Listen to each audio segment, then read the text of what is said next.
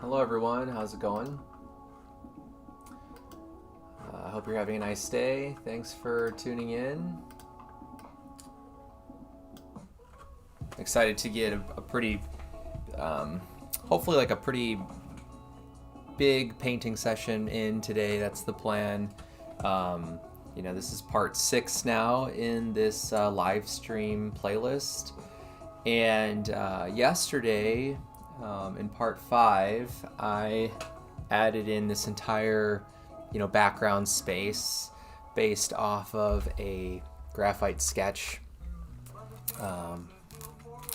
Just a quick reminder in case you didn't see part 5, this is the thumbnail drawing that I based this background in the painting off of. And all of this is painted pretty much from imagination, the background. The self-portrait obviously is, if you've been following the series, you know that the self-portrait is painted from observation.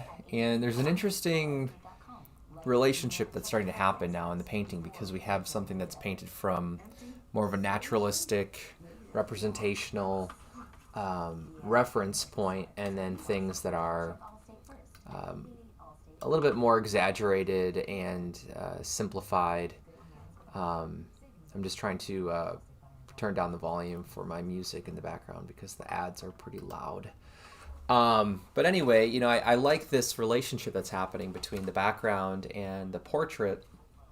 There's this interesting question of realism and thinking about languages of painting and how we start to believe in something or, start to relate what we're looking at to things we're familiar with. And then on the flip side of that, things that feel, very ambiguous or mysterious have a very different effect. And I like when a painting can kind of play with that relationship of understanding. So anyway, I just wanted to start out today's live stream with a quick little refresher on my little thumbnail sketch from a few nights ago. And I think now that I've got the big key elements placed in the painting, I'll probably just work from the painting itself and not really reference anything in that thumbnail. Before I start painting, I did want to show you a cool thing. I recently ordered some stickers. I ordered a limited set of stickers for my shop update, and I'll be throwing in one of these in each order that people place during my online spring shop update that closes on March 15th. But I also wanted to order some of these, I don't know what they're called, but they're stickers that businesses and artists will use for like packaging their work and shipping stuff. But they come on a roll like this, and I ordered a bunch of them. I thought they were going to come on one roll, and they sent me 5 of these really thin rolls. I'm not sure why. But anyway, I decided to order ones that have one of my eggshell paintings on it with my website. So I'm pretty excited about this little addition to my sticker collection here. So, I thought that'd be kind of fun to share with people. I hope you're having a nice day. If you're watching live today, feel free to say hello or, let me know what you're up to this morning. I have a bunch of my kind of main workhorse brushes here that I can run through real quick for those of you who might be interested in seeing more of the material side of my process. These 8 brushes have been, kind of the staple grouping of brushes for a lot of the recent paintings that I've been working on. So everything from my little eggshell sort of small daily paintings to the self-portrait to some of my illustration work that I've been working on. But it's a pretty nice variety of hair types and shapes. So I'll just run through these really quickly. I have 4 that are synthetic flat brushes, actually 5 technically. Um, but they're, as you can see, they all have different hair types. So even though they're all synthetic, there's different material in each of them. I think some of them have more of a nylon type of material. But I really like using this Aspen brush for, that middle stage of a painting when I'm starting to model the forms, and really thinking about volume and that planar structure of an object. So this is a brush that I'll probably start using today when I start to get into parts of the figure here or the landscape. I really like this Richardson brush as well, this Gray Matters flat brush. Some of their larger ones, I don't know if they have too many hairs, but they get really wide and splayed because there's such a thickness to the base of those brushes. But this size has been really like the perfect springiness and just sort of length with the hairs to have a lot of control. And this is one of the main brushes that I've been using to make all of my small eggshell paintings. It's starting to kind of fray a little bit at the end. Just, I think sometimes when I'm mixing colors with the brush, I'm pushing the paint and pushing down with the brush as opposed to dragging, and that might be starting to wear out the hairs a little bit faster. And then I have two brushes that came in a set for like acrylic painting, but I use them with oils a lot. And I initially bought these for an outdoor mural that I was working on back in 2018. And I still like these brushes because the hairs are super soft. So they're really, really great for blending really thin layers of oil paint. And then I also use, occasionally I've been using this Catalyst brush by Princeton. It's really not that great of a brush compared to like the Aspen. But when I'm blocking in big shapes of one color and I just want to get that layer of paint down, this can basically get me there really quickly without worrying about damaging the hairs, because these are pretty stiff hairs on this brush.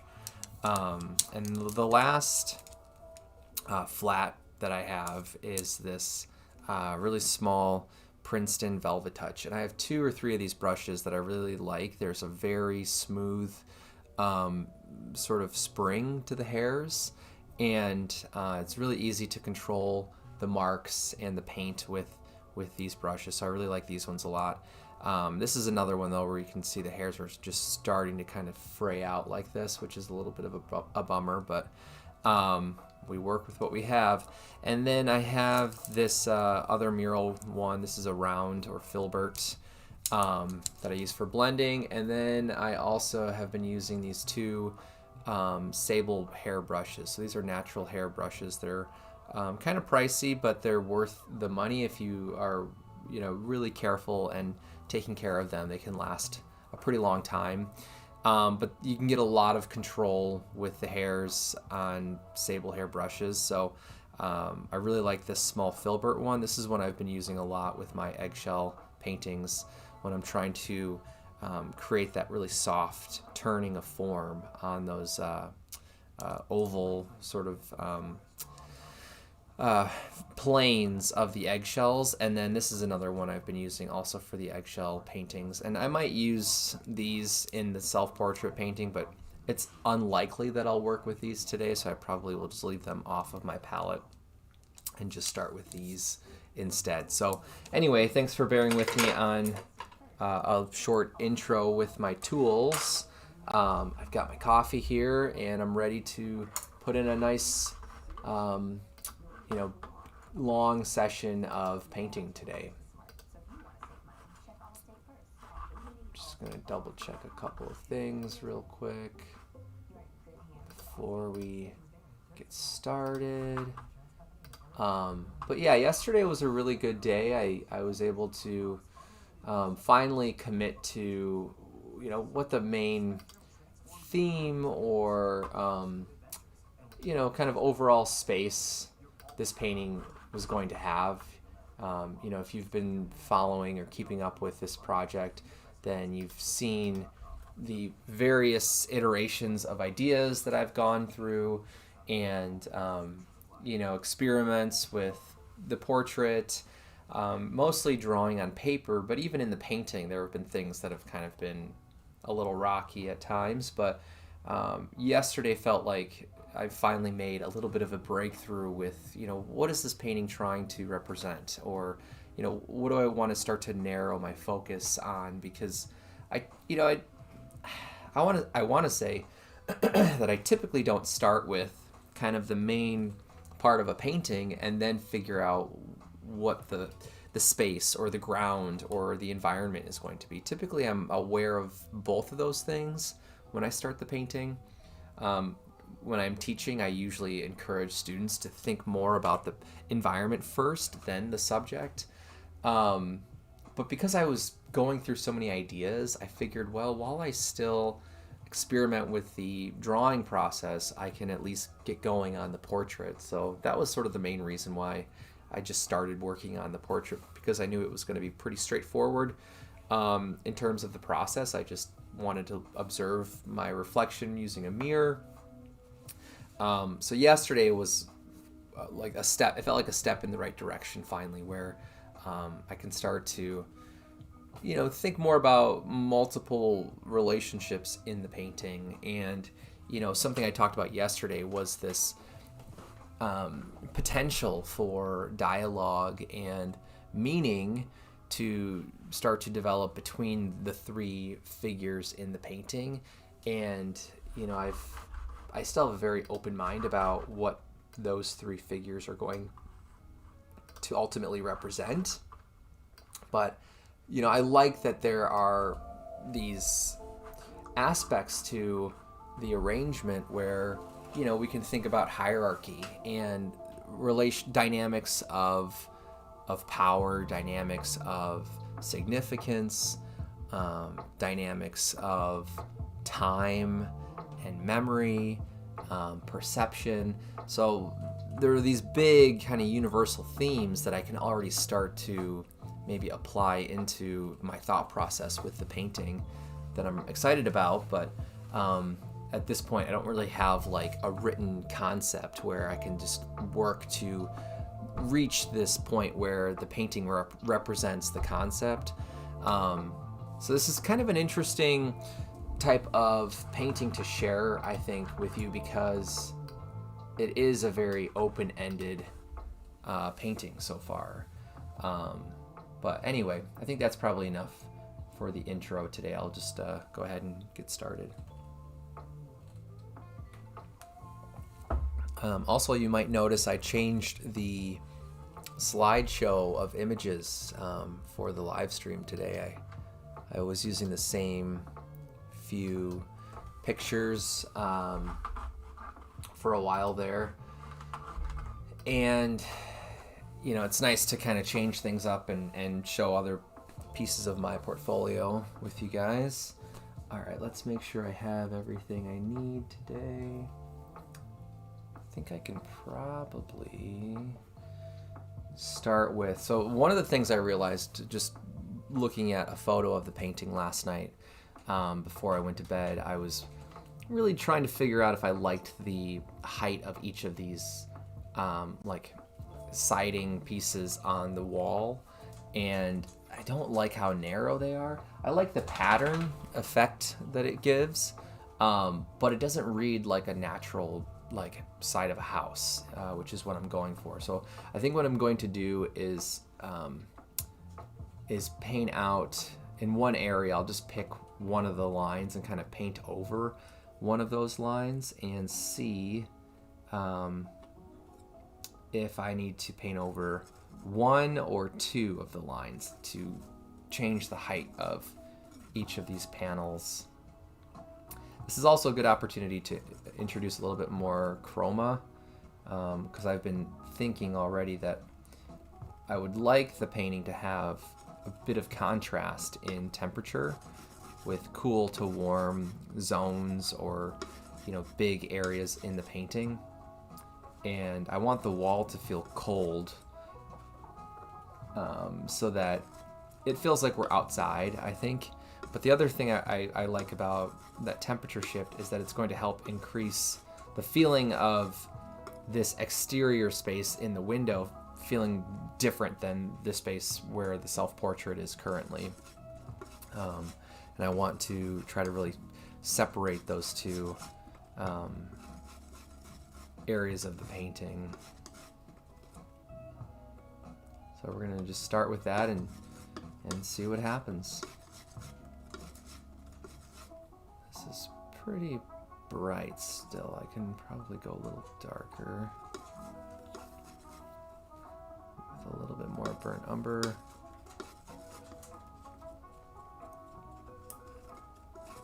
So I'm going to mix up a pretty decent pile of paint here. I have a lot of space to fill, and I might as well start to build up a bit more opacity.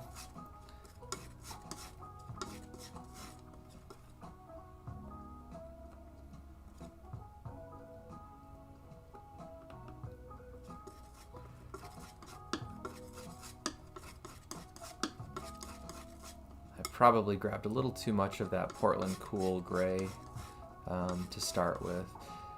I'm always a little bit surprised at how bright the value of those grays actually are. They're much brighter than I assume that they're going to be in terms of light to dark. I feel like they're definitely more on the high key side of the value scale. But I think in my mind, I picture them as being more like middle value, like more of a neutral value. And that ends up throwing off the way that I mix some of my colors. And it really varies on how mindful and, just kind of in tune I am with looking at my palette while I'm mixing my colors. But it takes a while to sort of push darker values than if I just grab a big pile of that cool gray to start with. All right, let's see what this looks like here. So this is quite a bit brighter than what I put down yesterday, but I kind of like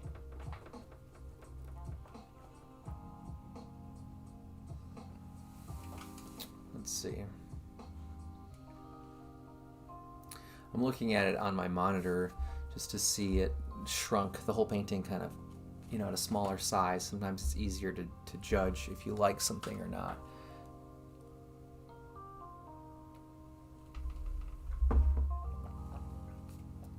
I do think that I need to go like over 2 of the lines so it comes down to here. That feels like the right height for siding. The other thing I've been thinking about maybe doing is adding a little bit of a shadow at the bottom of each piece of siding. I think that will make it feel more dimensional and believable. In terms of color,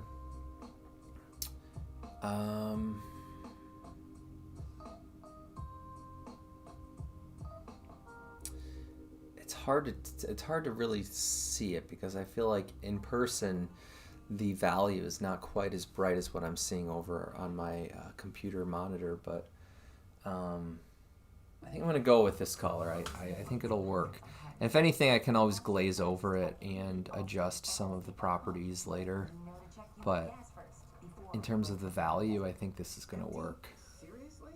Maybe I can walk. All right, so we're going to go over these two.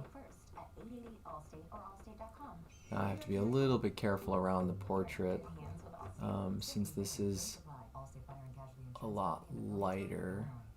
Eczema isn't always obvious, but it's real, and so is the relief from Ebglyss. After an initial dosing phase of 16 weeks, about 4 in 10 people taking Ebglyss achieve itch relief and So I want to make sure I'm not leaving too much paint down.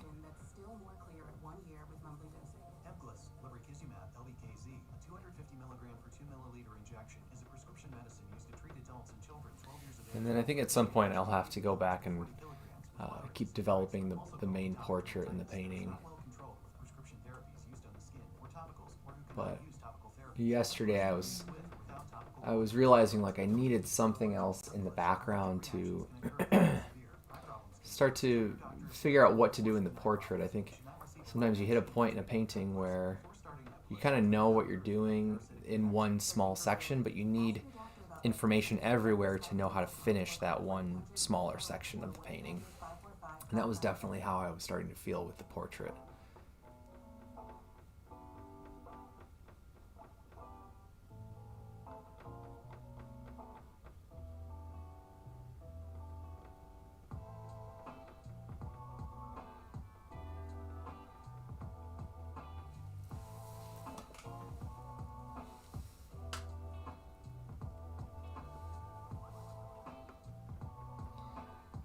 I think just to be able to help myself see what I'm looking at here, I'm going to go pretty close to these lines. A few minutes ago I was saying maybe I'll leave a gap to show some of the shadow, but that's a little hard to keep track of.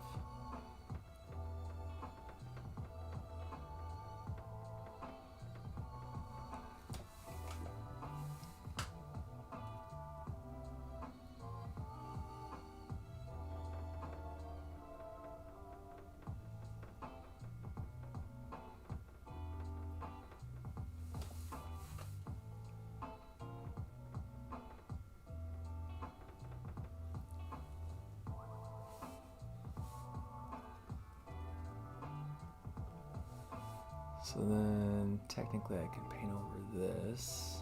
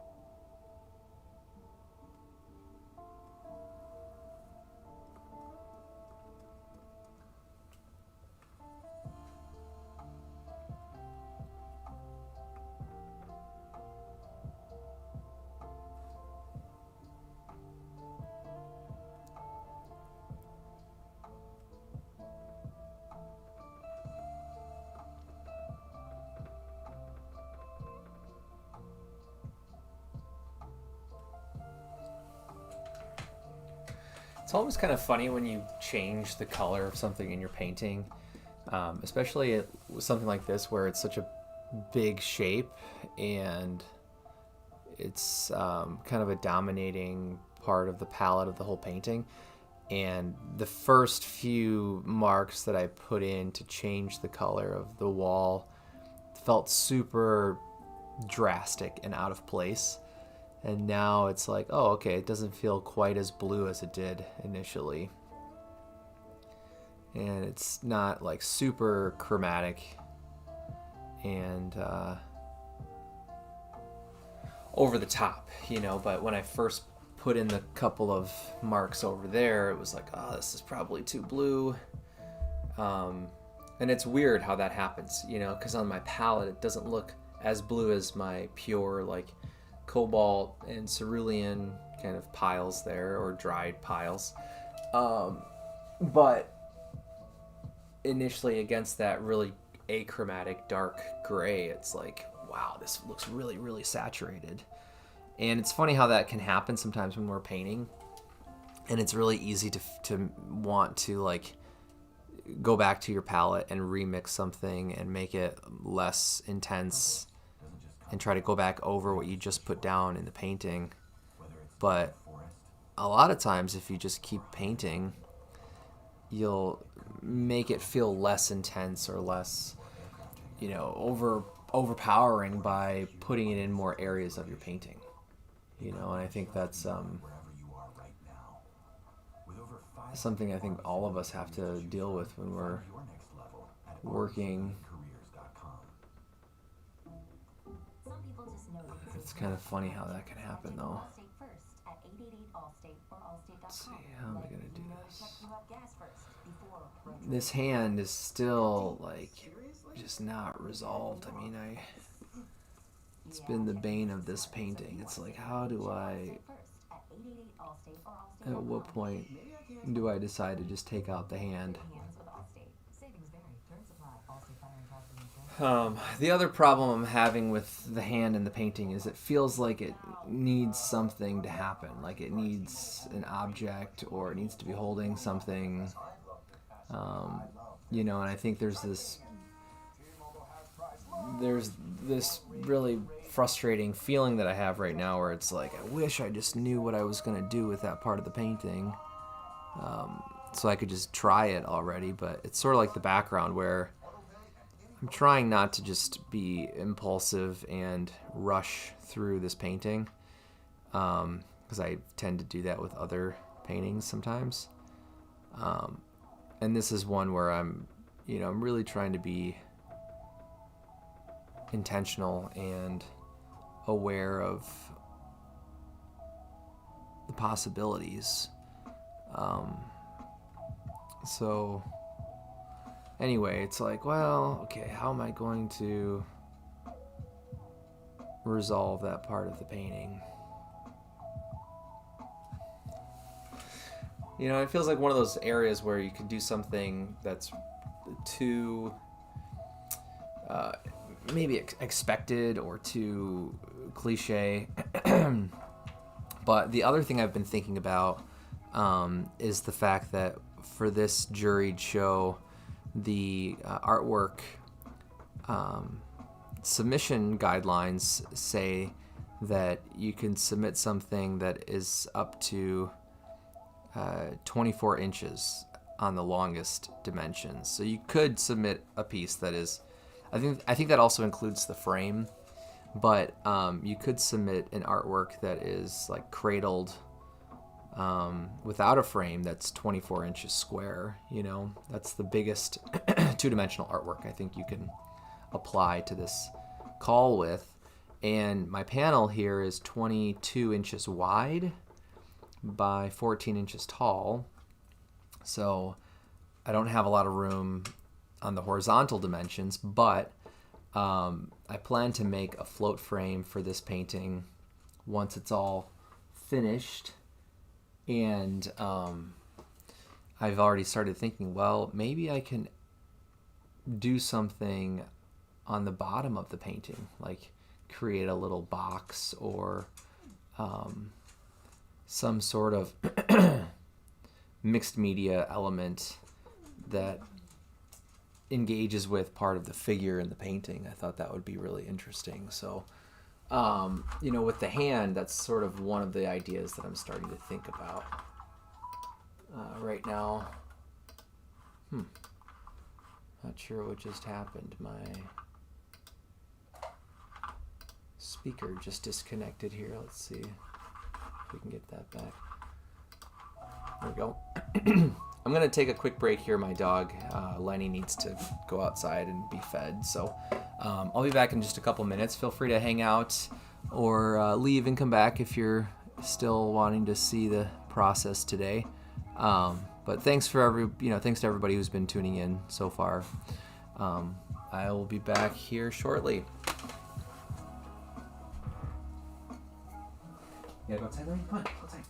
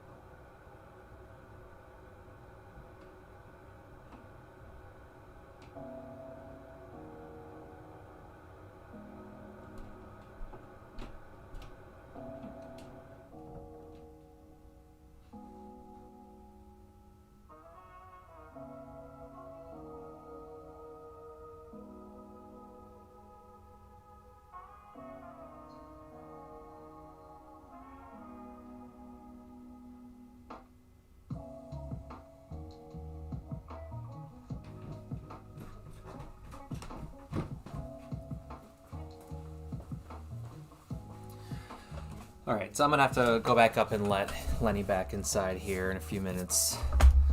He's sniffing around in the backyard. Okay, where was I? Let's see. I need to make a bit more of this color here. Looks like I also need to get more ultramarine blue on my palette. A little bit of phthalo blue in this as well.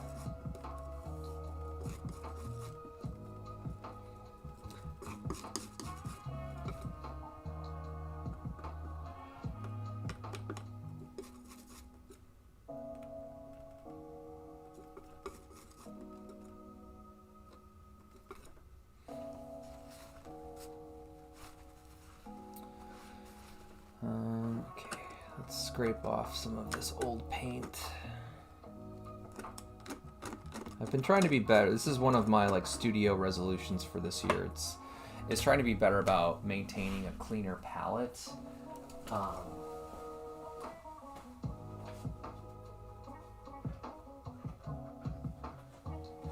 Not that it really makes that big of a difference for our paintings and our process, but you know, especially on a painting like this where so far the surface is very smooth and even.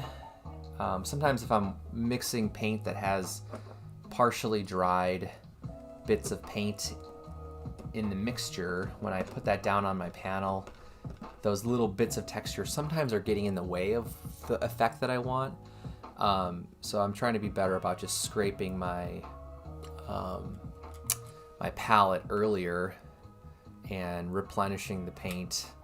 And I think that's also helping me work through my paint a little bit faster in terms of, you know, what's on my palette. Because sometimes I think if I'm just letting things dry, I'm not as conscientious about actually using the paint in my paintings. But something that I learned from a professor when I was in undergrad as a way to play with texture in your paintings while also making the most of your supply of paint is instead of just scraping your palette and putting it on a paper towel or into like a metal jar or something, you can also put it down on another panel. So this is my current little palette scrap panel here.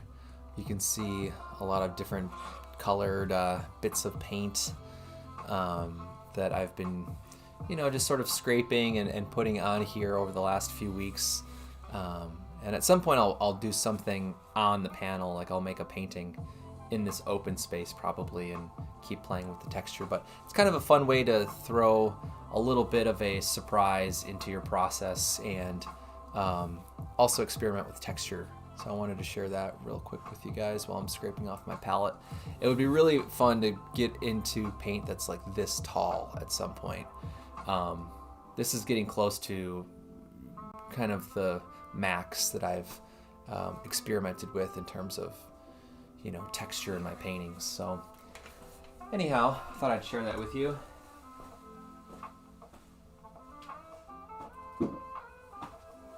After I reload my ultramarine blue, I will go grab my dog and bring him back inside.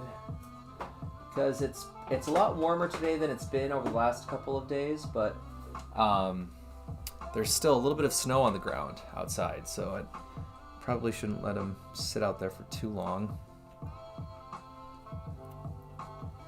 Let's grab a little bit of phthalo blue.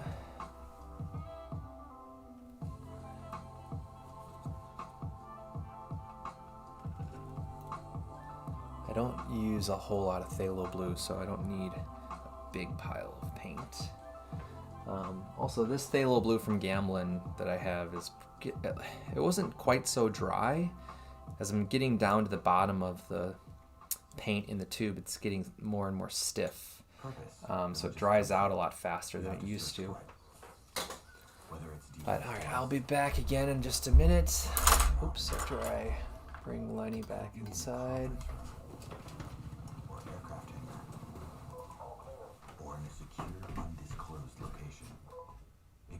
Just beyond wherever you are right now. With over 500 Army civilian careers to choose from, find your next level at armyciviliancareers.com. Total Wireless is made to totally keep up with you. We have unlimited data that never slows you down, covered by the Verizon 5G network, and all for less than $30 a month when you get 4 lines. And the best part, we give you a free Samsung Galaxy A16 5G. One thing I'm really excited about is that it is very sunny today. And, you know, with my studio being in the basement, there's not a whole lot of natural light that comes into this room. I only have 2, like, storm windows on either end of this very long and narrow room. So days like today are extra appreciated because it's just a lot brighter down in my studio than normal. and I don't have my main like overhead light turned on at the moment. Man, the ads from Spotify are so much louder than the music. But anyway, I was just gonna say, when I'm painting with just like one or two of these smaller clamp lights, it can feel really dark down here. And the last couple of days, I think it's definitely started to affect my mood and process. So waking up with a very sunny home was really, really nice today. And we are supposed to get some nice weather in the next couple of days, which is good because I have a few woodworking projects I need to start. I need to build a few frames. Actually, I need to build a bunch of frames. Some for work at a gallery, and the other frames are for a commission that I finished like 3 years ago, but like haven't actually delivered the finished artwork to the client yet because I had to make the frames still. And it's kind of a cool commission. I don't know if I've talked about this on a live stream, but the client's parents were rebuilding their home. They took down kind of their like generational home and rebuilt very close by on the same property. And before they took down the house, the client had commissioned me to come and make 3 plein air paintings of the house. 4 plein air paintings of the house, which was really cool. I mean, I don't often get to make commissions like that, so that was a really cool opportunity. But like I said, the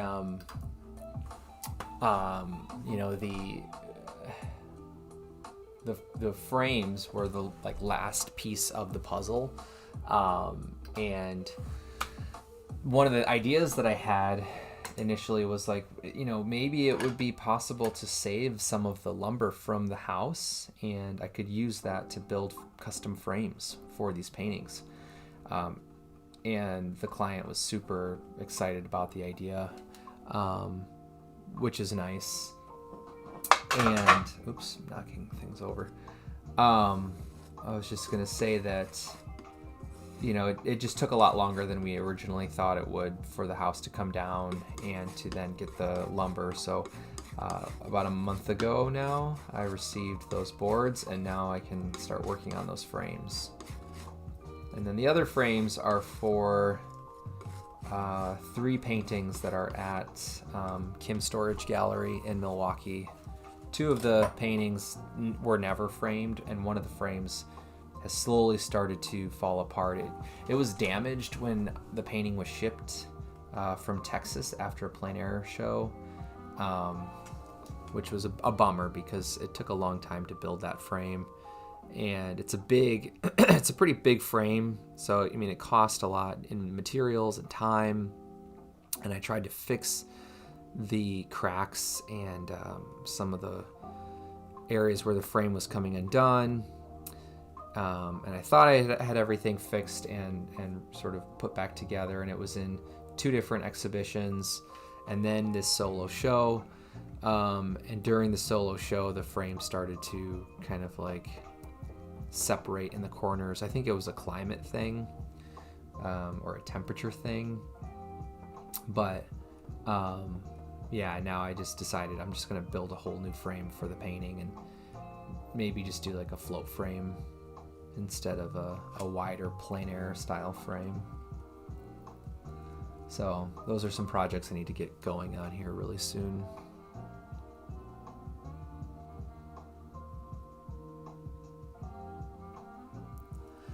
Whoops. I need to be careful about leaning into the camera. Sorry about that.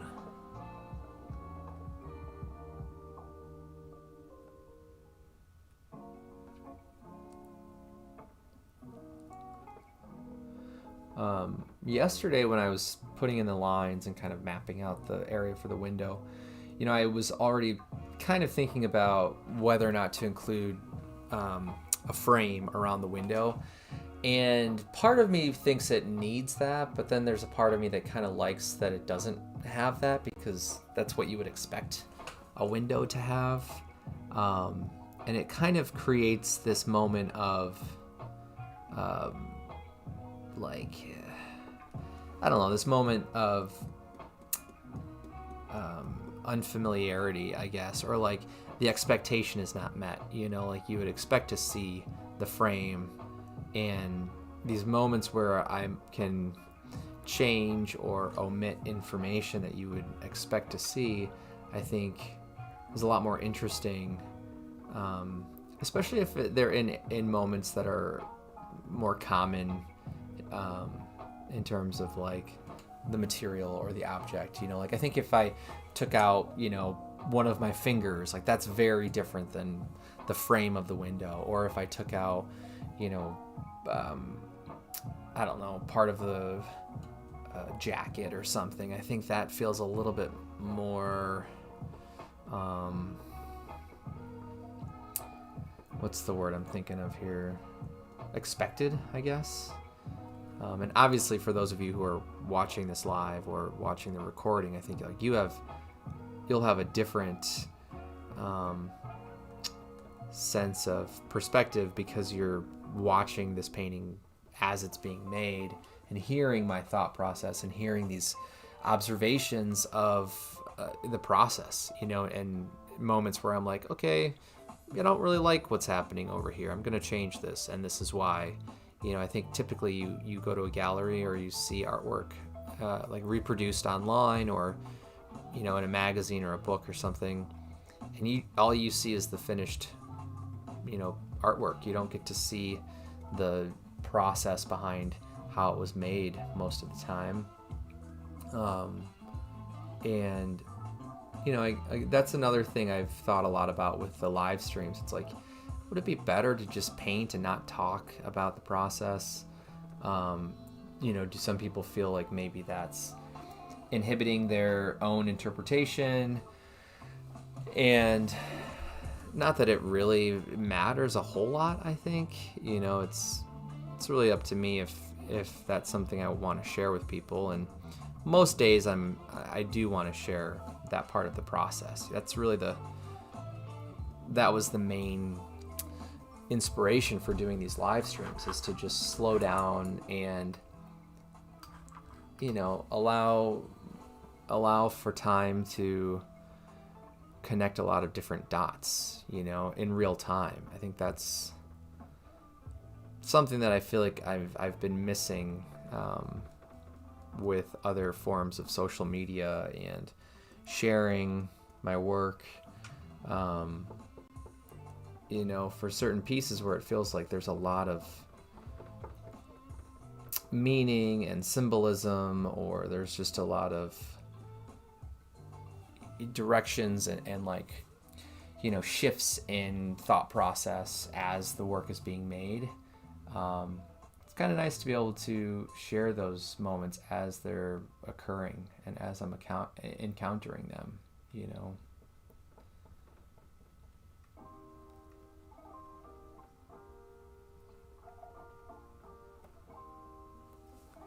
So one thing that I wasn't worried about yesterday, because there were so many horizontal lines and most of them were around the same distance from one another.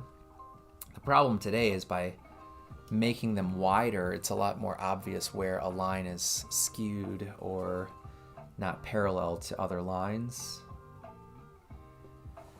And I'll have to decide if that's a problem, you know, if that's something that I need to fix or adjust. But that goes back to like the window frame, right? It's like, well, yeah, I mean, the expectation is that things will line up, but maybe it's more interesting to have moments where things appear warped or skewed.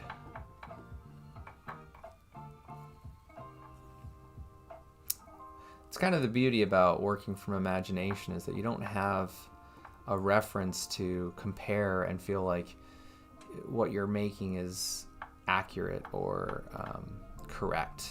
You know, there's something really healthy and useful about painting, where it's like, yeah, I mean, there is no rubric or example of what you're supposed to be doing. It's just you're making the rubric, you're making the example. It doesn't exist yet. So that's kind of nice to be able to have that freedom. Because I think with my plein air work, it's really easy to start to fall into that trap of like, oh, it needs to look like my reference, or it needs to look like the space that I'm standing in front of. Not that that's bad or wrong, but I think that can definitely put some strict, it can kind of tighten the process of painting. And I think that can be maybe a little detrimental to our own sense of discovery as an artist. The nice thing though about that practice of painting from observation though is that it does teach me a lot of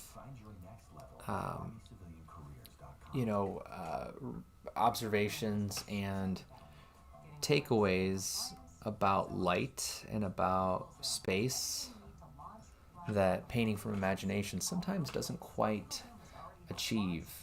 And things can start to feel a lot less believable and realistic or probable. And I think with a painting like this, I'm definitely interested in, sharing something that feels accessible. It feels like there's space to enter into and to move through. So to some extent, then I need to be aware of those relationships of light, and the logic of light. Prices are based on rating plans that vary by state. Coverage options are selected by the customer. Availability, amount of discounts and savings, and eligibility vary by state.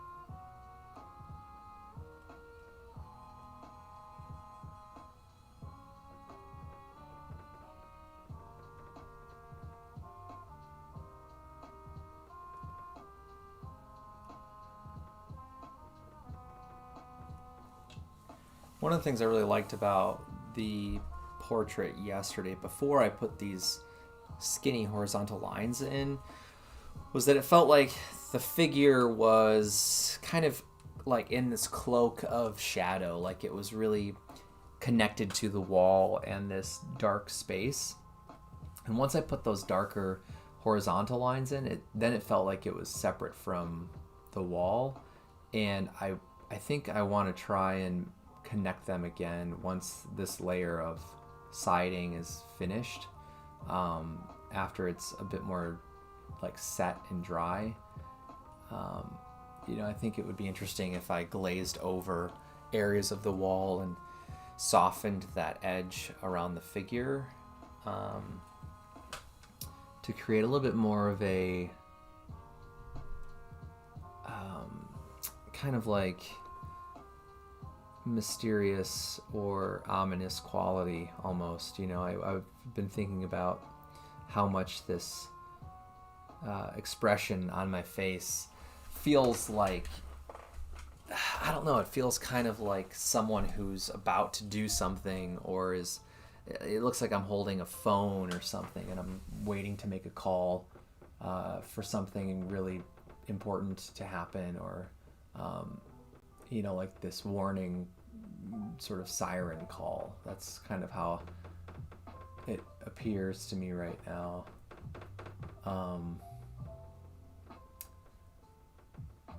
But it's like, yeah, do I want that figure, that kind of moment to feel really forward, or maybe a little bit more subdued, right? That's where it's like, okay, the quality of the edge in the figure is going to play a role in that reading. So once this is dry, I think I'll definitely experiment a little bit more with the softness of the edges.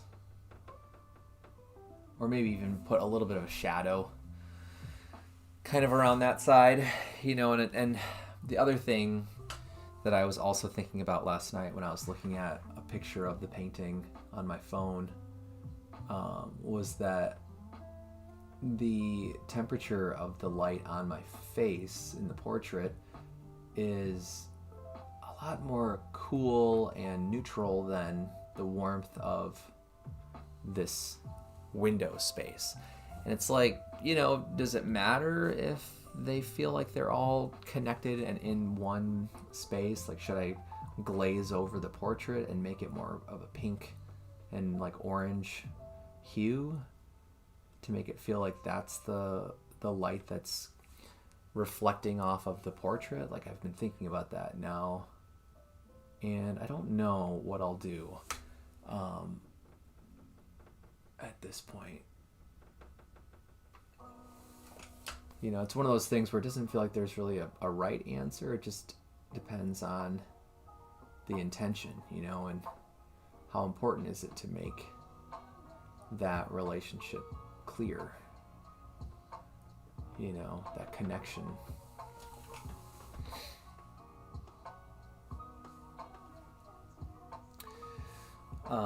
But I'm definitely happy with how cool this color is in terms of temperature and the amount of chroma that this is bringing back into the wall of the painting here.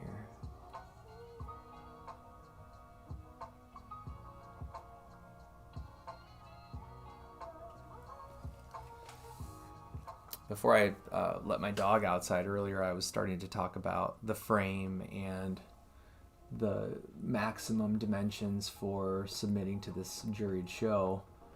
And, you know, I have room, like I was saying, on the vertical side of the painting.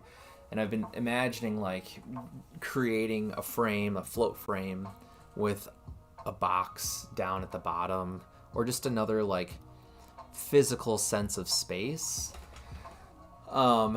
Once I decide what to do with the hand, like I've been starting to almost like just daydream about possibilities with this part of the painting, and I think it would be kind of interesting to play with some sort of object or symbol that is being held by the portrait, you know, by the figure, and maybe utilizing this extra, you know, amount of space for something a little bit more interesting instead of just framing around the painting. I might still choose to do that, I don't know, but I might as well think about it now before I begin working on the frame. But I like some of the work I've done in the past that is a bit more mixed media, kind of a hybrid between painting and sculpture. And I think I still have a little bit, unless it dried out, but I think I still have a little bit of epoxy clay that I used to use a lot with my paintings as like a sculpture medium, because, you know, it's like most clays where it's very flexible and you can manipulate it to look like a lot of different things, but you don't need a kiln to finish the object or cure the clay. If you've never heard of epoxy clay, it's a two-part medium. It has a resin and some other type of medium, and when you mix them together, it starts to react and cure both ingredients. So when they're separated, they're both not wet, but they're both open and flexible. And for maybe like, I don't know, an hour, or, you know, you can delay the drying time by heating up the clay. Usually when I work with it, I don't heat it up. I just try to finish sculpting within however much time it takes for the clay to dry. But then you can also kind of sand it, you know, gently. I would wear a mask too, because I think the ingredients are toxic if you're inhaling things. But once it's dry and cured all the way, then you can lightly sand it and paint it. And I've made a few objects that way, these little sculptures. Mostly when I was in grad school, that was a process I used to employ a lot more often.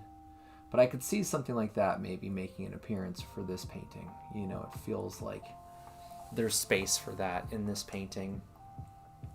And I think by using, you know, the image of the hand, I think that could be powerful depending on what I embed, you know, or combine with the hand. So I don't know. I've been thinking about that a lot though in the last few days. Like maybe this could be a painting to bring back that clay. All right. While this is still wet, I might as well start to soften this edge. I don't want it to feel like the head is a sticker against the background of the painting. So I'm going to work on the hair again at some point, but it'll be a lot more natural if I soften the edge now. Wherever you are right now. With over 500 Army civilian careers to choose from, It's going to look kind of funny, but at armyciviliancareers.com. this will be fixed at some point. If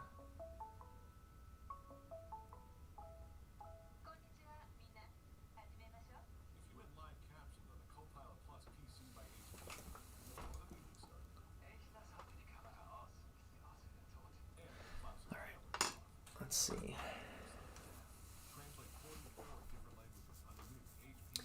Yeah, I think it definitely reads more like the side of a house now. So I'm really happy about that. I think now I can probably go back and start working on the warm space in the window.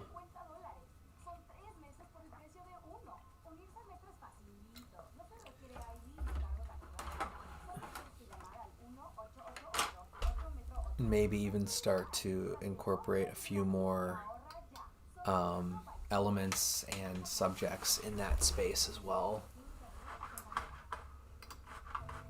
I think that would be interesting.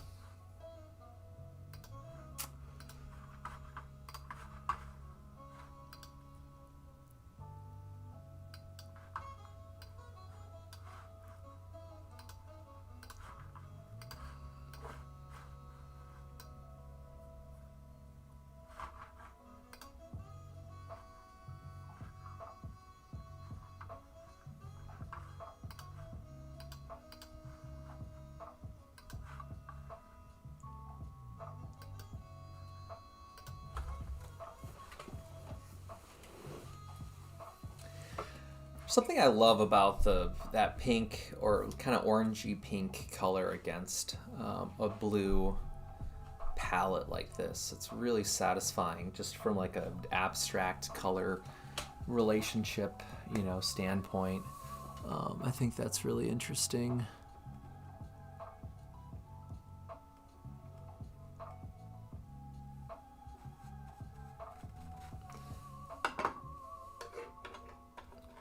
Let's work on the landscape a bit more.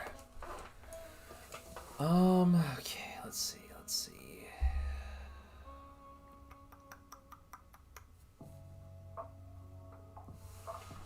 Alright, I think I'm going to first start by cleaning the palette.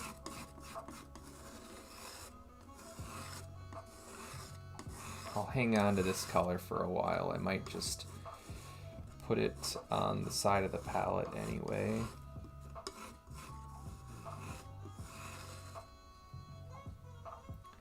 Maybe we'll set it down here.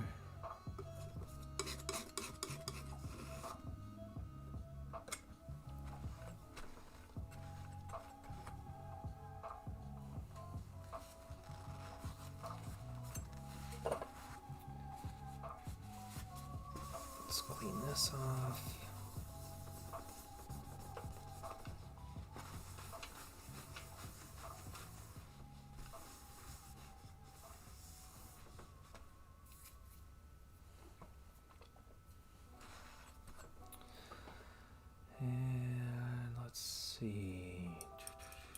I'm trying to figure out the order of my values in this part of the landscape. It's like, I definitely want information along the horizon, and I think it would be interesting to have some sort of moment happening here. In my sketchbook, the idea that I had initially was to incorporate, I don't even think you'll be able to probably see this, but this is basically like the landscape being pulled upward and out of the frame. And part of the idea was to have like a swing set here, kind of in the middle of the window, and like the swings are being pulled upward out of the frame almost as well. And now I just need to figure out where that might happen in the painting. Actually, I could probably use my smaller sable brush for this. Maybe I'll just do a little bit of like drawing and place it somewhere in the painting and see if that works well.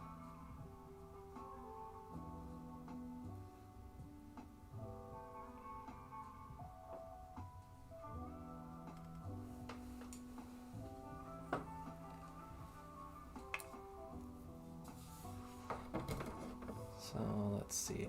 Yesterday I was picturing that moment happening over here, which I don't know, if I am looking at the relationships of space and distance and proportions, I feel like that distance from like this focal area to putting something there feels very close to this, which is very close to this. It's just a very repetitive kind of placement of objects, and maybe it would be more interesting to have that moment still happening kind of in the middle window here. So I'm gonna just put a few general sketches or like line work details here and see if it looks okay. Otherwise I can always blend it out if I need to. But I'm picturing something that's just kind of like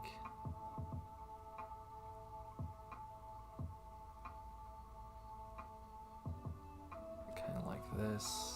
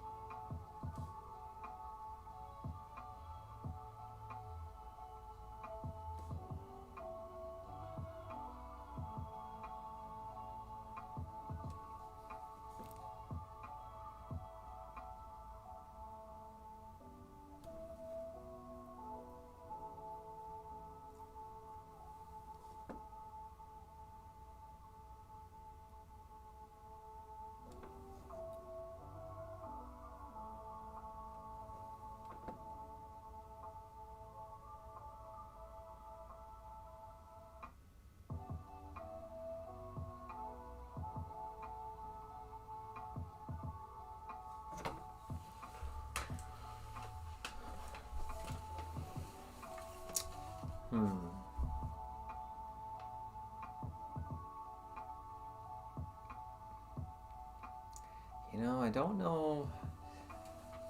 Not sure if I like that or not.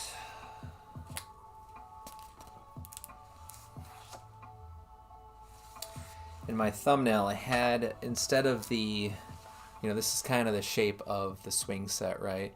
In the painting right now, in my mind, I'm picturing it kind of like this, like, it's sort of receding back in space. But in my sketch, I drew it kind of like this, like head on, and I think I like this orientation better than the angle. So I'm gonna wipe this out or blend this out and redraw it and see what happens.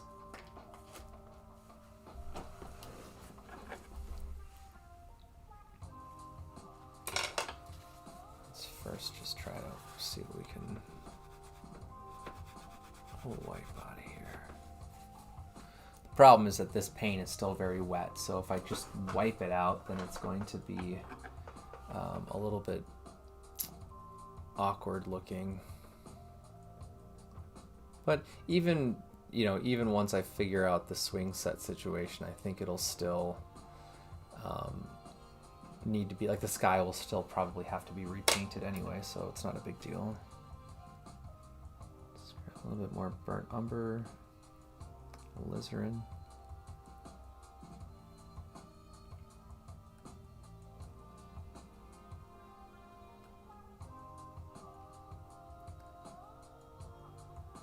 It was also a little bit bigger too, so I'm going to see what happens if I widen this image of the swing set a little bit.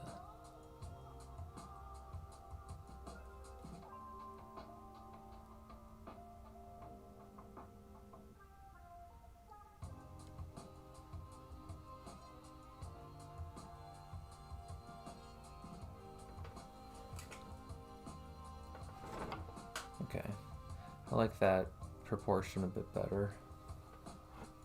Maybe we can still have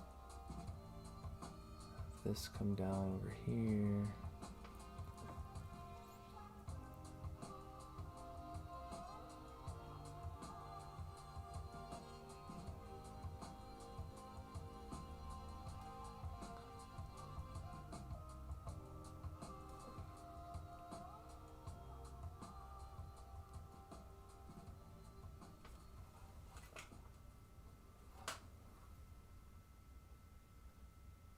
You might find purpose in a forest or on a mountain, in an aircraft hangar, or at a secure, undisclosed location, or just beyond where you are right now.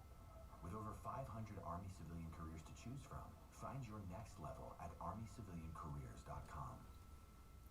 Save big money on your next project at Menards. Add a classic look and privacy with faux wood room darkening blinds by Window Images. They're available in a variety of colors and can be trimmed away for free in store. Stop in today and get Window Images faux wood blinds on sale now through March 9th. Plus, check out our weekly flyer on Menards.com for all the great deals happening now.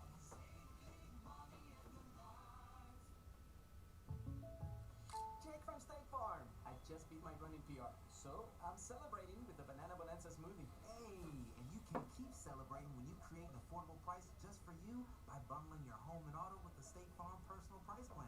Go bananas. I will. Hey, make it a large. Bundling, just another way to save with the Personal Price Plan. Like a good neighbor, State Farm is there. Prices are based on rating plans and vary by state. Coverage options are selected by the customer. Availability, amount of discounts and savings, and eligibility vary by state.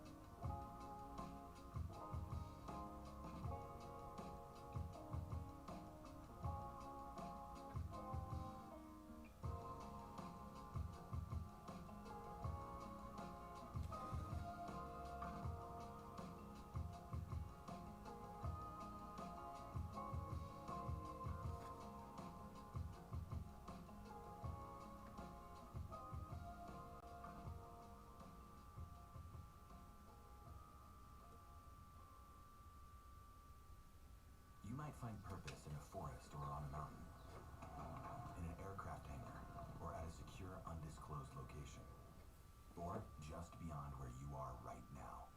With over 500 Army civilian careers to choose from, find your next level at armyciviliancareers.com. Now, Patron, we craft our tequila using high-quality natural ingredients with no additives, no sweeteners, no extracts, no secrets. In fact, Patron's secret ingredient is that we have no secret ingredients, just 100% additive-free tequila, made with 100% Weber to agave, water, and time. Patron, 100% additive-free tequila. Visit patrontequila.com to learn more. Perfect way to enjoy flavors responsibly. 4% Stay warm and save every day. All in the Pick and Save app. Get tender black Angus beef boneless chuck roast for $5.99 a pound with your card. And we've lowered prices. You can save 15% or more on hundreds of items like Thomas Mini Bagels, Campbell's SpaghettiOs, and more. Shop these deals at your local Pick and Save, less than 10 miles away. Or click the screen now to download the Pick and Save app to save big today. Pick and Save, fresh for everyone. Prices and product availability subject to change. Restrictions apply. See site for details.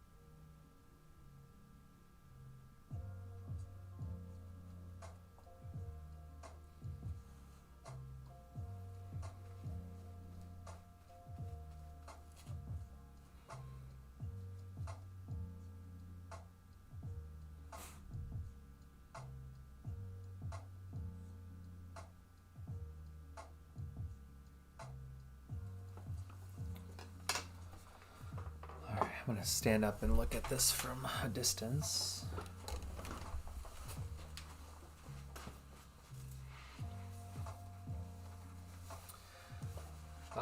Yeah, I mean, I've definitely like where this is headed right now.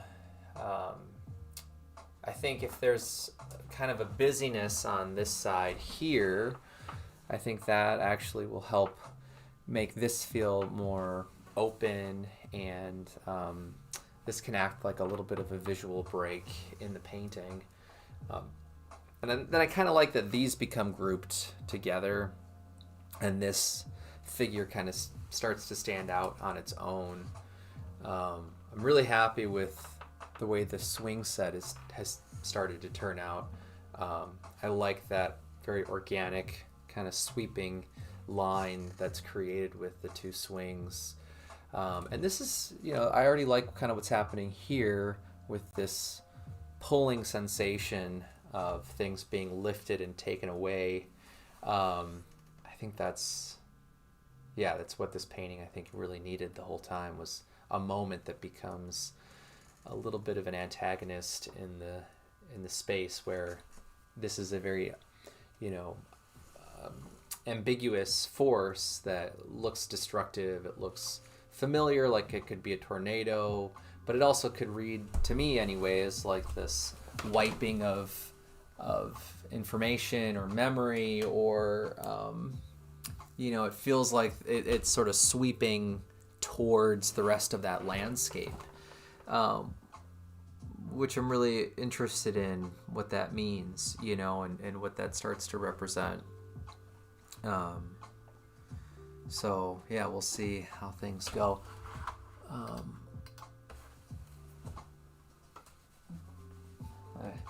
My buddy Lenny, our dog, is down here hanging out with me, and he's pretty bored today since it's been raining the last couple days. It was snowing yesterday, but it's just been really crappy weather recently.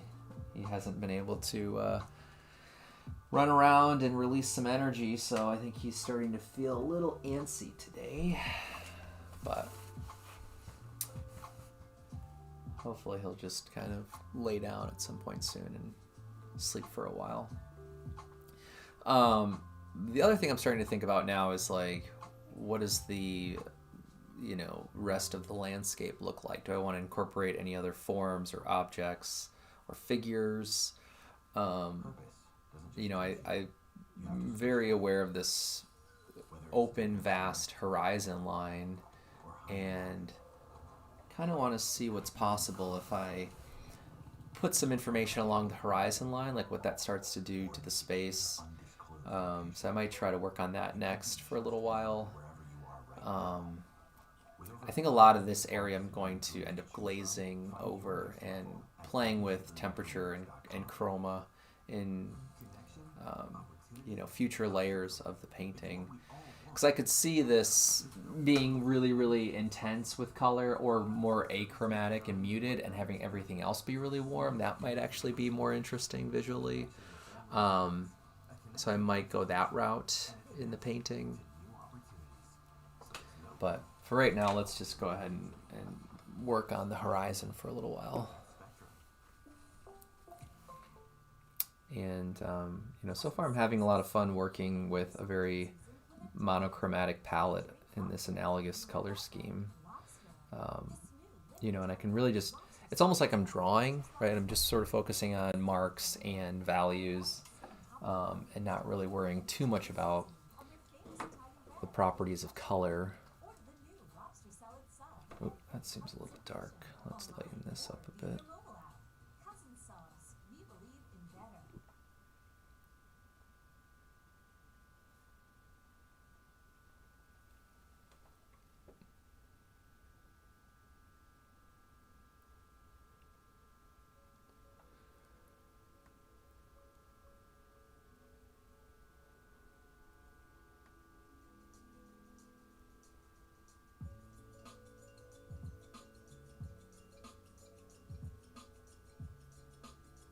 I'm just trying to find the horizon here. I'm not really trying to convey anything. It's mostly just about understanding the space in the painting. Like, how far does this ground plane go in the composition here?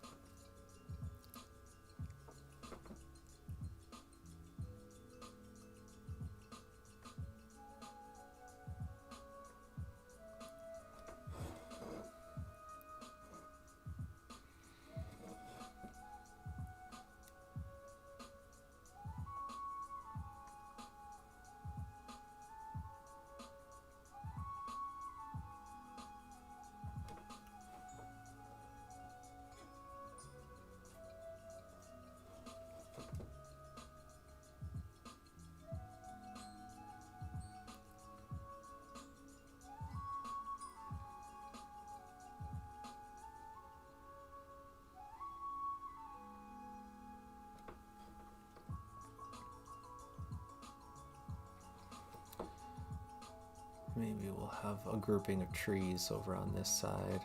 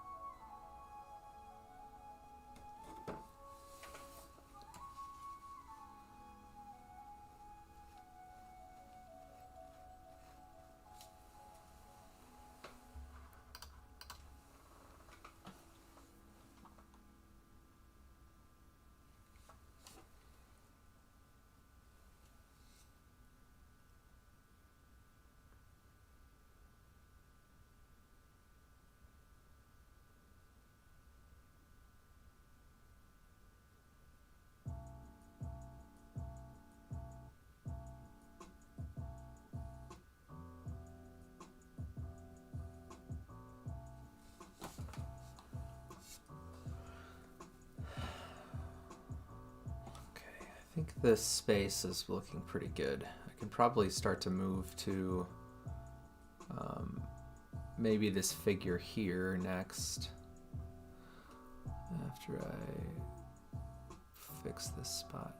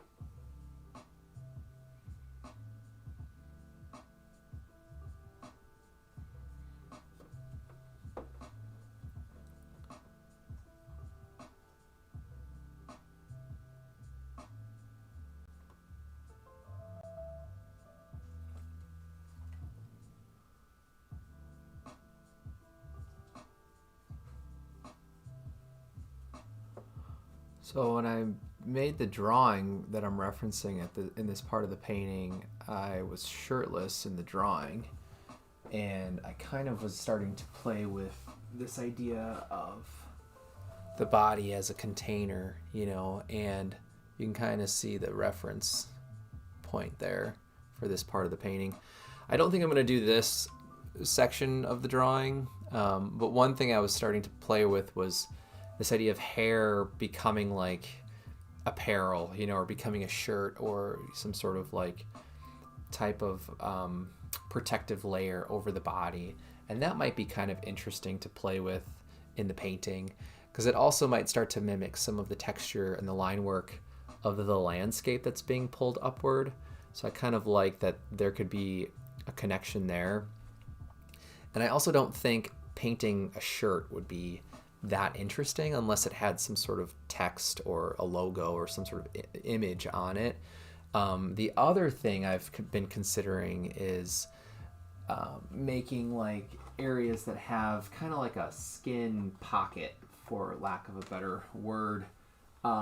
It's something I've done with other self-portraits in the past, and I can show you real quick what I'm talking about. Let me pull up my website and share my screen here in a second, just to show you a visual of what I'm talking about.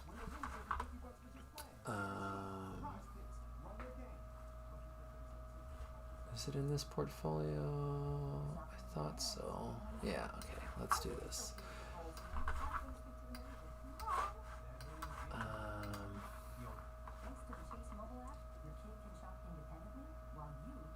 Let's see, let me check my other scenes here.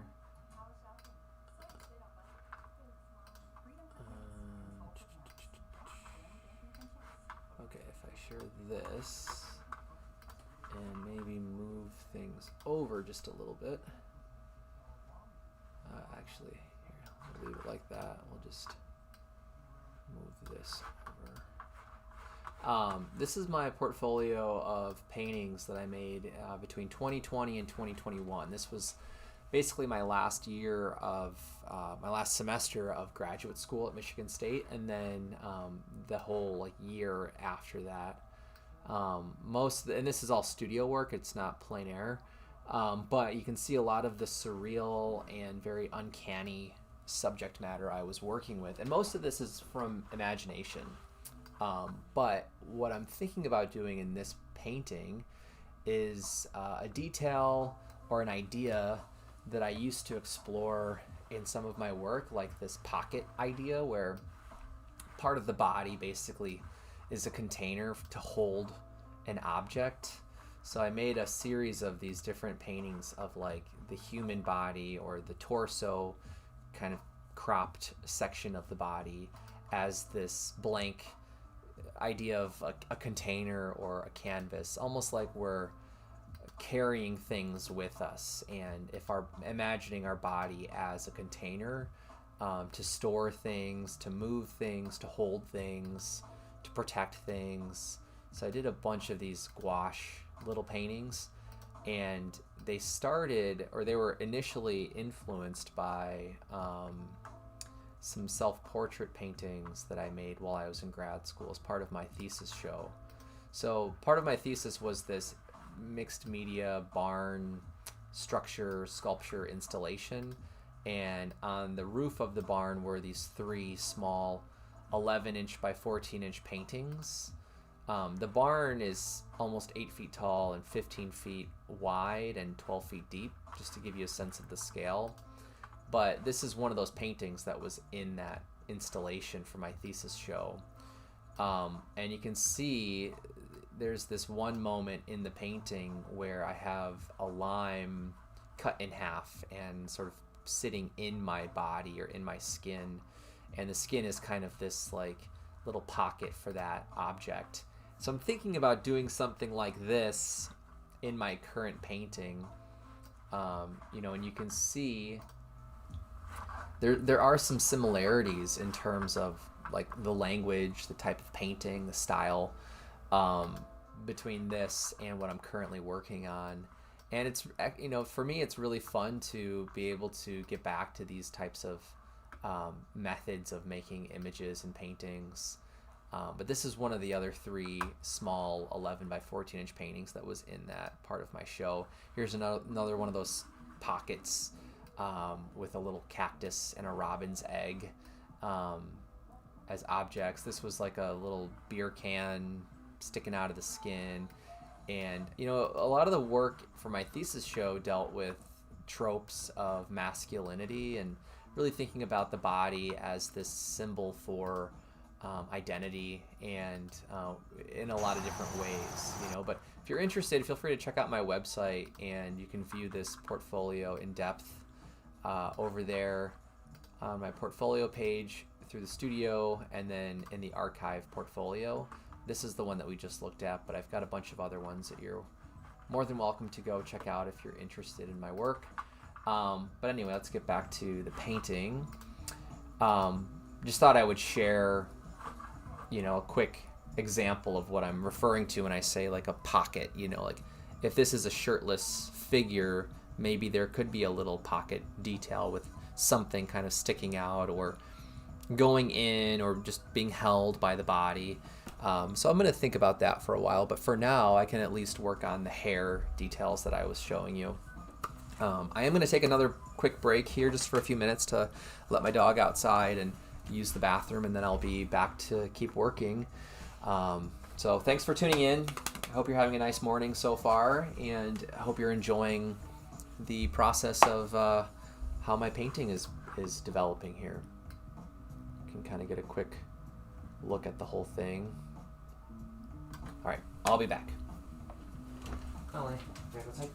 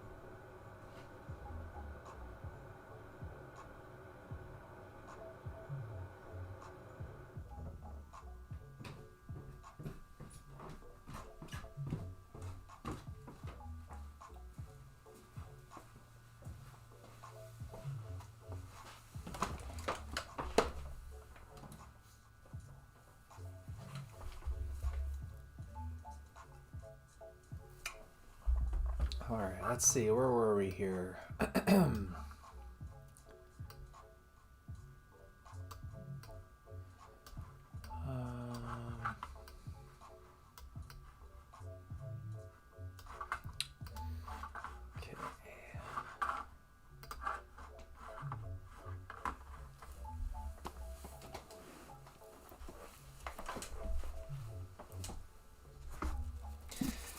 There's a book I've been reading lately that's been really, really helpful and just really useful as a reminder to think about the process of painting. You've probably heard about this book if you're an artist.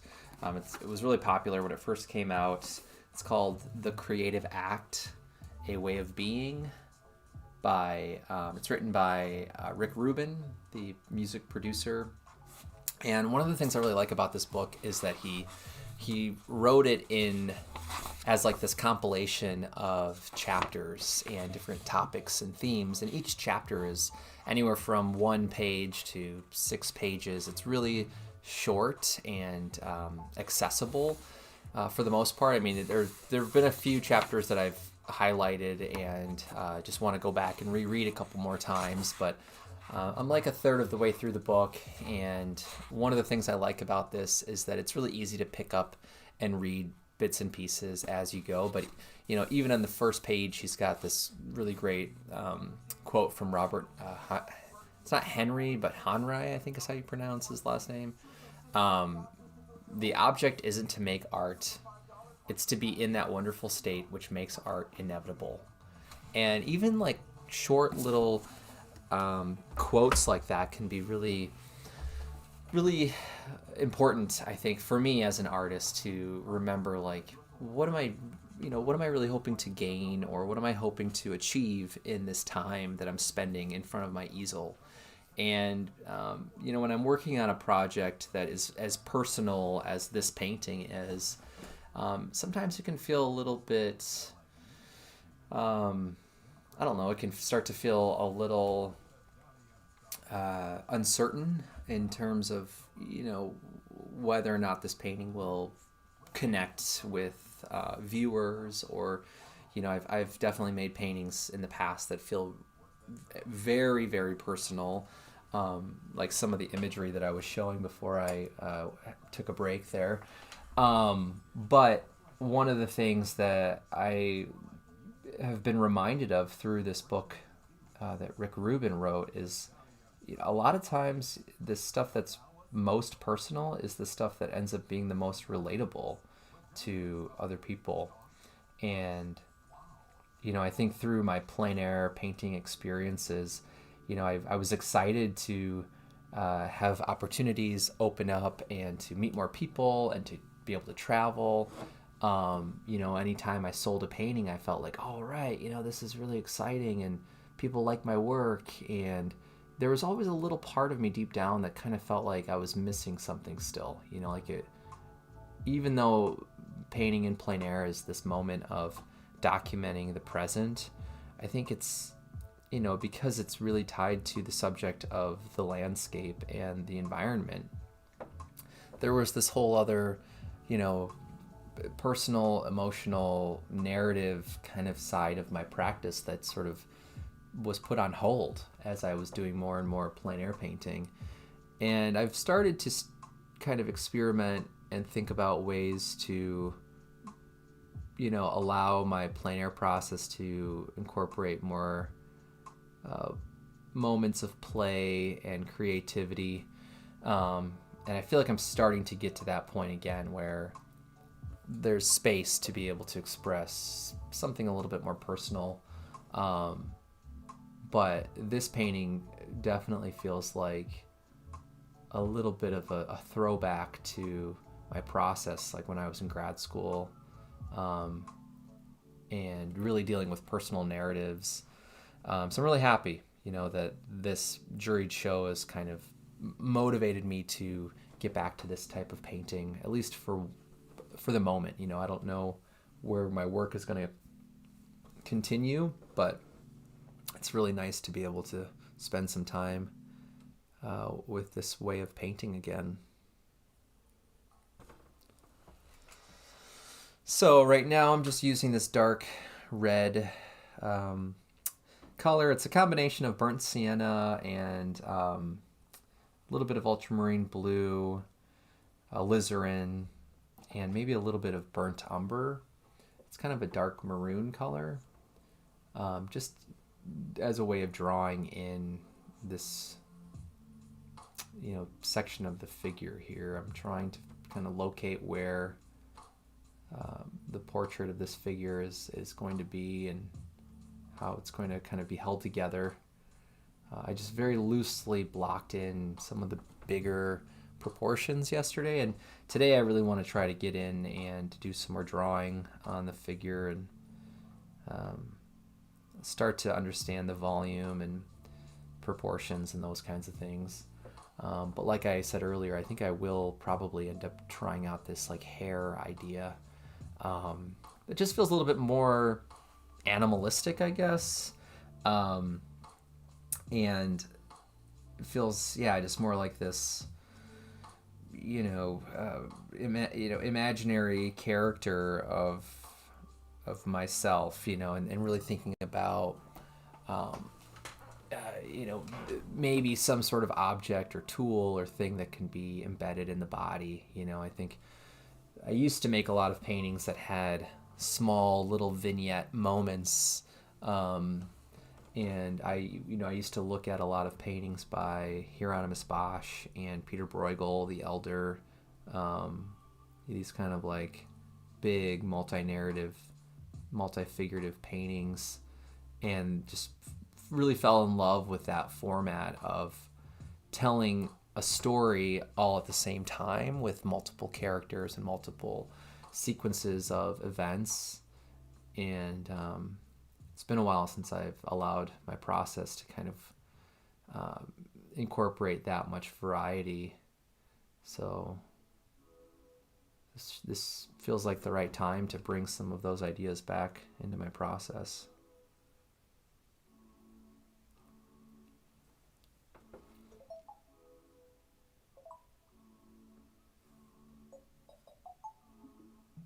I changed up my music playlist because that last playlist I've used for most of my live streams, and I just could not handle listening to some of those songs again over and over and over. But the other times I've changed my playlist for recent live streams, I've been flagged for copyright things. They didn't take down my video, but and it didn't really affect my account. But I worry that if that happens enough times, that can, create problems with my YouTube account. So we're going to kind of test it out and see if this playlist is going to raise any flags. I mean, hopefully not, but we'll see. I'm always looking for playlists for my live stream. So if anyone has suggestions or recommendations, I've basically just been using Spotify and searching copyright-free music for live streaming or something like that. And I've found 3 different playlists that are advertised as being copyright-free, but I know 1 or 2 of them have been flagged. So the one I've been using the most has never been flagged, and that's kind of why I just have been playing it safe and using that one most of the time.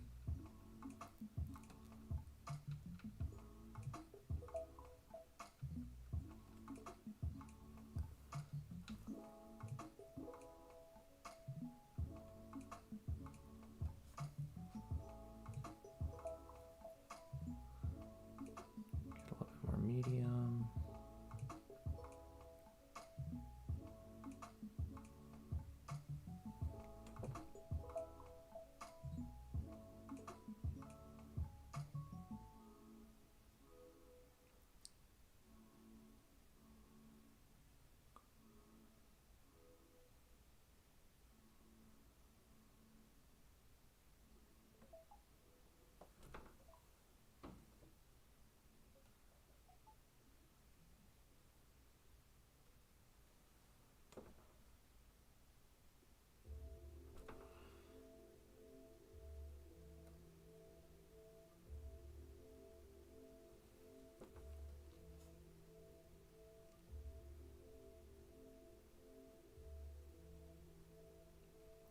I'm not working from any photographic references for this portrait.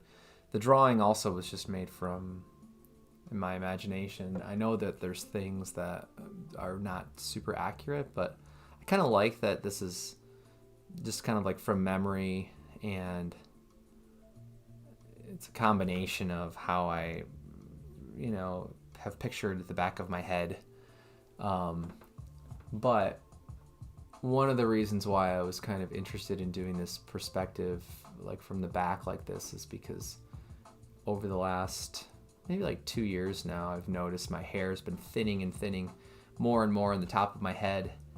And, that was not something that I thought would happen as I got older. I was raised with my mom and her family, and, my father wasn't really in the picture at all. And, had like no contact with him, and didn't really pay attention to like his genes with his hair or anything, just from images that I had seen. And it wasn't until I was noticing that my hair was getting thinner that I kind of was like, well, did he lose his hair? And his brothers, my uncles that I have met and do know and have some contact with online, like have their hair. And it's just like one of these weird things where you have an expectation and things end up, turning out differently.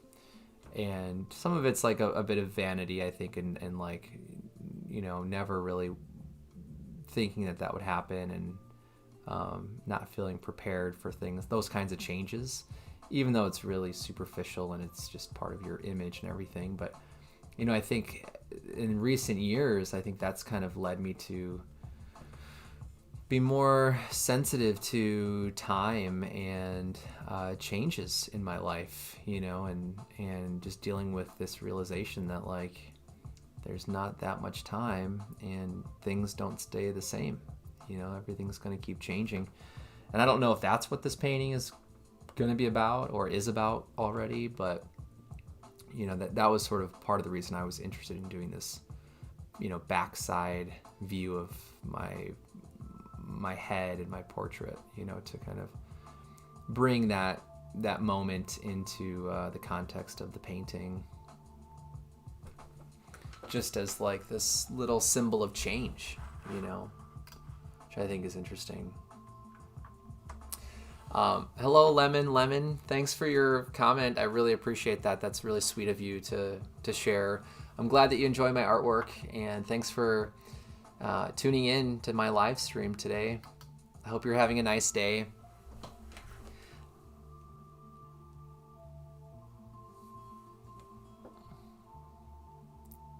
You picked a good video, I think, to be introduced or to encounter my artwork with. This is a very unique painting for me. I've got a lot of other videos on my channel that are like time lapses and things that are sort of like in progress, quick sort of clips and shots. But this is a series. The title, explains that this is part 6 of this playlist of live streams in making this painting from start to finish.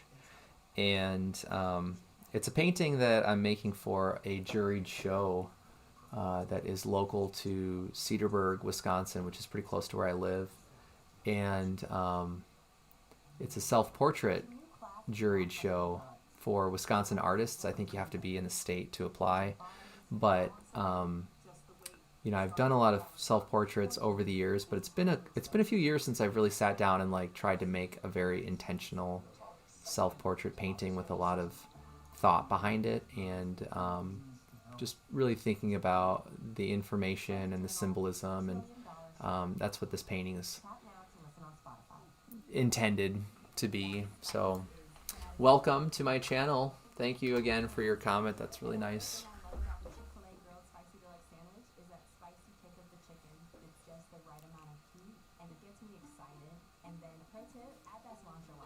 All right, I put the frame of my glasses over here. It makes me want to like tell all my friends and family. Order a Chick-fil-A grilled spicy deluxe sandwich and a Diet Dr. Pepper on the Chick-fil-A app for a limited time. Real guests pay for their testimonial.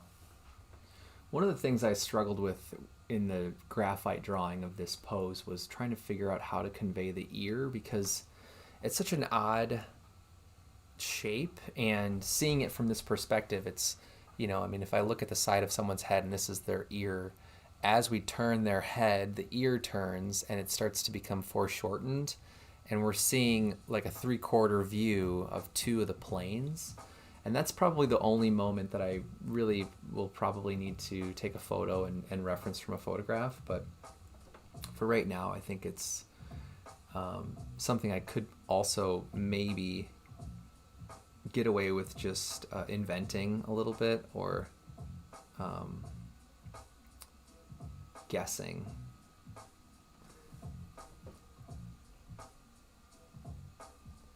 So one of the things I was trying to do here is make it feel like the head is turning away from the body. Like the body, I kind of want to make it feel like the body's pointing this way, but the head is turned that way, so that the shoulders are facing the figure in the window. And the moment, I think, in the anatomy that's really going to convey that sense of twisting is going to be in the neck. But what I'm going to do, just to help me keep track of that idea, is try to put some of the back, sort of like spine information in. And this will probably be painted over, but this is just to help me visualize the direction of the body and the angle of the shoulders. So I'm thinking this is going to be like the middle line of the spine.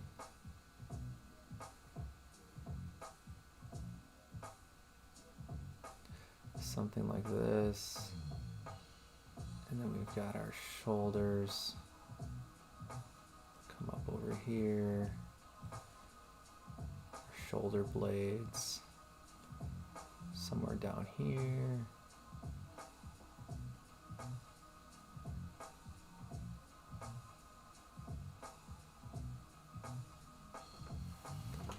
I don't know how well that reads, but thanks for the comment, Lemon Lemon. I like your name, Lemon Lemon. It's fun to say. Going to just kind of blend this out a little bit. I don't want to totally blend this out, but make it not quite so sharp. That way when I paint over this, it's really there as a guideline, or mostly like a reminder, actually. Like, hey, don't forget to make the shoulders look like they're,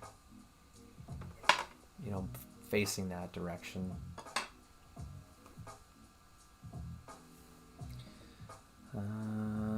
Okay, let's see.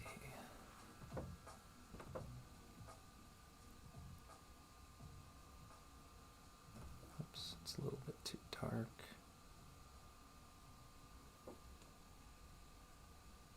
It's too light.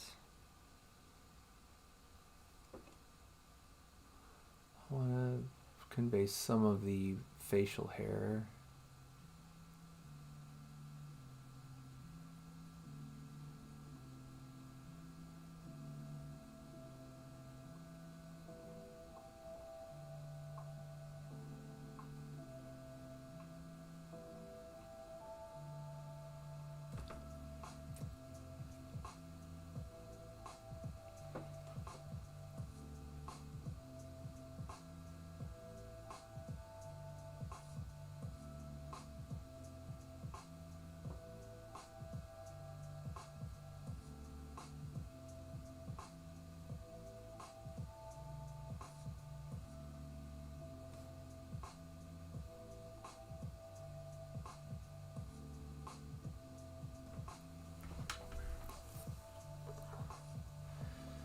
So now I kind of feel like maybe the body, like the shoulders, are a little too small. I'm going to widen them just a little bit.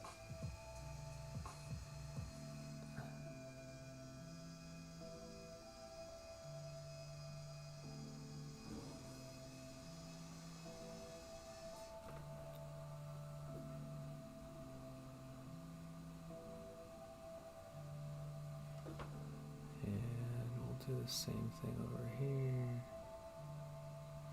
Yesterday I was talking about how I wanted to try to keep this little channel of negative space. I'm gonna not go over that. I'm gonna be pretty careful about saving some of that space. But I think, yeah, that's closer to what I needed.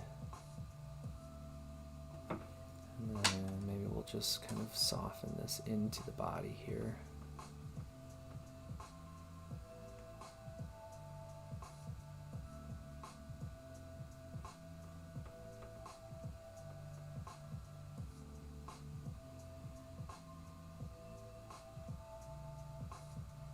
Soften this edge just a little bit. And this can come in.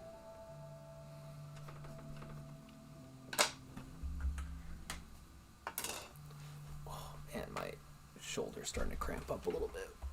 This is one of the problems when I'm sitting down. I don't know if anyone else has this problem, but whenever I paint and I use my maul stick like this, and I'm sitting, I feel like my left trap muscle starts to really cramp up. And if anyone has experienced that and has a solution to avoid that pain, please let me know, because after a few hours it does start to kind of wear me out a little bit. I've seen some painters that will take rolls of paper towels and put them underneath their left arm, and I've always wondered if this was why, if this kind of helps move the muscles so that it's not quite as imbalanced. I think that might be why the cramping is happening in my trap muscle by my neck. But yeah, I'm going to try that for a little while and see if the pain goes away. Ugh.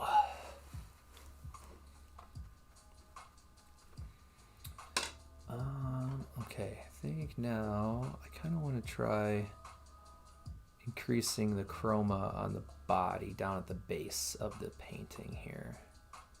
So we're going to grab cadmium red, light, and cadmium orange, and I'm going to mix them both into a color that I already have on my palette. I don't want them to be super pure and intense, so I want to kind of weaken the chroma just a little bit. And part of the reason I like doing that is because then I can always go back over with pure, intense versions of that color in case something needs to be even like higher in contrast.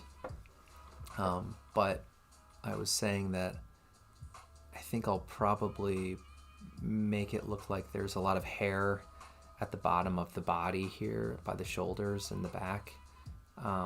And it'll be easier, I think, to paint the hair last and first get like the temperature shift and the chromatic shift that I want laid in.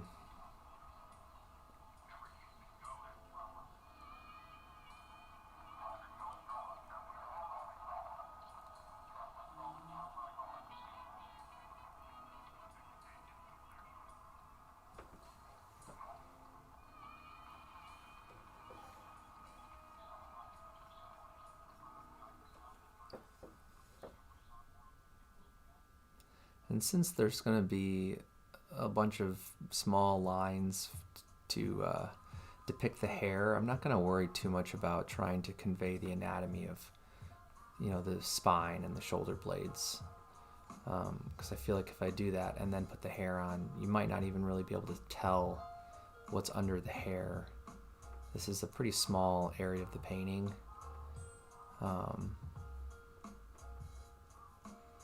So I'm just going to create a gradient right now.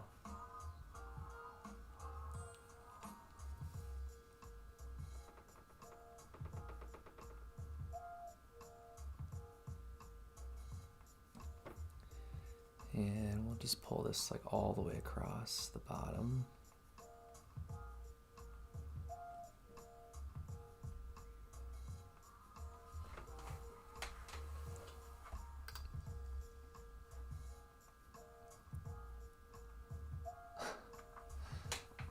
Just reading your comment here, lemon, lemon.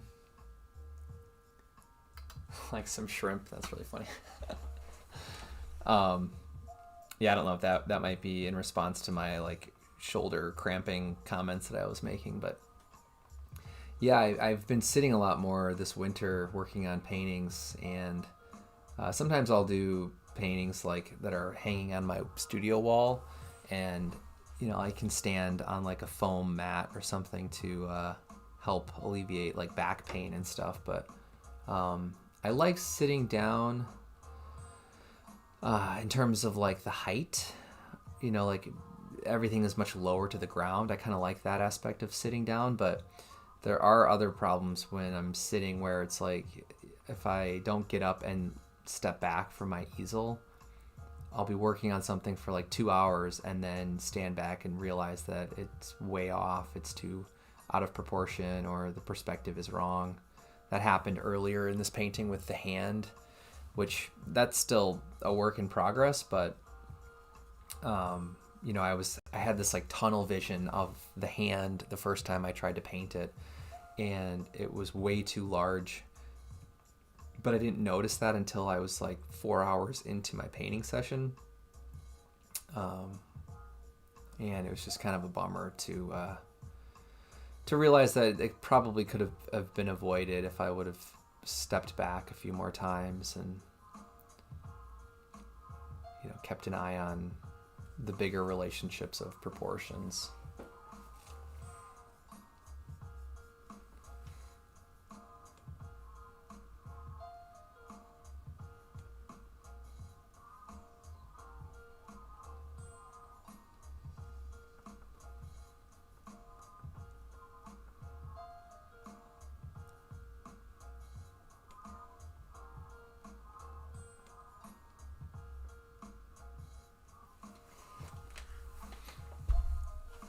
All right, I like that gradient of really warm and then it starts to cool off. I'm tempted to put a similar type of warmth in the portrait of this figure. I think I'm going to try that and just see what happens. And all of a sudden, just the weight starts falling off. Fortunes. They just got too expensive. They're just bank breakers. And industries. There was a lot of excitement. There was a lot of skepticism. The impact of these drugs, from business to health, is just beginning. From the journal, $1 Trillion Shot. Tap now to listen on Spotify.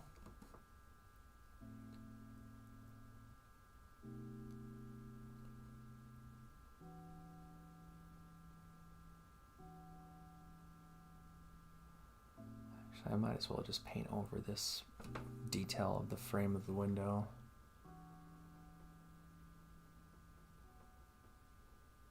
So I'll be painting that in later anyways.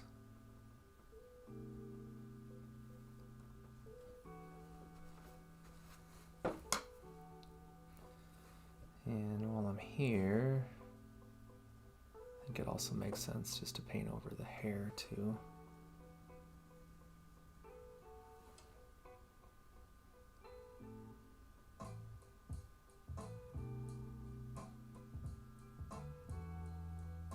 I don't know why I didn't think about this earlier.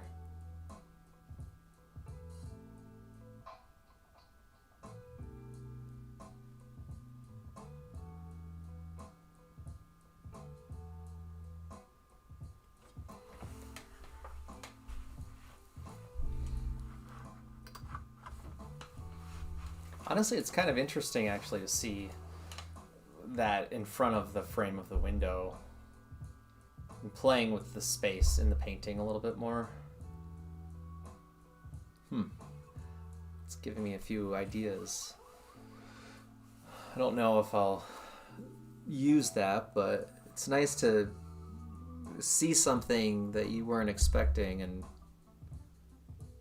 just try to imagine like if you use that in the painting, like this play on the order of the objects in space.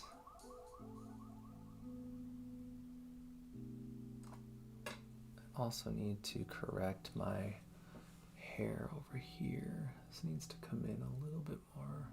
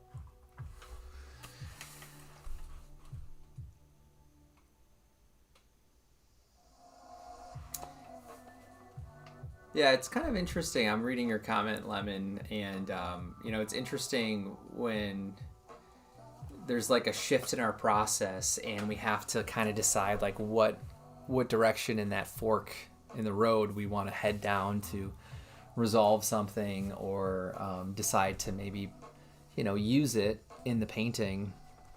And it sounds like that's kind of what maybe happened with the fish drawing that you're talking about. But yeah, it's I feel like that's one of the things I really love about painting, is that it can be a process that feels more like a journey.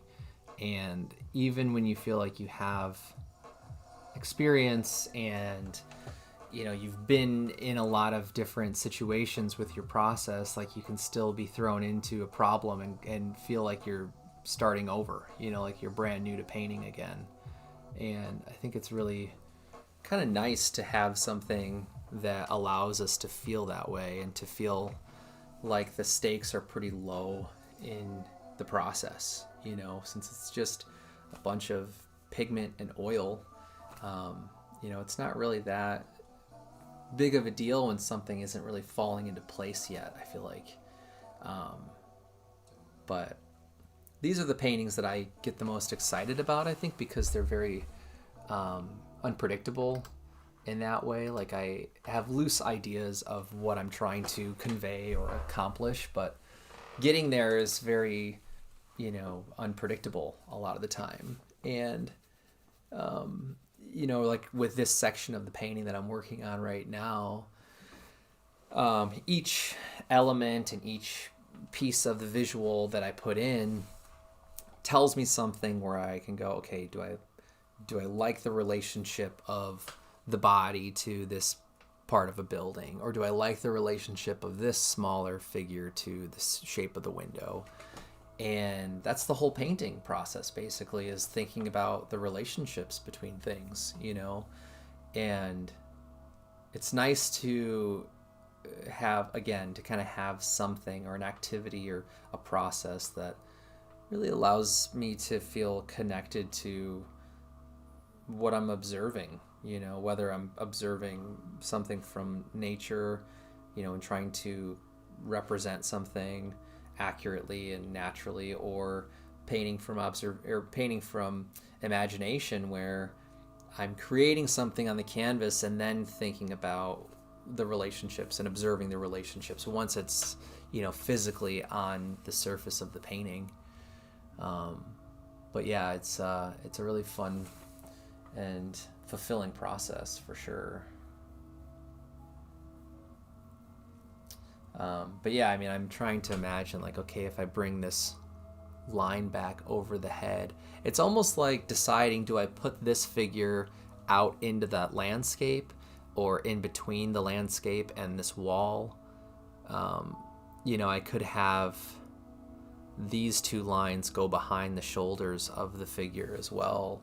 And then it's like in this weird, almost like limbo state, which is kind of interesting to consider and think about. And as I'm talking about it, it's like, yeah, why don't I just make that happen and see how I feel,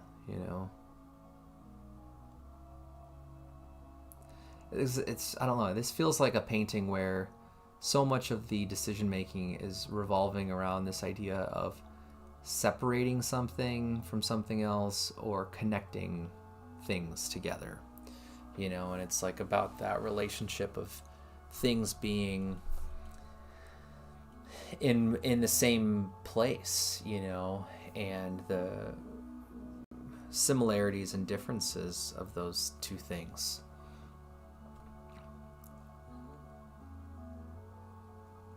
And I'm trying not to keep anything in the painting that feels too, like I was saying earlier, like too cliche or too predictable. I'd rather have something be simple and, immediate than like really clever, I guess. So that's where this kind of idea, like I might decide like, oh, it's a little too clever, I'm just going to paint over. I'm going to go back to how I had it before, But again, it's like I don't know what the right move is until I've seen both examples, you know. Hey Spotifyers, click or tap the banner to listen to white noise. 10 hours long, continuous white noise to help you relax. Because that's definitely kind of interesting, you know, to put the figure in between the wall and the window. It's over. It's not me. Let me zoom out so we can see the whole painting real quick. And it only costs $35 a month. I know it's hard to hear. You can see some of my Cellular's home internet is easel and studio. mobile service. But this also helps me see the painting as a smaller, compressed image. It's hard to tell with, you know, having these two little lines in here still. That's kind of getting in the way of understanding how this would work. But it could feel like we have these different stages of depth. You know, like the main self-portrait is here, then there's the wall, then there's this figure, then there's the window, then there's like the space beyond the window, which would be this house, the landscape, the horizon line. You know, it's like that might be kind of interesting. It would be, I don't know, part of me is like, if I was going to do that, it would have been nice to frame the window in a way where this figure fits inside of one of these 6 panels. So I don't like that it overlaps the you know, the lines necessarily. And I don't know, I mean, again, it kind of, I'm like, it feels a little bit too clever, maybe, like, I don't know if I'm gonna keep that, you know. So I don't know, it's fun to share this part of the process and just talk about, like, well, I could do this, I could do that, just as a way of documenting the evolution of the painting, right? It's like, well, when you have a lot of options, there's so many different things that you can kind of do to evolve the painting. And if, again, it's like if I'm painting something that's from imagination, there's no, you know, there's no real point of reference where I can compare and be like, okay, that's clearly not what I'm trying to do. It's not representing this external thing. It's really just about itself, you know. That's all I can do is really observe and try to make sense of the painting itself. I do think, though, that, you know, going back to something I talked about like an hour ago or maybe even earlier in the live stream, this the palette of the self-portrait does feel very different than everything else. Like, it feels like it kind of feels a little bit like a sticker on this, you know, wall in this space. So I think I'm probably going to experiment with glazing over this part of the painting and bringing a little bit more of this cool, darker color into some of the mid-tones and shadows of the, you know, the body and the clothing, and then maybe incorporating some of this pink orange palette into some of the reflected light on the portrait and the hand and the cheek, and then it hopefully will start to feel like they're all in one painting as opposed to very disconnected pieces. So yeah, I'm kind of realizing that as well for the painting. Okay, let me think. What should I work on now? I think I probably need to jump over to this part of the painting and figure out what I want to do inside of this window area.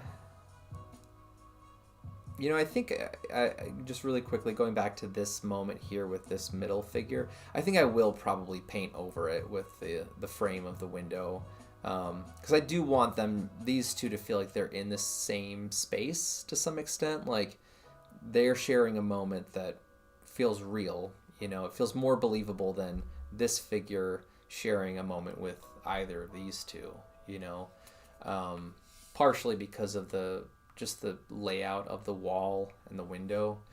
So I'm going to definitely paint over what I had there once I'm ready to paint the frame of the window.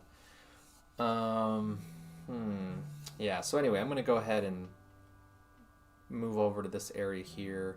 I'll probably start putting in some of the values of the shadow and maybe even bring in this horizontal like siding material onto this plane of the house that's inside of the window, because I kind of want it to feel like this wall could also be this wall, like it's the same space, just to create more questions for the painting. Like, you know, it forces us to try and decide, like, is this figure the same as this figure, and are these figures the same identity or person as this figure? And I want to paint things in a way where it could be them, but not in a way where it's like obviously it's the same person. You know what I mean? Like, I want it to feel more suggestive than like really, really direct. And because I think then it's like, okay, everyone has to probably agree that they're the same person, you know? And that's not really what I want. You know, I'd rather have it be open for discussion and leave some room for people to kind of say, well, I see it this way. And someone else can be like, oh, I saw it this way, this other way. Let me grab some more paint. Trying to find my burnt umber tube. I used to use burnt umber a lot in my paintings, and then I was introduced to raw umber, and that became kind of like my main dark earth color on my palette. And just in the last few months, I've kind of reverted back to burnt umber again, and I'm really happy with what it brings to the palette, because it's a little bit more chromatic and warm than raw umber.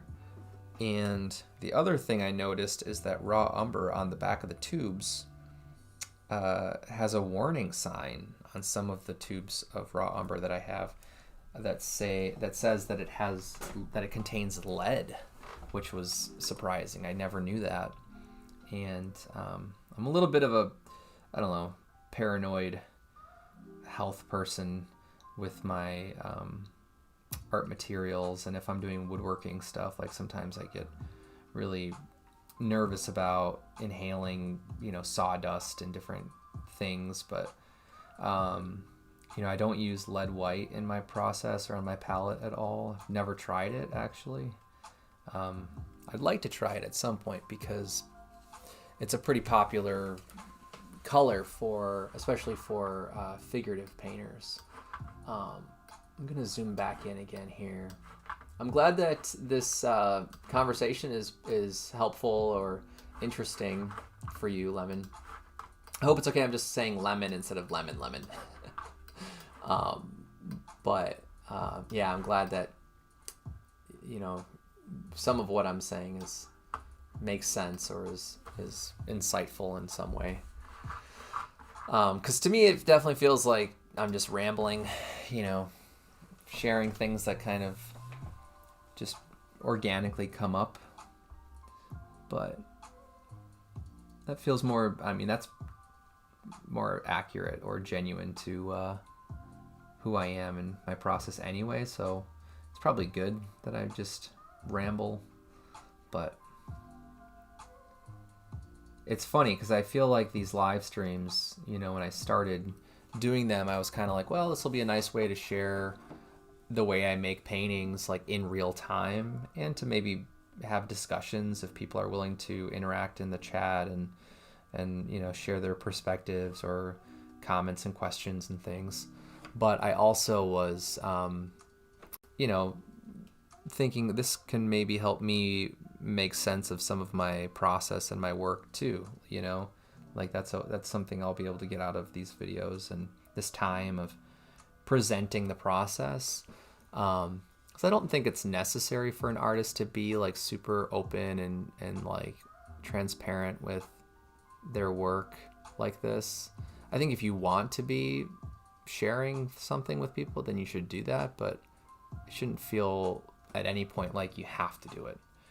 And right now, I mean, I feel like I'm in a good place in terms of my ideas and my process and my materials, and I've been fortunate to have had experiences teaching like college classes and workshops, and I'm comfortable talking about the process. But I mean, these videos, because they're about my own work, they tend to be a lot less concrete in terms of the information. Like, it's so much of this is about finding my way and figuring out what I'm trying to do with the painting, rather than, you know, being like, hello everyone, today I'm gonna do this, and then we're gonna do this, and then I'm gonna do this. And you know, that's not really the point of these live streams, right? So I do worry a little bit sometimes, like, oh, are they too kind of sporadic and too crazy, and should I have more structure? But you know, I appreciate when people are willing to share their vantage point of the live streams like this. Oops, I just want to try to create a nice straight vertical line here that can look like, hopefully it'll read like the corner of the wall, and that trim idea. From business to health is just beginning. From the journal $1 Trillion Shop. Tap now to listen on Spotify. Okay, I mean, it's not perfect, but at least it's a bit of a reference guide. Alright, we'll slide this over just a little bit too. That way I don't have to lean so far into the camera.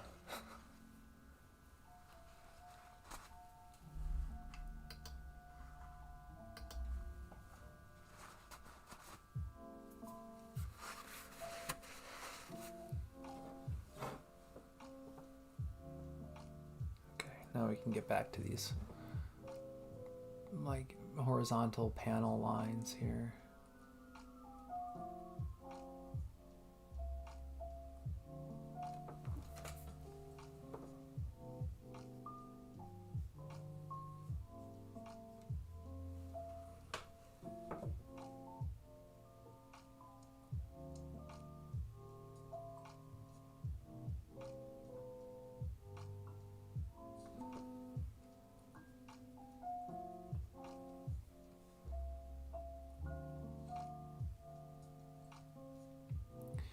I suppose if I was really trying to make the connection between the two windows in the painting, I would count how many, you know, boards there are. Let's see, 1, 2, 3, 4, 5, 6, 7, 8, 9. 1, 2, 3, 4, 5, 6, 7, 8, 9. So I'm like one off. I guess what I could do is shorten the height of the window. Because I think, you know, it kind of makes sense to do that actually. 1, 2, 3, 4, 5, 6, 7, 8, 9. The only thing that I don't like is that this line almost is the same height as our swing set. And I kind of would rather have things be off. So maybe I'll keep the top edge here, but then cut things off down here. So let's do that real quick.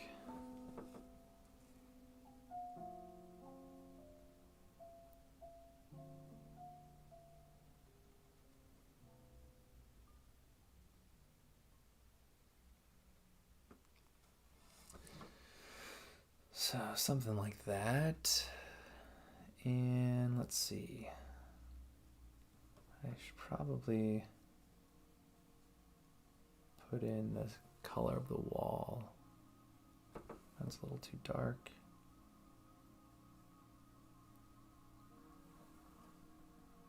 That's pretty close.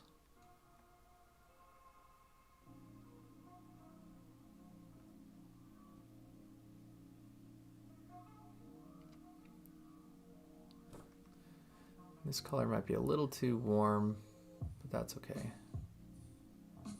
This might be another area in the painting where I'll glaze over a lot of the the line work and the colors.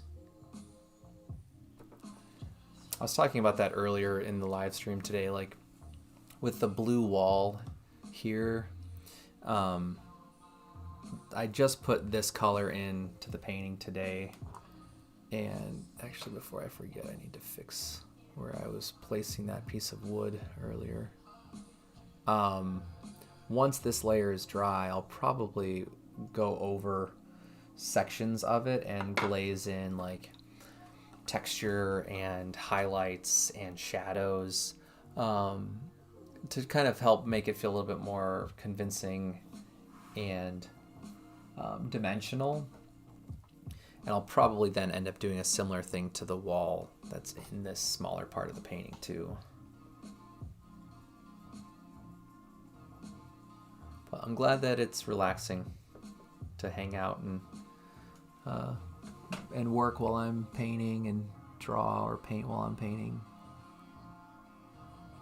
That was the other thing that I was really pleased with when I started doing more live streams for my studio, is that it kind of reminded me of being in art school, with other artists that were working, at the same time, and having conversations and just talking about ideas and process and materials, and even if there's no talking, just like painting and listening to music is really peaceful.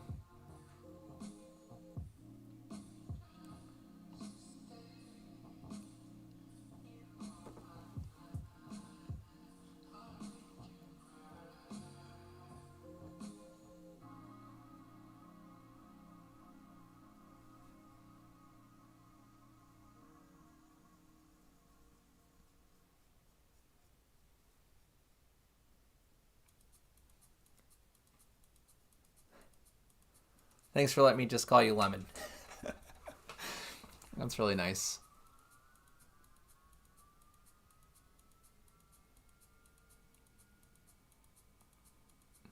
But I'm glad that you encountered or stumbled onto my channel today. That's really cool.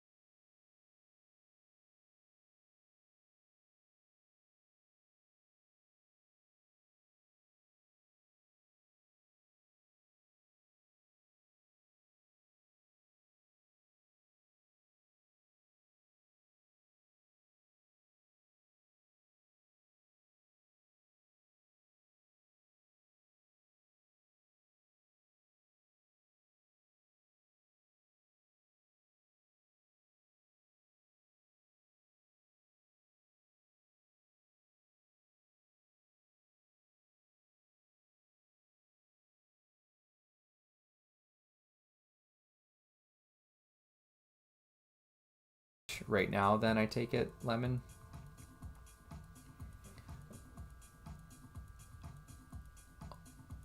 Or maybe, I don't know, or high school maybe, I'm not sure.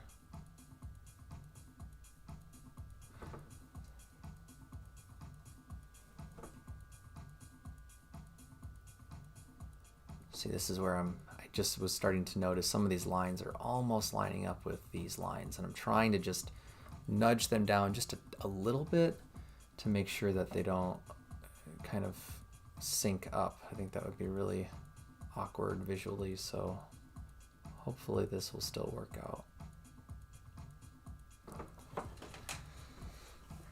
Let's see. Oh, okay.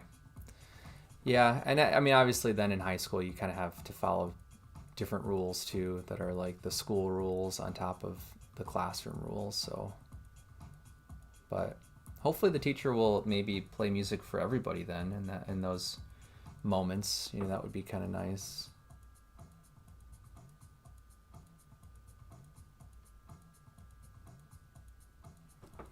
When I was in high school, the art classes that I took were more like study hall classes with art supplies, basically. And I used to be really bummed about that. Like, I used to wish, like, oh, I want a teacher that's going to have projects and lessons and art history and, you know, really present a lot of information. But that wasn't really the style and the format of those classes. And, you know, it wasn't until I got to college that I realized that actually maybe that was a good thing, to just have that flexibility and freedom to learn on my own and kind of fall in love with my own process a little bit. Because in college, I met students that I had classes with who came from high schools with really, really, you know, mature art programs, and they learned a lot of fundamental ideas, and they came into a college art program feeling really confident and experienced, which is good. You know, it's like to have teachers that are really, you know, taking advantage of those classes and really trying to teach students at the high school level about, you know, painting and drawing and abstraction and all of those fundamental components to painting especially, but any of the, like, you know, main mediums. And those students, I noticed, and like through conversations with them, would share things like, you know, they would be bored with the curriculum in college, or they felt like they already knew what we were doing and it felt like review, and they just kind of wanted to jump right to the like more conceptual, personal projects that you typically get into like your junior and senior year of undergrad. And through those experiences and having those conversations with students that had that type of a background, that's when I started to appreciate, like, actually it was actually kind of perfect to go to high school and have art classes that were kind of like study halls, and there were very few rules on what we could do and what we could make, and that left a lot of room for discovery once I got to college and I started studying art in college. And by that point, then I was like, okay, I have never really had a super, like, not serious, but super, I don't know how to describe the teachers. I mean, in high school, it was, like I said, it was more of a study hall type of class. So by the time I got to college, it was like, all right, I'm super excited. I have so much that I want to learn, and I was really attentive in all of my classes, and that really, I think, worked out perfectly to focus and really take advantage of my time with professors in college. And then by the time I was done with my undergrad, or like in my last year of my BFA, I had professors that were kind of like, hey, you should consider looking at grad school programs for art. And I had a professor while I was in school, Rob Stolzer. I think he recently retired from Stevens Point, where I went to undergrad. But he was the first person to tell me that some schools had MFA programs that were like, how do I say this?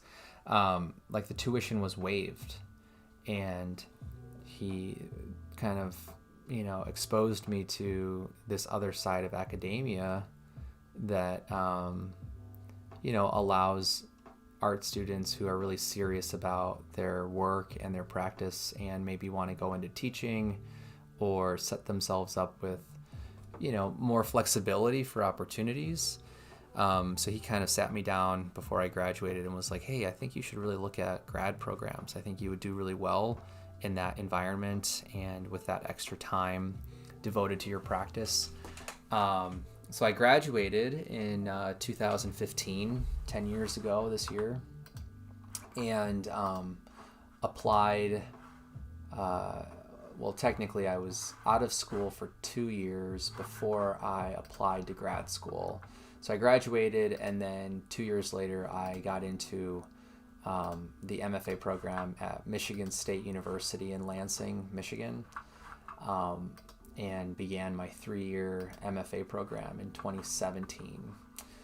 And, I think the point of this story is kind of like, sometimes I wonder, like, if I had a really, really rigorous high school art program, would I have felt bored, or would I have felt like I didn't need to go to grad school, or I didn't really need to focus as much in undergrad? And I don't think it's bad if students have really, successful experiences in high school or undergrad with their art programs. But I think so much of it does boil down to like our mindset and our willingness to be receptive to feedback and ideas. Because really, I think what art school teaches us is that, are the skills to create the work we want to create, hopefully, right? To learn the craft of what we do, but also to develop our voice as an artist and figure out, what are the things that are important to me and things that I want to engage with in terms of a visual dialogue or discussion on topics and ideas. Is there like a realm of research that, I want my work to be in collaboration with or dialogue with? And then I think on top of that too, hopefully, people that go to art school, they graduate feeling inspired and feeling prepared for a life of making art. I think that should really be the thesis of schools nowadays. And, how to survive and hopefully prosper as a visual artist in today's society. But, I think a lot of that, again, comes back to this idea of the mindset of the student and the artist. It's like school is such a small chapter of our experience as artists. If we are fortunate enough to go to art school or to study art at a higher level, that it goes by pretty quickly, even though it might feel like it's dragging on and it's taking a long time. Before you know it, you're like in your last year, and then you're having to figure out, well, what am I going to do now? Like, what's my next step? How do I not lose the momentum that I, found or like kind of cultivated as a student in school? And a lot of students, myself included, I think struggled with that transition of having the structure of community and, what's the other word I'm trying to think of? Accountability as an artist, right? It's like making sure that you show up to your studio and you're making work, and you're developing deadlines for yourself, and you kind of have to create that momentum for yourself once you're out of school. And once I got into grad school, that was one of the things I remember hearing about from faculty, is like something that a lot of schools I think are looking at now. This is for grad programs, but I think one of the things that they really value is evidence that applicants are, they're self-motivated, that you don't need the structure of, school and a university to create artwork, that is challenging to you, and that hopefully feels, somewhat significant to a wider dialogue of people, things that feel contemporary and, create discourse. I think that's a big thing, especially in today's academic climate, is this idea of creating conversation, essentially. And a lot of schools, I think, are starting to, or have been for a while, really finding ways for collaboration to occur between departments on campus or between schools. And art is a tool that, can help convey information and messages. And, I think some of the students that I went to school with, that was a big part of their process, was really thinking about information beyond visual art that could inform their work and that could then inform that subject, as this really fruitful cycle of information, right? I'm just checking the comment you left here. That's why I like my ceramics class more, because they feel like freedom rather than talk to other people.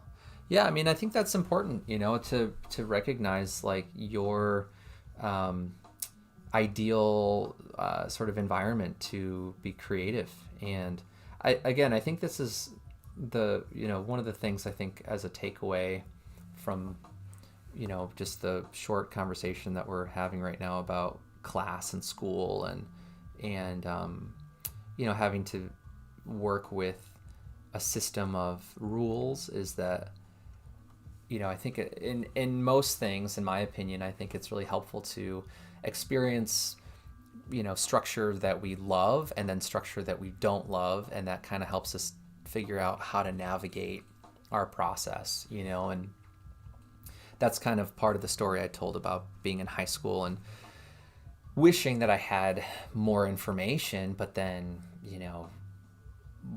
reaching a later point in my life and looking back, it's like, actually, that kind of was a positive now that I'm realizing this. And I think it's good. I think it's good for students, especially, to keep being put in different environments and just see how that shifts and evolves your process as an artist, And I mean, to be fair, I think ceramics as a medium tends to be a lot more communal and collaborative because it requires a lot more like human power to create the work. It's hard for one person to, make the clay and, maintain the materials and the tools and to operate the kilns and, develop the glazes.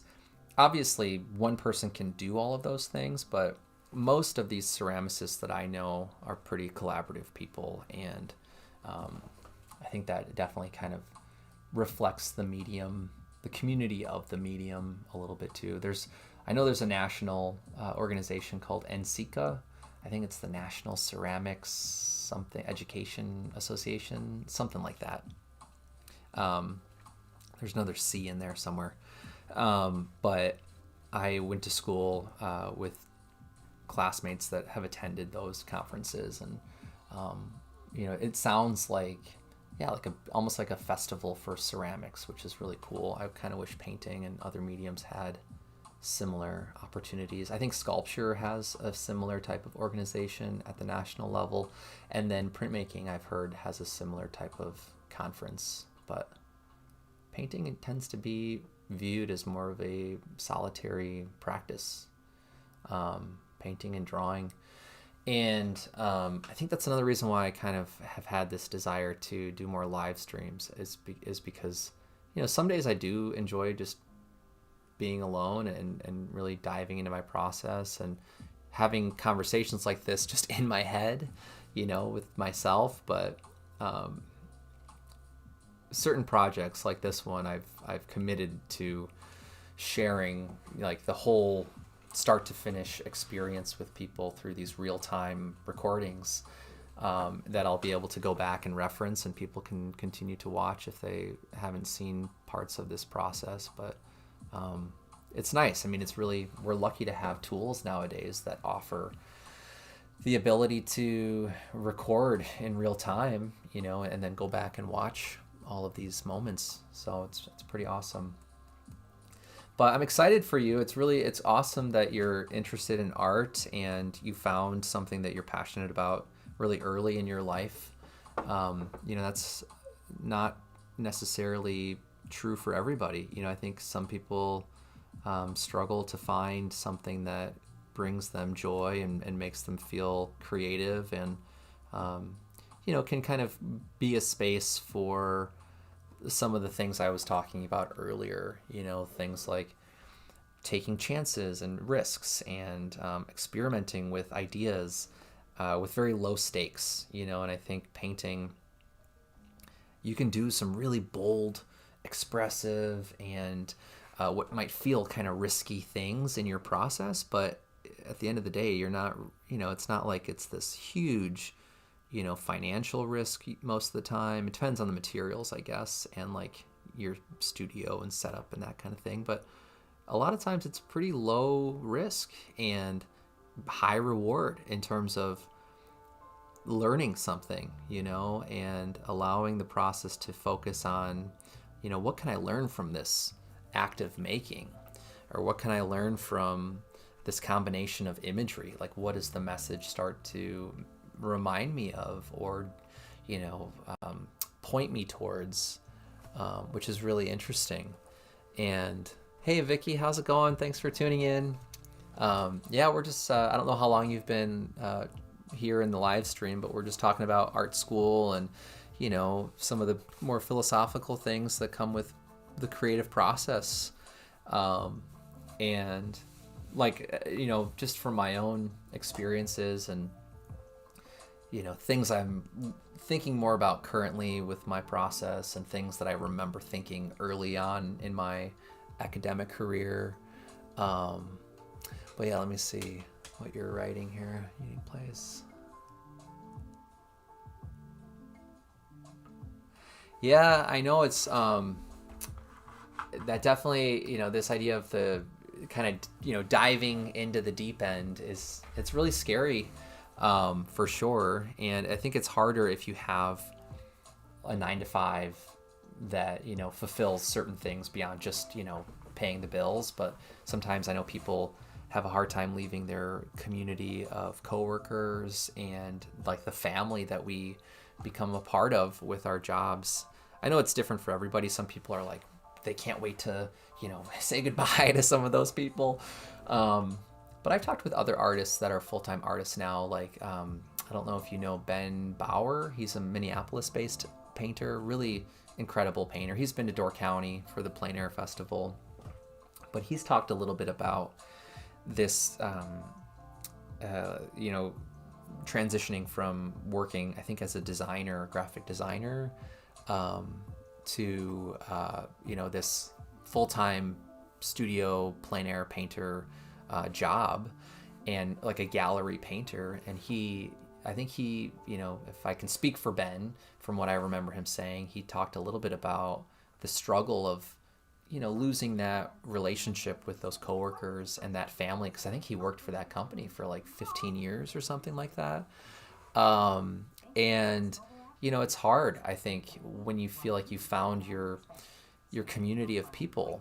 And that's, I think, you know, one thing to really think about for sure to anyone who's thinking about transitioning like that is because, you know, especially if you want to be a painter and your studio is like a private studio, either in your house or maybe you rent a private studio, it can be really difficult and challenging sometimes to find that sense of connection that you might currently have with the job, you know. And a lot of artists will say if there's a way to go part-time to start to balance the two, you know, modes of your, you know, work ethic and process and goals, that's a really healthy way, I think, to do it.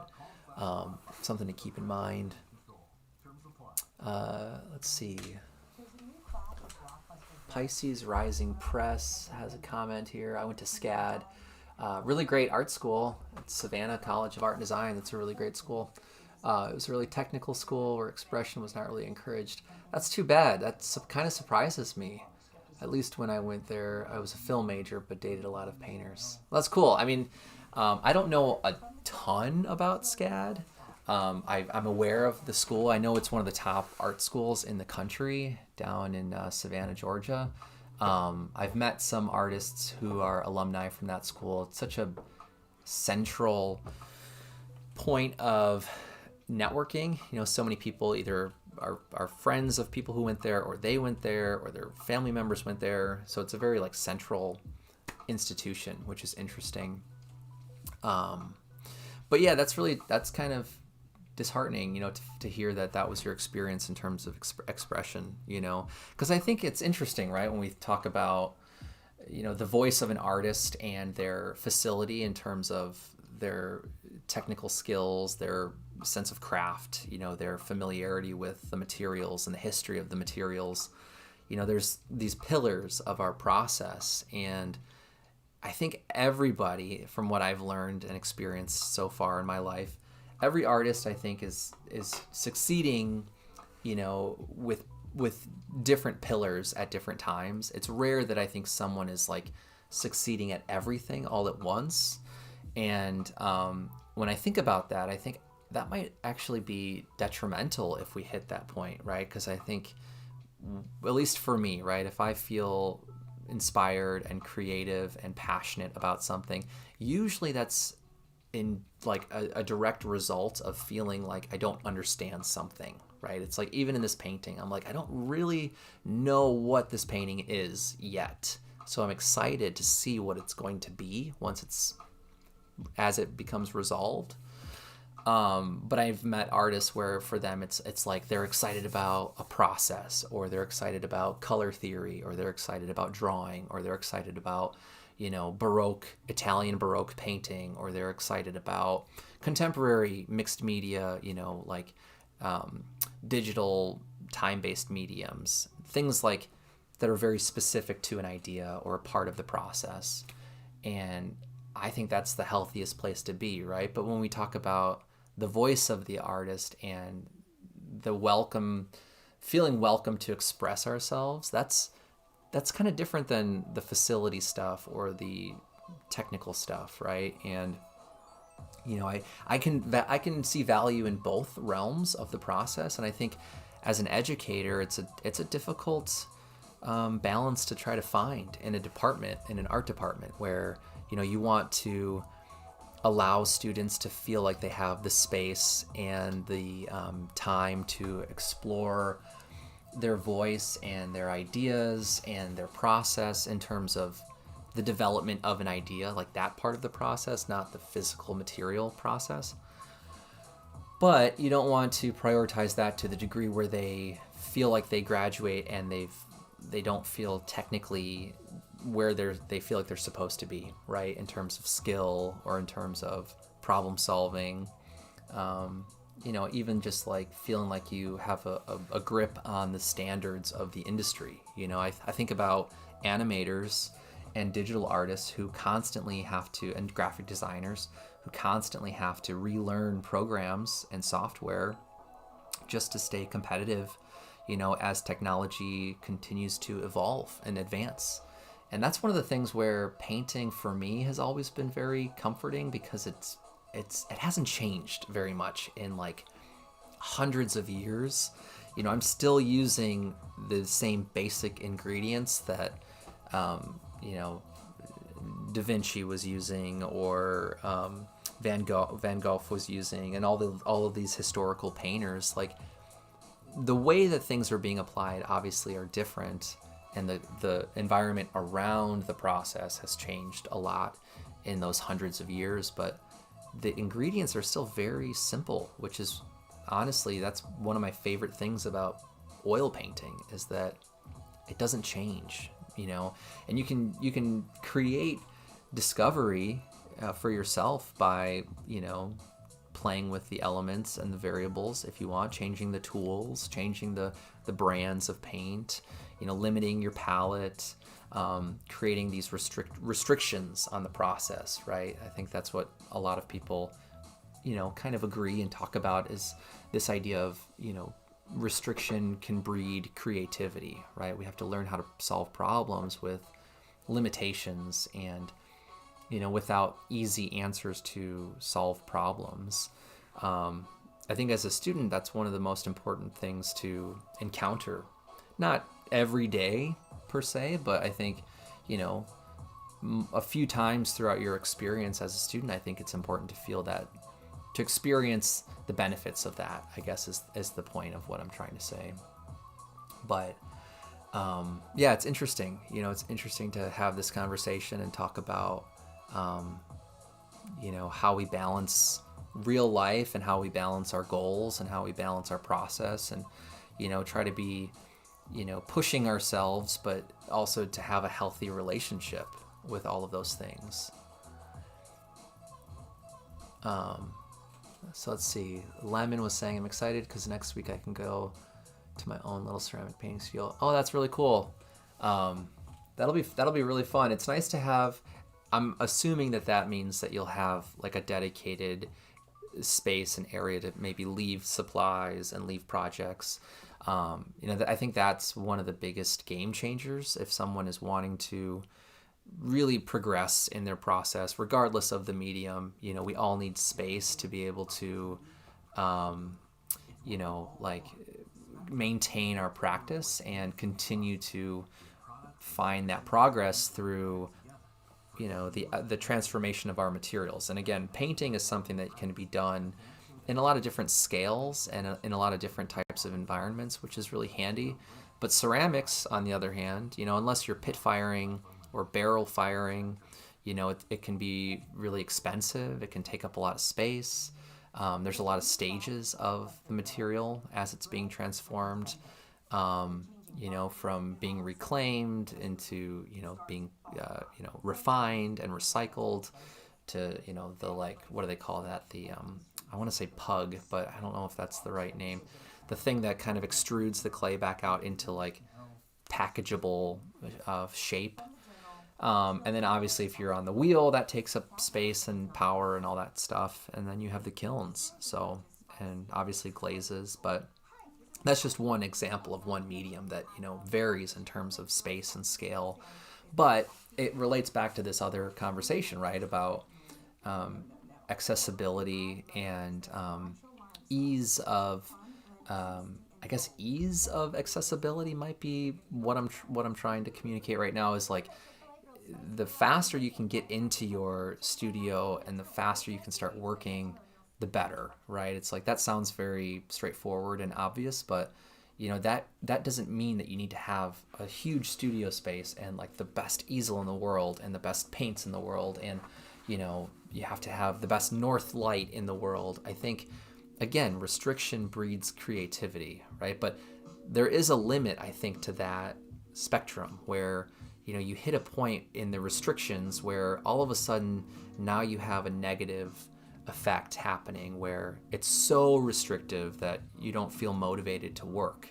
And that, again, it's like everything else. Everything's about this balance. And just being aware and being really mindful of your emotions as a maker and as an artist, I think is another skill that we have to exercise and think about and practice, and for me recently, one of the things that's helped get me into my studio, especially on the days where it's been super cold, my studio's in our basement. It's a nice size, it's a pretty big room. The ceilings are kind of low. There's not a lot of natural light. And it can get really cold in the winter. So in the last few weeks and months, I've been kind of keeping this not daily, but, weekly project of these really small eggshell paintings. And the beauty of that project and that challenge is that I know ahead of time that small painting that I'm going to make is like a 1 hour painting, or maybe at the most a 2 hour painting, which in like a, whatever, like 16-hour day or whatever, that 2 hour window is not that big of a deal, right? And if that gets me in front of my easel and then I start looking at this painting or other projects and my brushes are already dirty it's like I've pushed through that barrier of inconvenience or restrictions because of the cold or because of the lack of natural light. And it's like, who cares? I'm already here. Why don't I just start working on something else? But yeah, I mean, I think, the space and the environment definitely factors into our process for sure. Let me see what the other comments here were. Very true. It was pretty unspoken. Well, that's good. I mean, and then what's the other thing here? At the very least, your painting degree would allow you to be. Yeah, it's interesting to think about practicality of skills and almost like functionality of our skill sets as painters and people who learn how to draw from observation and kind of learn those skills, because they can be applied to a lot of different things, and maybe not a lot of different things, but various fields. Like illustration is a really quick, easy jump to potentially get into. And illustration, I think, at the heart of illustration, one of the biggest differences is that you're communicating someone else's idea, or you're communicating an idea that's really, it has to be legible. I think that's at the heart of illustration. Whereas, painting and art, like the, big, I'm doing air quotes, big art, fine art, high art, right?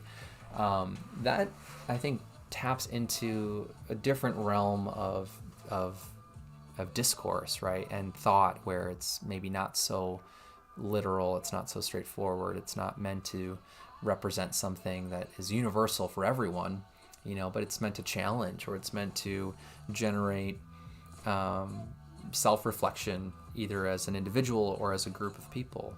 And I think there are a lot of painters that I would categorize as studio, museum show, gallery artists who also have experience in illustration. And it's kind of fun to be able to look at their portfolios and see where some of the skills that they gathered in illustration informed their painting process in their studios.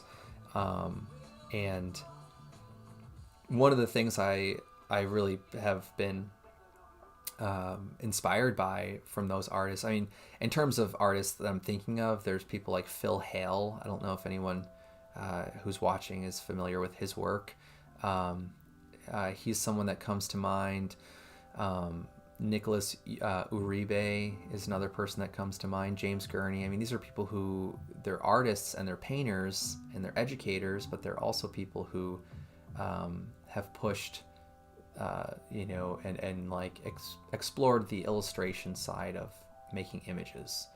And I don't really know where I'm going with that, but I guess what I was going to say is something along the lines of, I think at the end of the day, if you're learning something, it's going to be worth your time in general, right? It's like if you can apply what you're learning back to things that you want to be doing, I think that's one of the best ways to structure a philosophy as an artist beyond your work, right? Like it's like your life philosophy. For me anyway, I've thought about it that way, where if I'm helping hang a gallery show, or I'm on a committee for an organization and we're running an event, or we're collaborating with artists, or we're shipping something, it's like all of those what we might call obligations or responsibilities are opportunities to learn a skill, right? And to get better at a skill that we can probably use again in the future. And I think that mindset of like being a sponge is super, super important when we're in school as artists, or even if we're just self-taught and we're like, sitting down in front of our computer and wanting to learn something. It's like, look up an artist that you admire and start researching, like, who are they? Where did they go to school? Who do they know? Who have they worked with? What galleries are they in? What is their process? And just start piecing this puzzle together. And the more enjoyable that research is, I think the more often we're going to want to exercise that process of our practice, right? Of learning and essentially researching, to become better informed with different things, and I think for me, it took me a long time to realize that, how important that is as a creative, entrepreneur, as an artist, as a storyteller, and living in this very digital age where information is like constantly in front of us. There's a lot that we have to take into account as someone who's contributing to that mass of information, and I don't know, there's just so many components to ways that you can create a career as a visual artist that I wish there was like an easy, like, path or guidebook or, set of steps that everybody could just sign up for. And it's like, okay, I'm on phase 7 of, becoming an artist, and I know what phase 8 is going to be. And I'm using what I learned in phase 6. And it's, it's an interesting experience because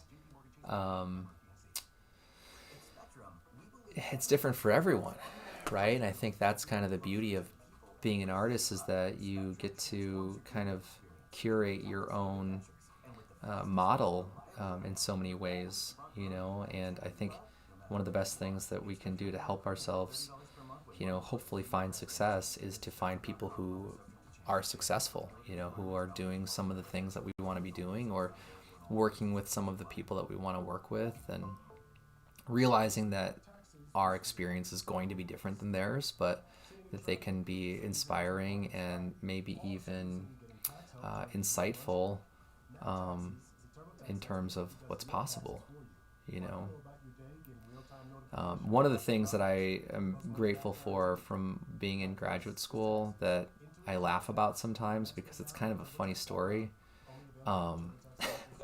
was in my last year. So the MFA program at Michigan State is a 3-year program, and typically your entire third year is really dedicated to creating and synthesizing synthesizing your research that you've been doing for the first 2 years.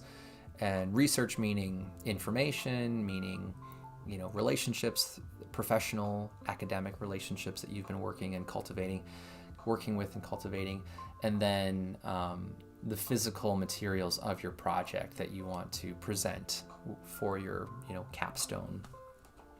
And in the fall semester, we had this professional practices seminar course, and one of our projects that we had to or like homework or like assignments that we were given was in tandem with a department trip to Chicago in the fall semester. So every like September, MSU does this like student trip to Chicago to see the Art Institute, to go to maybe like the Contemporary Museum. You can go to galleries. It's kind of a scramble. Like it's not it's an independent day. So undergrads can sign up. They get, I think they have to pay a flat fee, and that includes their bus. It might even include admission. I don't remember now, to like the Art Institute, but as a student you have a discounted rate anyway, which is really nice. I do miss that about being in school. But one of our assignments that we had that was tied to that trip was that we had to at some point, I'm trying to remember if it was with that trip or just at some point in the start of the semester. It might have been beyond Chicago, but I think it was something with Chicago. I'm getting sidetracked. Anyway, the point of the story is that we were assigned to reach out to a working professional artist and or artist educator and interview them with, I don't even think we were given questions. We just had to interview them and come up with our own interview questions. And there was a painter, I don't know if he still, I'm assuming he still teaches at the Art Institute. I think it's Jim Lutz is his name. I'm pretty sure the last name is Lutz, but I'm going to double check if his first name is Jim. I think that's right, though. Yeah, Jim Lutz. And he's a really interesting painter. He's gone through a lot of... I'm going to see if I can share this with you real quick. Because we're visual people, right? It helps to see what I'm talking about here. So let me switch scenes. So this is the gentleman that I reached out to and interviewed. He's a very successful painter. I mean, he's received a Guggenheim Fellowship.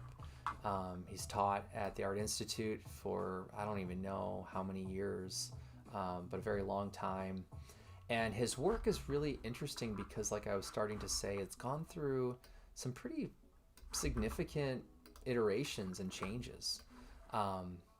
But I don't want to get sidetracked in just talking about his work. But as I'm telling you the story, you can at least kind of see a sample of some of his paintings. If I click on these, they open up in a separate window, and then we can't actually see them up close, so I won't click on them. But you should definitely check out his website if you're interested in more of his paintings. But they're very expressive paintings. Some of them have kind of a gallows humor, really colorful, bold color palette moments in some of them as well. But anyway, the story is that I reached out to him and he responded, and I basically had emailed him and said, hi, my name is Hector Acuna. I'm an artist. I'm a graduate student at Michigan State. I'd love to interview you this day, knowing that I was going to be in Chicago because he lives in Chicago and teaches at the Institute, as I said. And he got back to me and said, sure, just here's my number. Let me know when you're in the area and I'll let you in the studio. Like, I'll meet you at the studio, blah, blah, blah. Gave me the address, which I wasn't expecting to get a response, in the first place. So the day comes, we're on the buses to Chicago, and we get dropped off in front of the Art Institute. And I think I spent the morning at the Art Institute.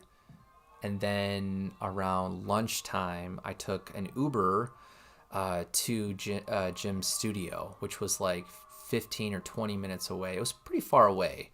I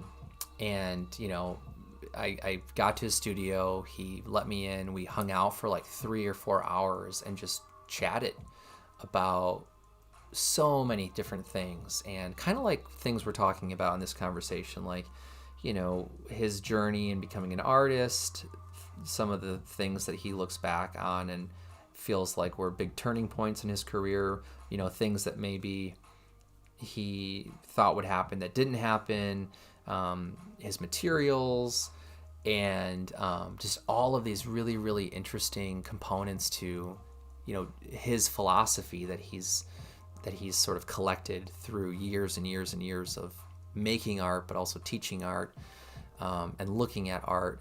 And I just remember sitting in his studio, like, feeling this weird, like, surreal, dumbfounded, realization, like, how did I get here? What am I doing in Jim Lutz in his studio, chatting, just the two of us, for like 3 or 4 hours?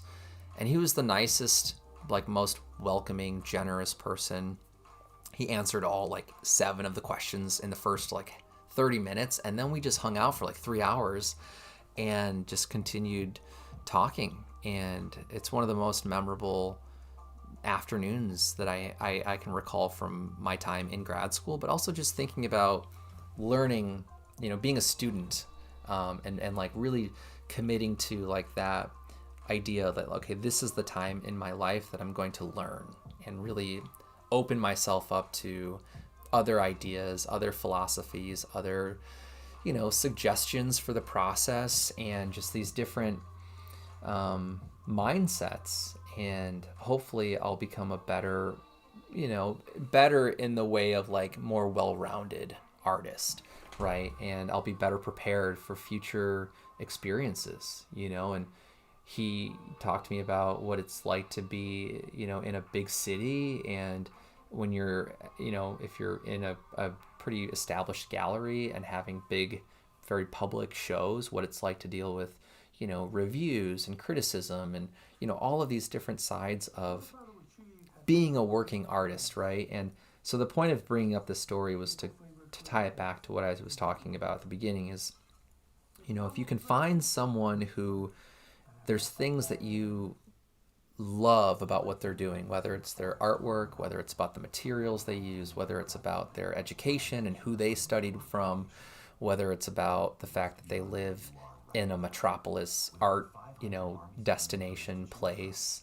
It could be any reason, but I think being aware of what you love and what you like about other people's work, that's going to solve so many problems right off the bat because you've decided what you don't really want to focus on, right? And I think that's more important than knowing what you like, is knowing what you don't like and what you don't want to be engaging with, whether that's, a place or, a process or a medium or, a type of visual language, right? It's like some people would look at my painting and go, well, I'm not really much of a early Renaissance kind of, painter. I don't really like those kind of thin, glazy, washy paintings. And that's fine. There's plenty of other languages in painting to get behind and to be inspired by. And as an artist, we can feel the same way, right? It's like we don't have to love everything. And that's not really the point, I think it's about finding your tribe of people, whether they're living or they're deceased, right? And just be trying to find an honest relationship with your own process. I think those are, for me anyway, those have been some of the most important realizations, excuse me, realizations that I've, encountered with the help of a lot of other people, with professors and students that I've, worked alongside, or students I've taught in workshops or in college classes. Excuse me. My voice is starting to dry out a little bit here. So let me see. So I'm just going back. Lemon. I hope it's worth it. It sounds like it's already worth it, which is awesome. And I think kind of going back to what Vicky said earlier, I think it's scary to take some of these chances and risks and invest in ourselves and our process. And I think a lot of artists who find success probably, I assume, would say similar sentiments of they can go back and trace a moment where they kind of committed, they really leapt into that goal and that dream of theirs and, tried to manage expectations with the resources that they had available. I remember when I started grad school, that was something that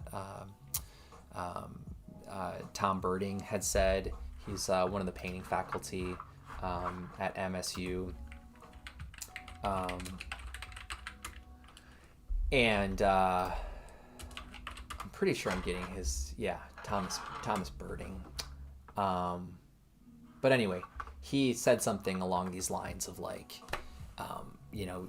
by applying to go to grad school, by, committing 3 years of your life, this is a big moment, he kind of really connected it for me and the other students that he was talking to of make these 3 years really count and don't let them, go by too quickly where you come out the other end feeling like you might have missed out on something, or you didn't try something, or you didn't, take a chance while you were in grad school. And I think for me, that's that moment for me where it was okay, I'm really going to commit to this, and hopefully it opens up opportunities afterwards. But I wasn't a student that entered grad school with a very clear plan. I had peers that had more of a clear long-term plan with what they wanted to do after school, and they've been able to find success, which I'm very happy about and proud to have witnessed that trajectory for people. So it's really up to you, I think, how you want to try and structure those long-term goals as well. But that's great. It's awesome that you're going to have your own space to be able to create and set your own rules and restrictions like we've been talking about. I think that's really awesome. Vicky was saying Jim's work looks a lot like a former classmate of mine, Tom Behrens. I feel like I've heard that name. I'm gonna Google that artist real quick and just see what the work is like.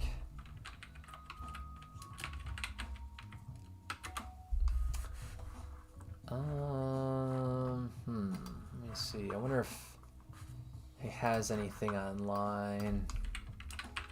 Tom Behrens artist. Not sure if this is. This might be a different person. Yeah, I don't know. I don't know if I'm seeing anything online from Tom Behrens, but maybe this might have an example of work. Modern paintings of ruins. It's always cool to, discover other artists and fill in the gaps with, especially people who are local to Wisconsin or have a local history with Wisconsin. So I'm just going to take a few minutes and look up Tom Behrens, see what I can find on the artist.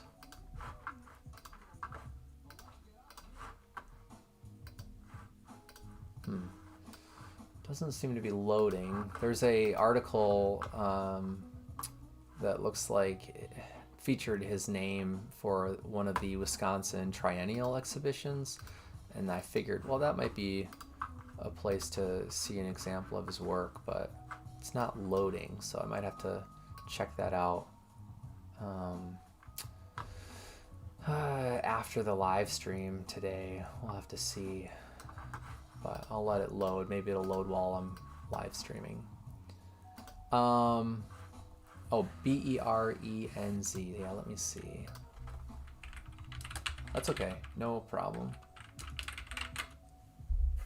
Tom Behrens.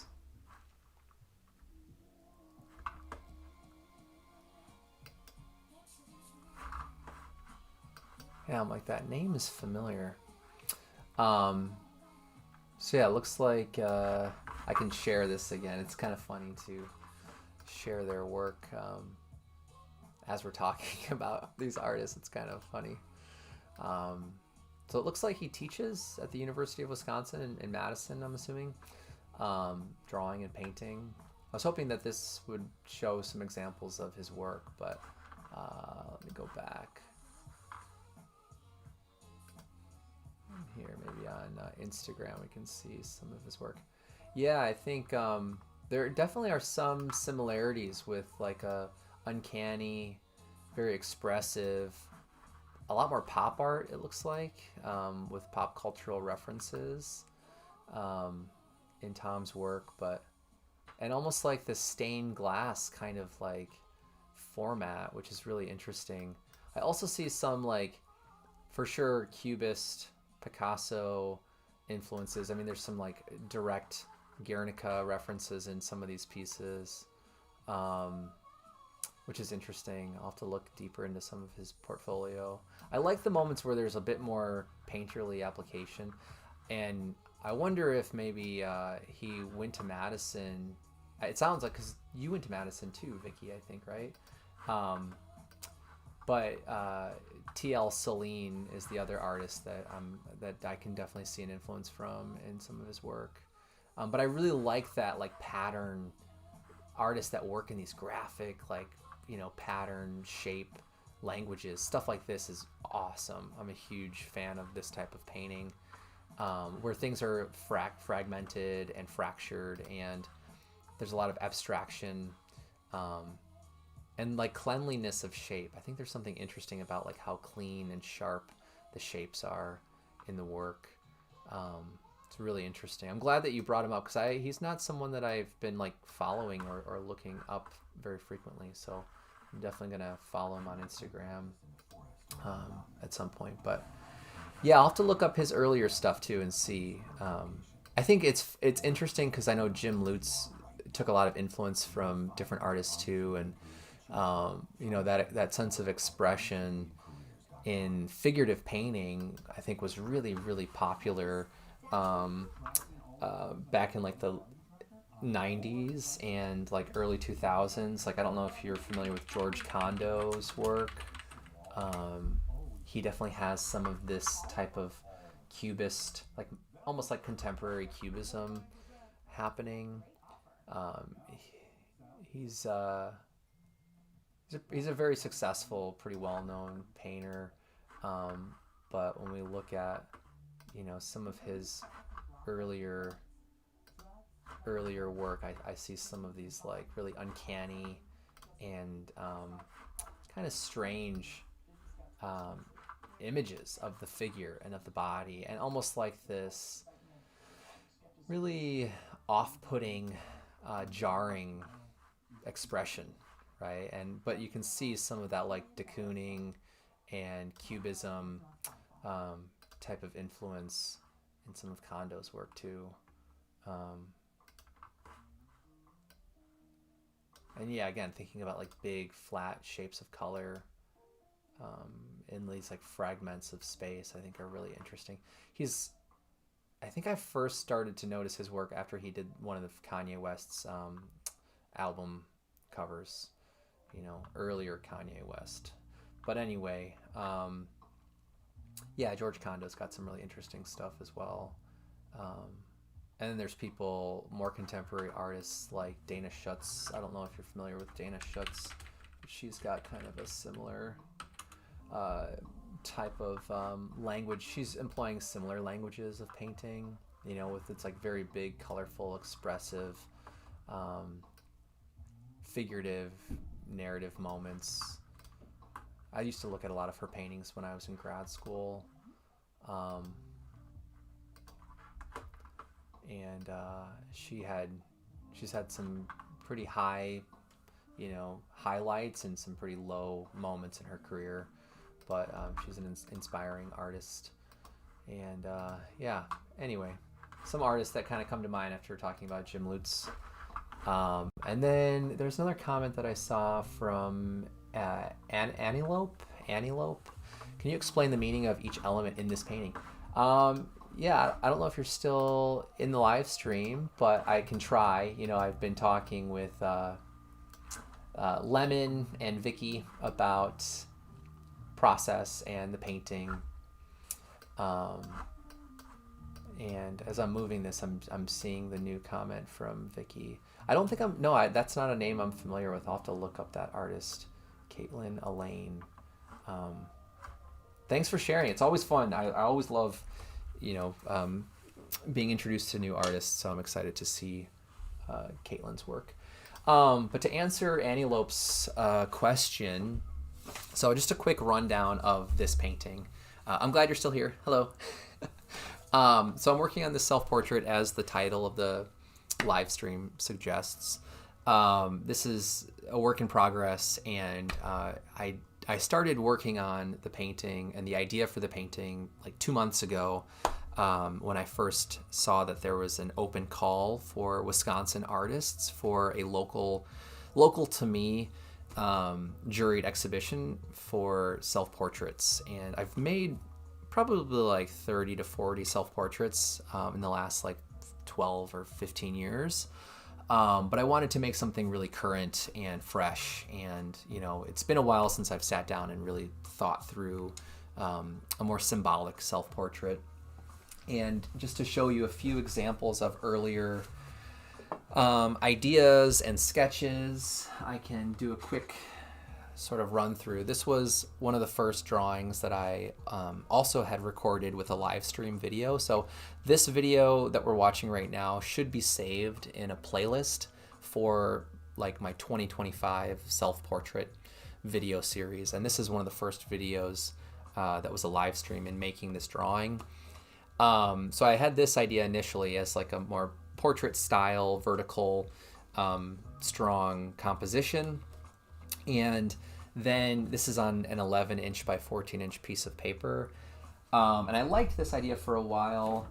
And I was doing a bunch of different sketches and drawings in my sketchbooks. And I can do a quick flip through here if you're interested. These were a couple of early ideas. I've been interested in conveying a portrait without maybe like showing the likeness of the subject. Obviously, I didn't go in that direction, but some of my early sketches had some of those ideas.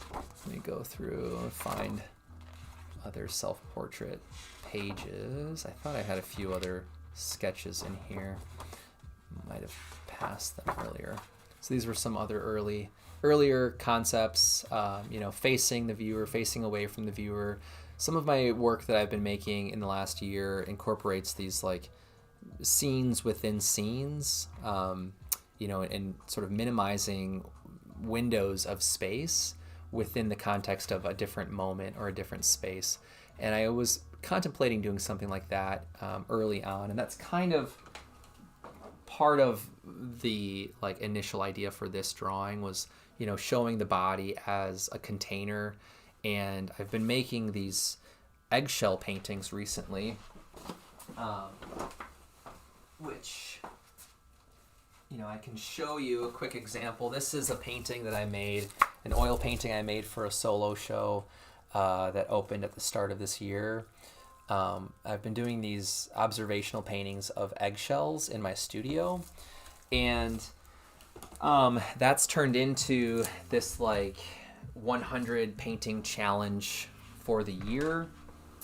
So the eggshell has become kind of a symbol, a little bit of a metaphor for the body and for,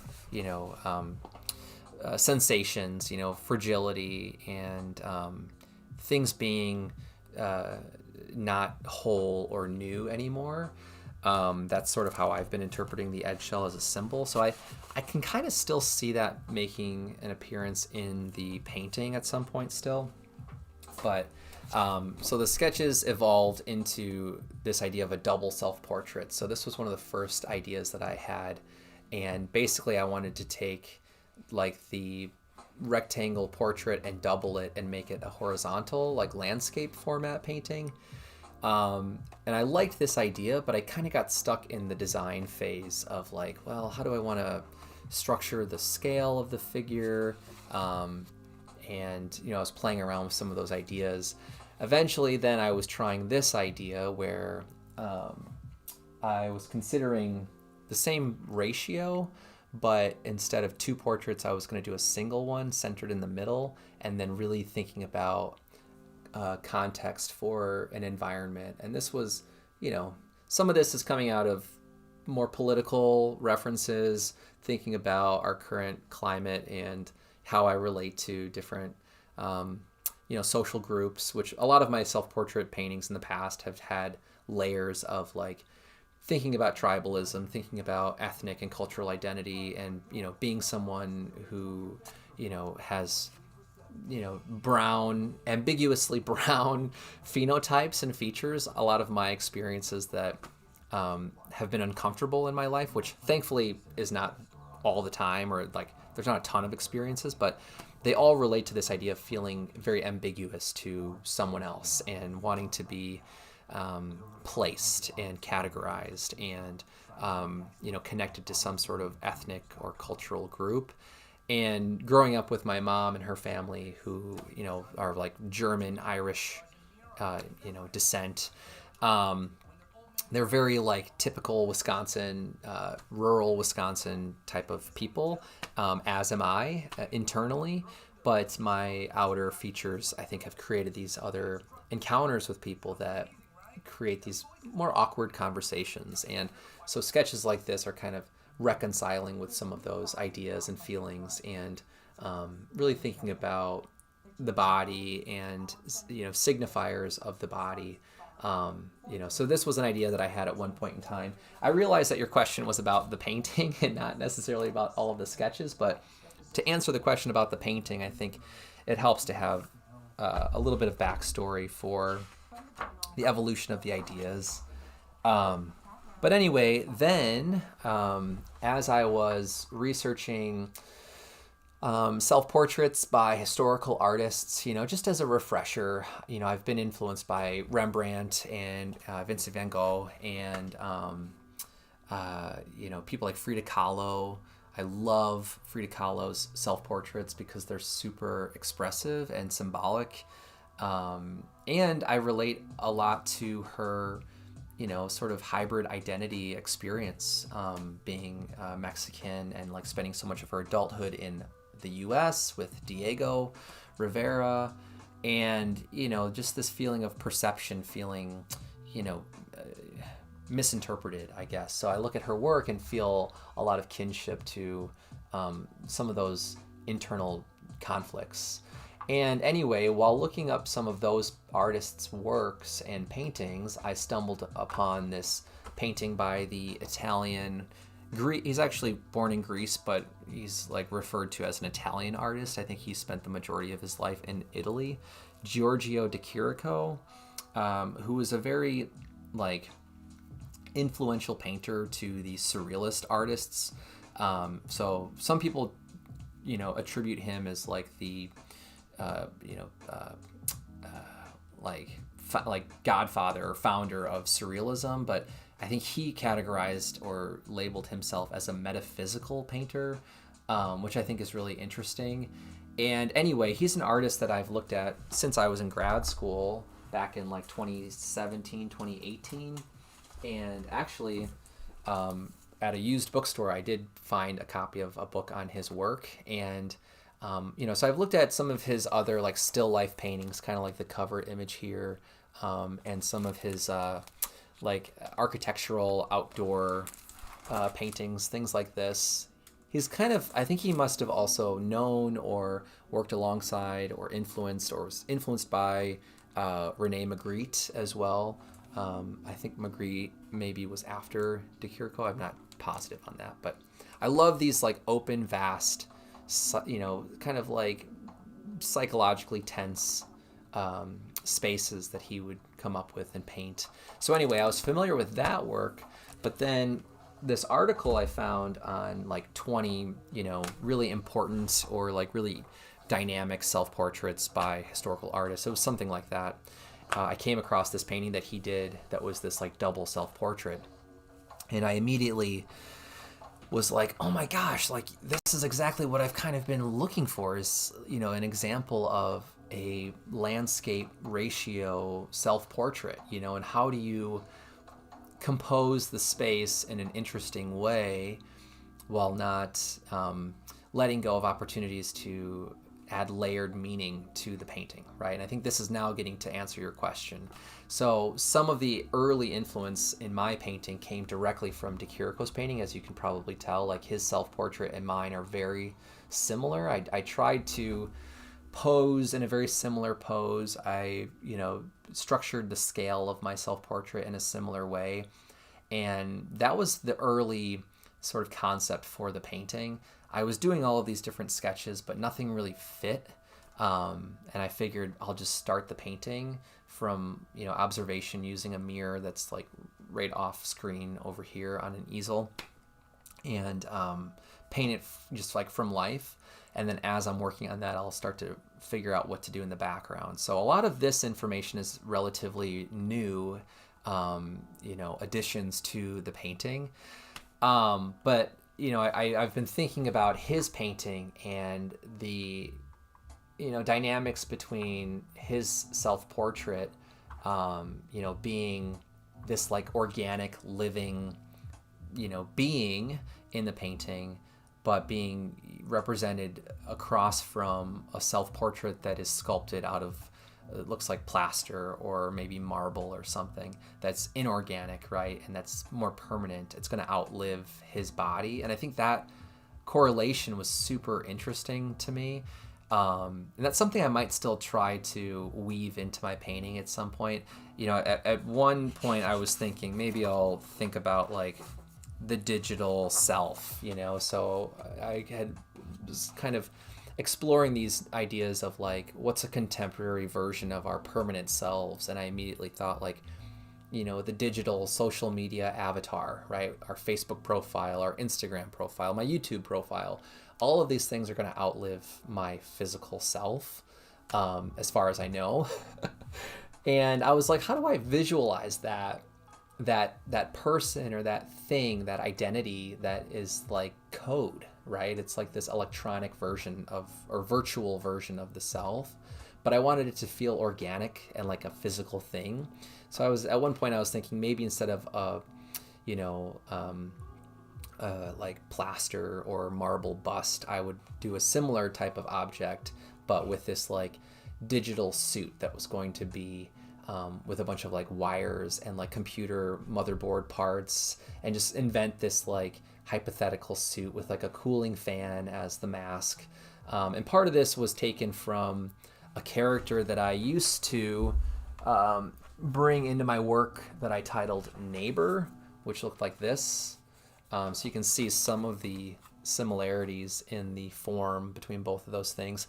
And this was kind of like an alien human sort of like, universal stand-in for the figure for a series of paintings that I made back in 2020 and 2021. I don't really use this character anymore, but I liked that it was similar. And anyhow, that was an idea that I was thinking for a while, because originally I was like, I'll just do another self-portrait looking at myself, and that didn't feel, that didn't feel right either.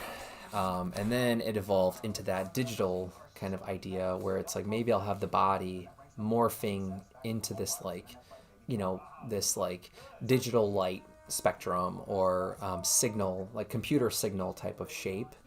And I never actually looked into that, so I would probably have to do some research and think about what that could look like. But this is another idea that I ended up scrapping.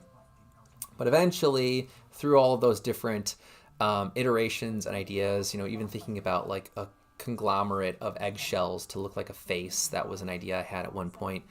I eventually settled on this. It's very small, so it's hard to see, but basically it's a window with like an exterior space that we're looking out into, and there's a little like building wall, and then there's, the window is on its own wall. So the way that I see the painting currently is that, I have this figure looking at the viewer.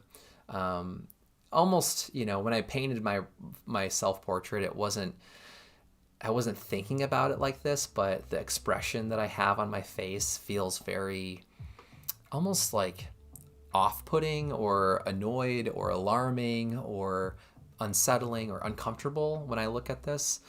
So because of that, I interpret the moment as being kind of like we're seeing something we're not supposed to be seeing, like it feels private a little bit.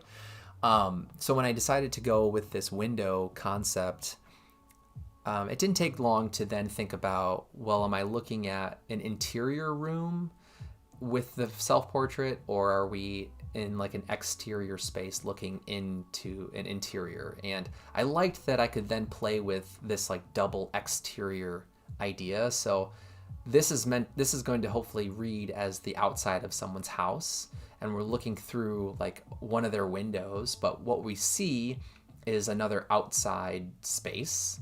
And then there's this, sort of moment happening in this very different environment, just in terms of the color palette. I wanted these to feel like very separate zones and places, either places in time, physical, regional places.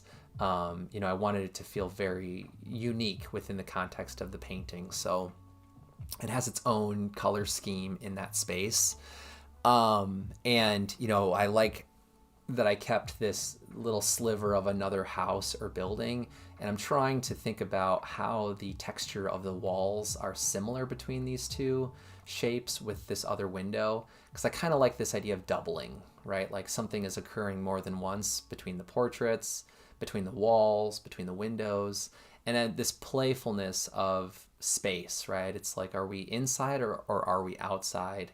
And when I think of that correlation, that feels very similar to, this idea of social groups, right? And how I've felt comfortable or identified with, my classmates growing up, and, in like rural Midwest, United States, and like Midwest Wisconsin, or even in my family, or, as an adult, there are these invisible kind of barriers and containers that we have as people.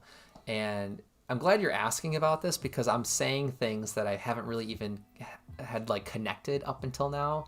But I think those are like they're like right below the surface of where the painting is currently at. And so I've got this is gonna hopefully read like another self-portrait, most likely.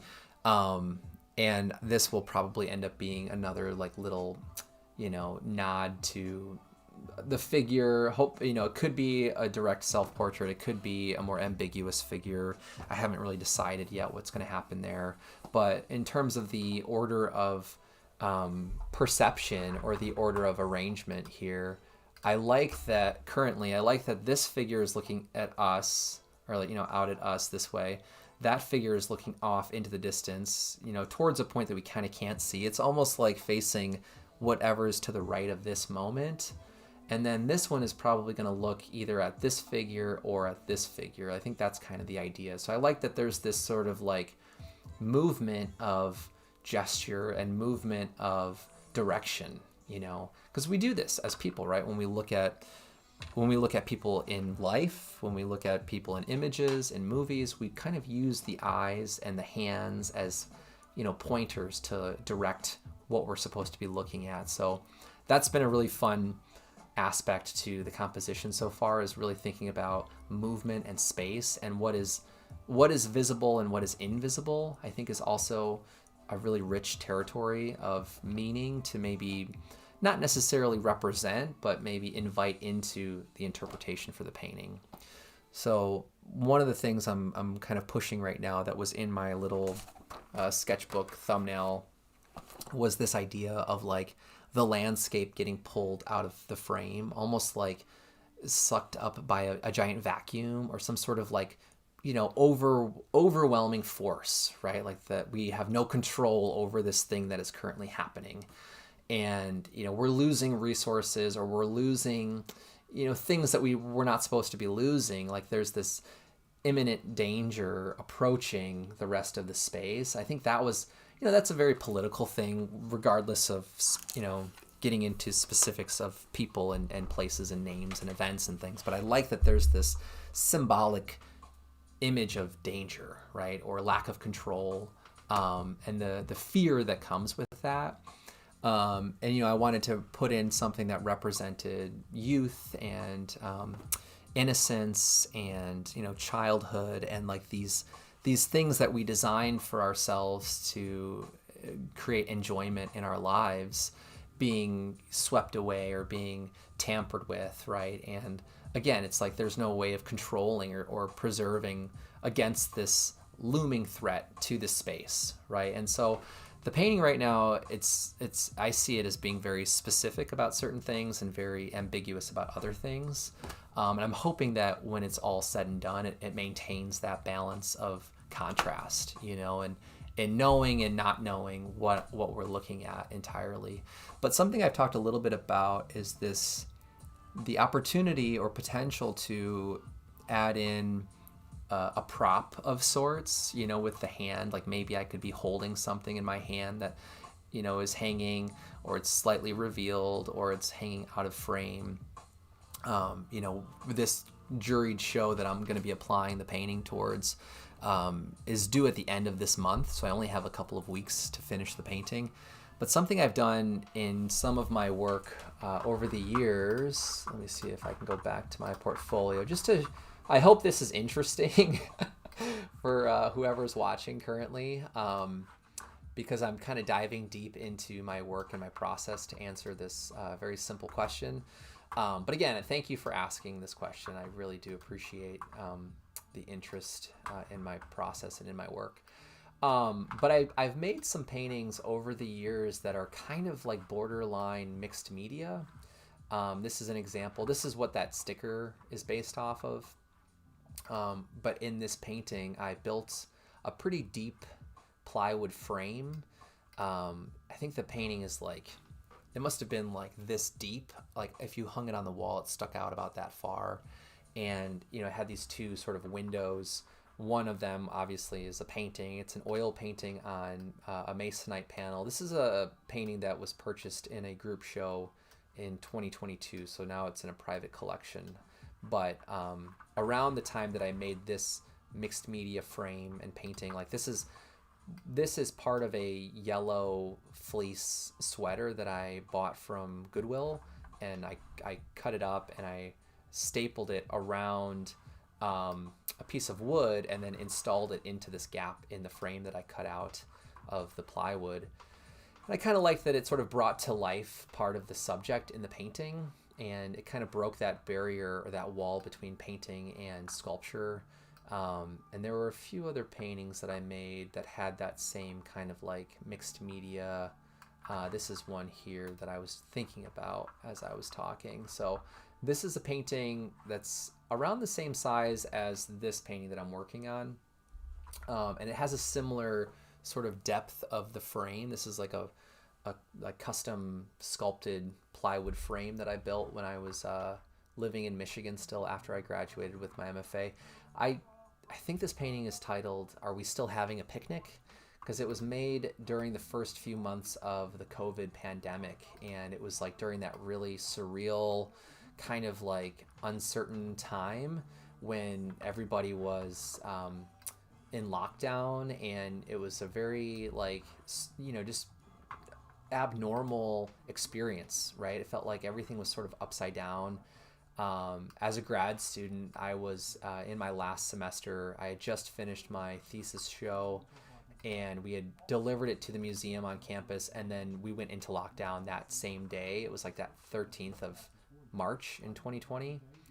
So for the next couple months, I kind of struggled to like really care about a lot of things, mostly because I was in my own little, you know, very selfish bubble of seeing the, you know, timeline of the year as this celebration of 3 years of work, and, you know, this culmination of research being shared with other people. And because of the pandemic, it was the museum shut down until I think September of that year, and then it was open to like limited capacity of like 2 people at a time.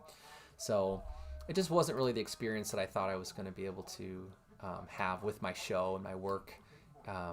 You know, with a terminal degree, it's kind of the last academic exhibition that you have. So that was hard for me to kind of wrap my head around. This painting ended up kind of representing some of those feelings of just like absurdity, you know.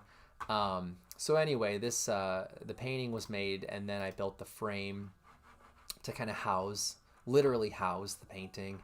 And you can't see it in this documentation, but there's you know, there's a piece of string that ties to this rubber cork that I installed into the top of the frame over here. And then I wish I had an image of the side over on this side of the painting, but at the bottom over on this side, there's a little metal drain like piece of plumbing that I glued into the box, so it looks like there's a drain. So if the, you know, if the cork or plug is pulled, then it's like whatever's inside kind of gets released and drained. That was sort of the concept with the frame. But anyway, all of that to say that for this painting, I'm kind of already thinking like maybe there's an opportunity like that to incorporate some sculptural found object elements. I used to make a lot of sculpture with this, actually it's right here. I had this in my garage up until recently, but this material called Magic Sculpt, it's a resin-based epoxy clay. It's a little toxic. You don't really want to be using it indoors without good ventilation, but you know, if the weather warms up and I have an idea, maybe I'll make a little hand-sculpted object that could be, you know, inside of a vacant space of the frame. And so I started this whole tangent because I was talking about the hand holding something. And I'm kind of brainstorming like maybe there's an object that falls out of frame and then becomes real, or there's a real thing in terms of like physical 3-dimensional space that relates to that moment or some other moment in the painting. So that's kind of where I'm currently at with the meaning of the work. So I think that's the end of that long, probably you know, exhausted explanation there for you. But again, I really do appreciate your question, and, you know, for tuning in to this part of my process.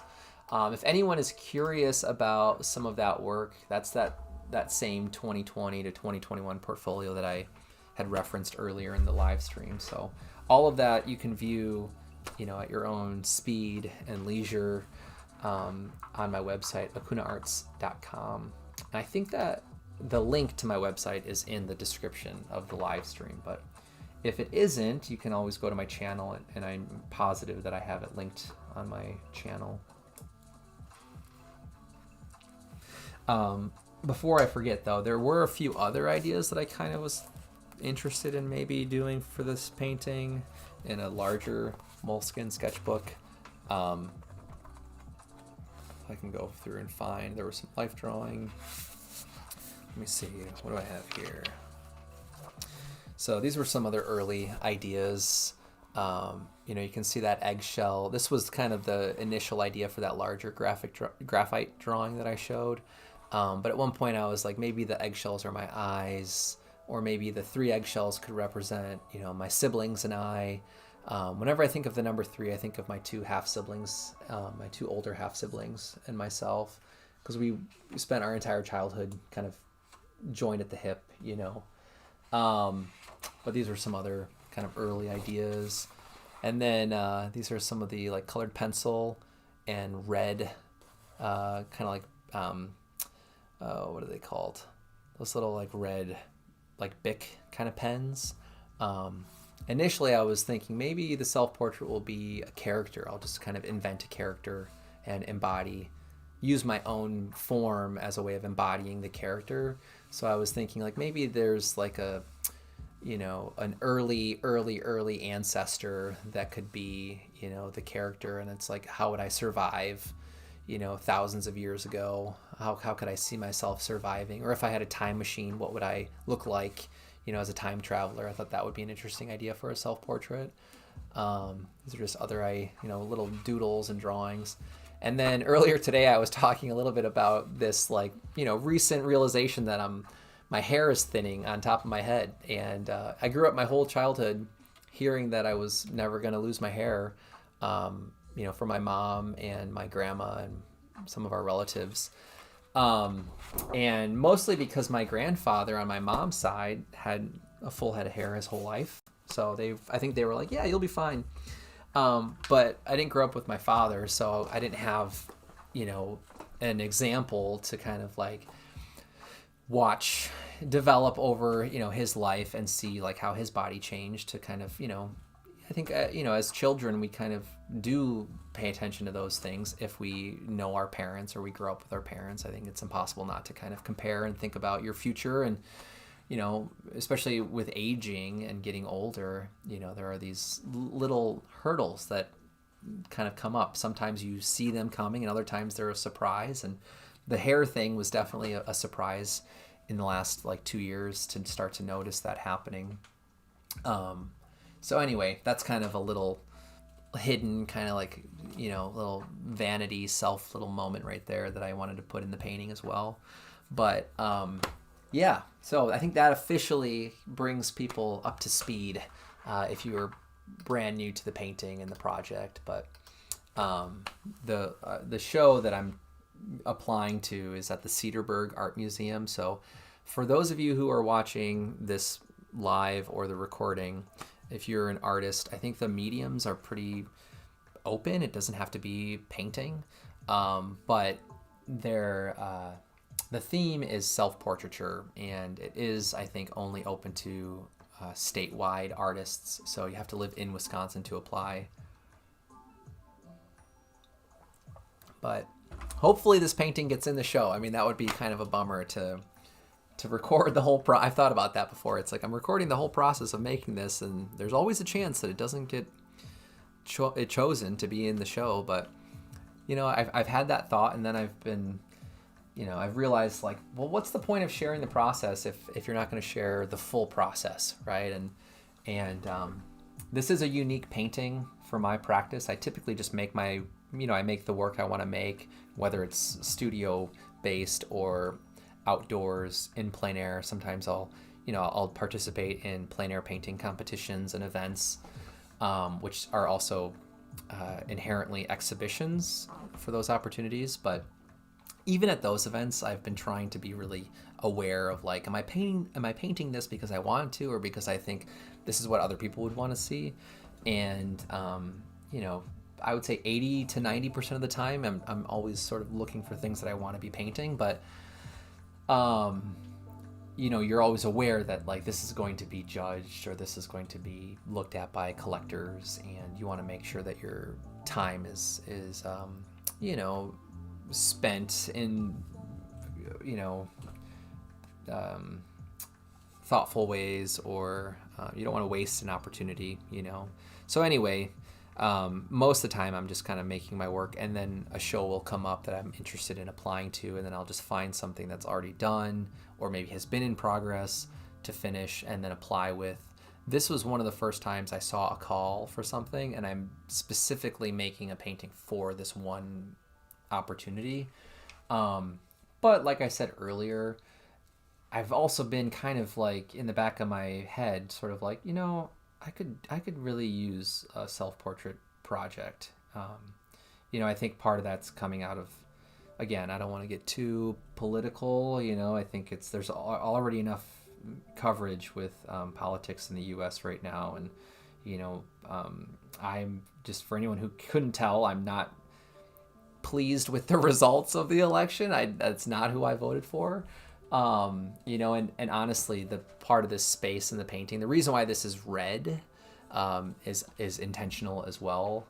And why the chaos is in this red environment is also intentional. But, anyway, I think making a self-portrait is also partially coming out of like just a feeling of disappointment and a feeling of wondering what the future is going to hold, and trying to make sense of the present moment and the recent history, and just sort of like processing how, my place in the world, how I see myself in the world, and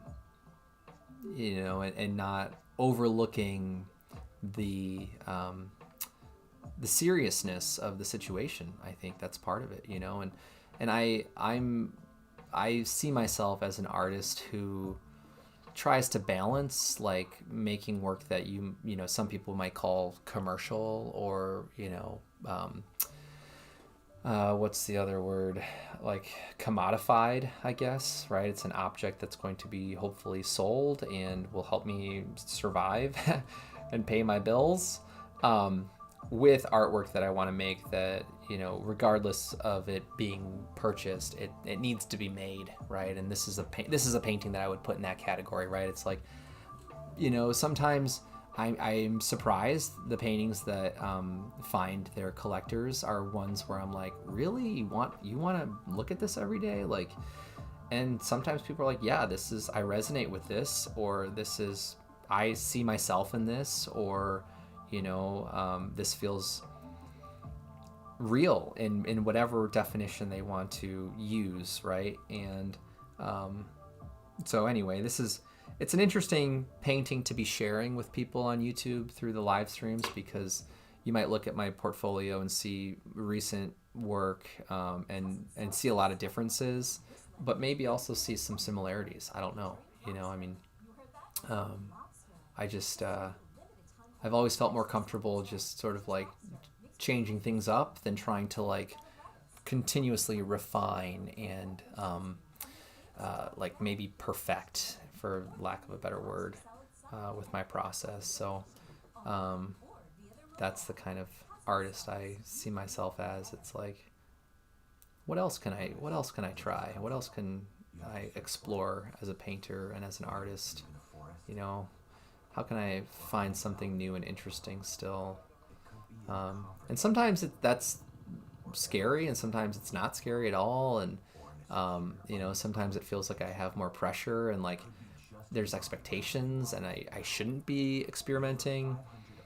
For those of you who I've met in person, and like friends of mine who maybe have been following my work for a while, or we've connected in real life before, like we may have met through a plein air event. Like I know Vicky and I first met at the Door County Plein Air Festival, and that's, whether I want that to be like the introduction to my work or not doesn't really matter. But I know sometimes artists feel like there's this pressure to be very consistent and cohesive, and like to build a brand and to be not predictable, but to be understandable, you know, and not confuse people. I think as a gallerist, not saying I'm a gallerist, but imagining how gallerists might be feeling these days, I think there is a sense of maybe perceived security in working with artists who are consistent, right, and have like a very cohesive and like, you know, not predictable, but like consistent type of work. You know, if your job is to sell someone else's artwork and they're constantly experimenting, that's a pretty hard job versus working for or with an artist who's, you know, staying in a lane that is easy for people to watch and understand in its evolution. You know, so I'm really aware of those aspects to making paintings, and I've always kind of felt like my work is more different than alike, and I think that's a common problem for artists. I think most of us probably feel that way, like, oh, I need to be more consistent, or I need to find my style, or I need to be more refined. And that's really a personal philosophy, you know. I think it really depends on what you want to get out of your process, you know. And so anyhow, I mean, I guess part of saying this is like, you know, definitely don't feel like if you're experimenting, like that's a bad thing, you know. I think it's always going to be up to you if you're doing the right thing as an artist.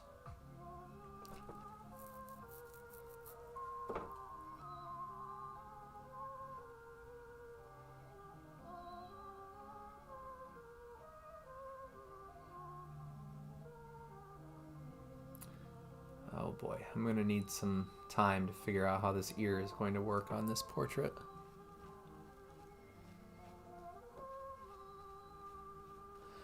I'm just checking out Vicky's comment here.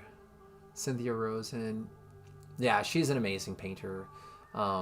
Super bold painter, you know, with the way that she applies paint and the way that she sees things, I think is really interesting. Your worker style might not always be a certain gallery's thing, so you give them the work that is. That's an interesting perspective. Yeah, I think that's fair. You know, it's like, I think all people, and you know that includes artists, right, are like multifaceted, and we're a collection of our experiences. So it makes sense, right, that like we would have these other sides to ourselves and our work. But I'm glad to hear other artists that are, you know, finding their own solutions to that, you know, maybe that dilemma of like, I want to experiment, but I also don't want to like piss off my gallery or my collectors, and how do I do that? And, you know, so I appreciate you sharing that with us too, Vicky. That's really helpful to hear. Don't feel like find other gallery that's more aligned. Yeah, I mean, that makes sense too, I suppose, right? Of like having more than one destination for your work, or like different portfolios can go to different galleries. There was a time, there was a gallery in Princeton, Wisconsin that sadly closed a year ago now, almost a year ago. But they, you know, I was mostly showing studio work with them, and it was stuff kind of like this that was more surreal. That was where that painting that I made the sticker from had sold. But, and then other galleries wanted more of the plein air work, so that was kind of a nice balance for a while. I don't feel like you need to pick just one theme or medium. You can find equilibrium through exploration. That's great. I love the way you put that. You can find equilibrium through exploration. I totally agree. I think that's like the perfect, you know, mantra of like life, you know, that, and I guess, I don't know, I think the reason I feel like that conversation comes up all the time in my mind, or like even in these live streams, we've talked about similar things before, and I think it just comes out of like social media, you know, like social media breeds this like very branded world, and, you know, as a creative person, it's like, how do you want to coexist in that world, you know? And yeah, it's interesting. It's an interesting sort of component to that like profession and lifestyle of being an artist, you know. But I don't know. I appreciate that comment though. That's really nice and helpful to hear from another artist. Ways to think about that process. Well, let's see. We are at 4.5 hours. Holy smokes. I did not think this had been going that long. It is just after 2 o'clock. So I think I'm probably going to, I don't know. I feel like I should probably end the live stream here pretty soon, but I could also see myself working for another hour or two. I just don't know if I should keep the live stream going. I understand when I was going to my ad, I was told your work is so illustrative when you paint. Either choose design or choose fine art, and that was polar. I know, whenever I hear stories like that, it bums me out when an educator or a teacher or a mentor advises people to like give something up like that, you know, and it's such a bummer because I think we're stronger by having diverse, you know, areas of experience. I think it only makes us better artists and better people, you know. So it was Myad is where you went to school. Okay, I was trying to remember that earlier. And is that where you met Tom Behrens then? That student that you said you went to school with? I'm wondering now. But anyway, I'm really bummed to hear that you know was a conversation that was, and I think whenever I hear stories like that, I can imagine what the faculty person was probably thinking or the advisor was thinking, and I think most of the time people are probably trying to say things in the best interest of the student, but I think sometimes, you know, professors and people that are in that position, it can be easy, I think, to forget that like everything you say might be, you know, interpreted in a much deeper, more meaningful way than you're like communicating it or intending it to be, you know. And it's like it's a delicate thing to be aware of like, well, if I'm advising someone to consider making this decision, like they might actually do that, you know, they might take what I'm saying really seriously. And yeah, I don't know, it's a bummer when I hear stories like that. Okay, so it was high school. Oh my gosh, that's so cool. You guys got the award. You never know. You know, I mean, you never know what the you know the lifespan of an artist is going to be and like the trajectory. Agnes Martin, I think famously like didn't even start painting until she was like, I'm gonna look it up, but I think it was like 50s or 60s even. And she's like in, you know, in tons and tons and tons of collections, permanent collections around the world, I'm pretty sure. But let me see, when did Agnes Martin begin painting?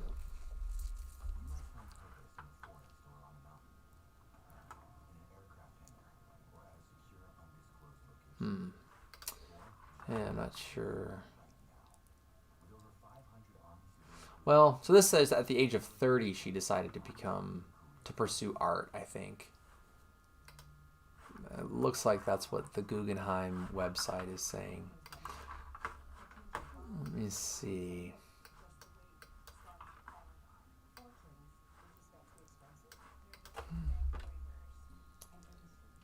But I always thought she was someone who, like, maybe it was like her first solo show. I thought there was some sort of like statistic about her timeline where, you know, she was kind of a late bloomer, considering how successful her work is regarded today.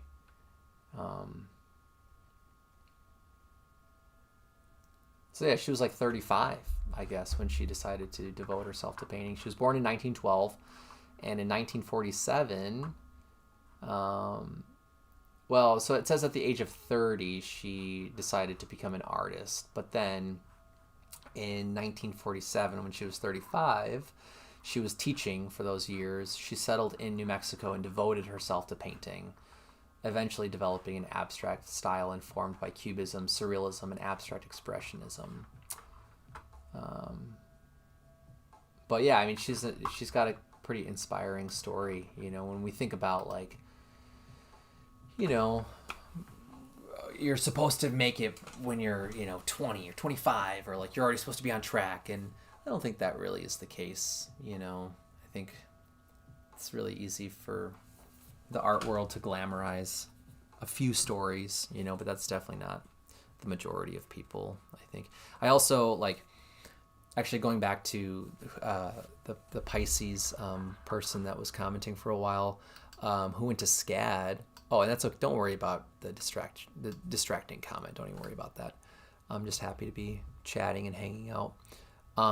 But the comment about SCAD, when I was in grad school, I was really fortunate. I got to go to a residency for a month in Vermont at the Vermont Studio Center.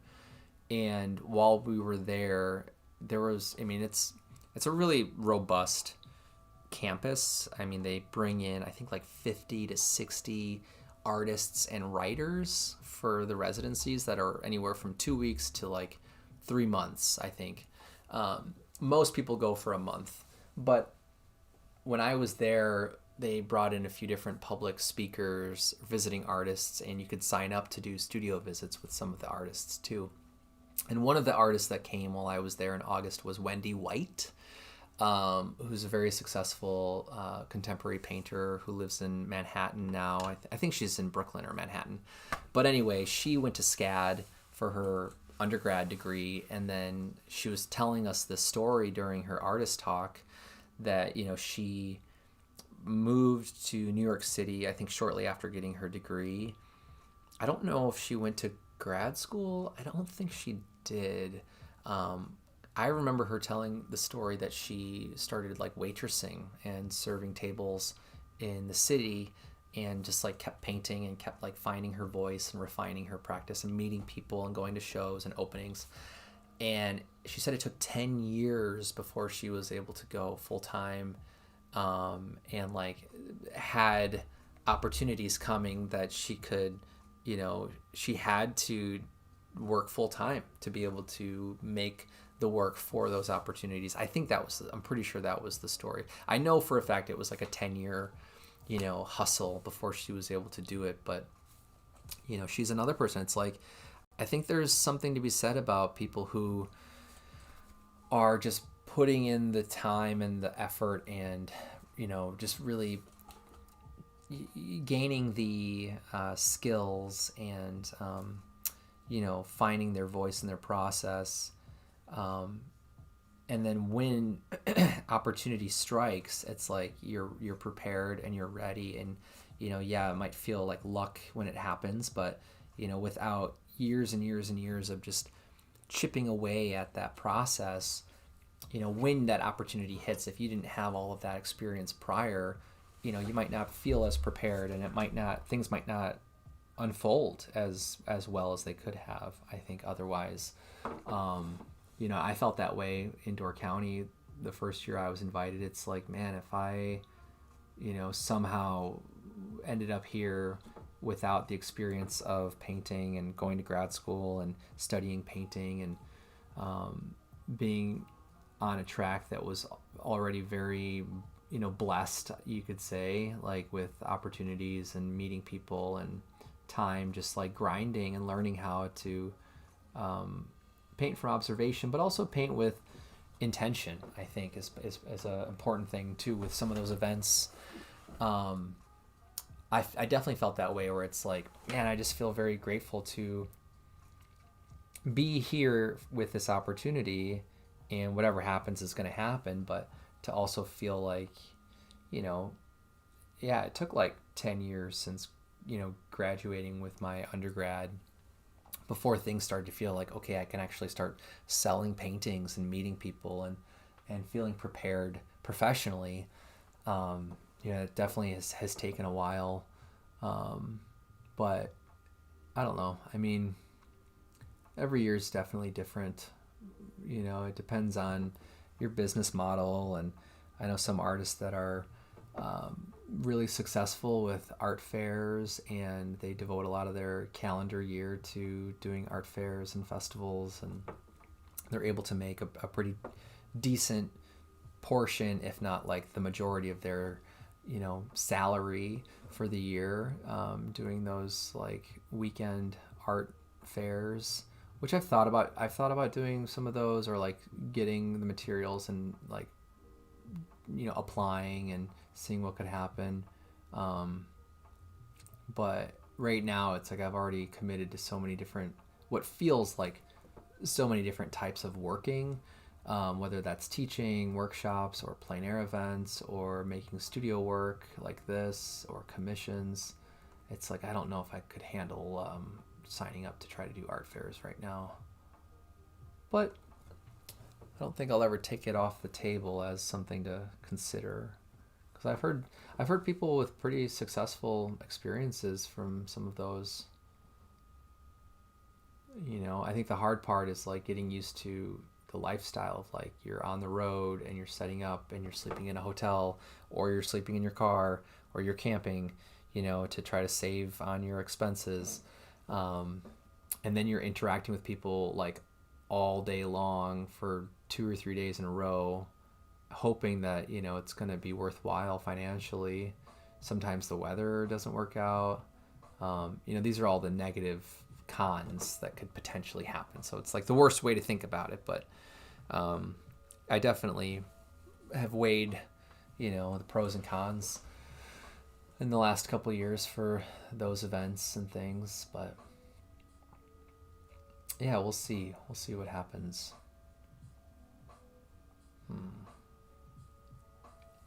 Man, I really need to start to figure out what this is going to be and to become. I might actually just try to sketch a few little landmarks of the head and the body, just to kind of figure out the like position.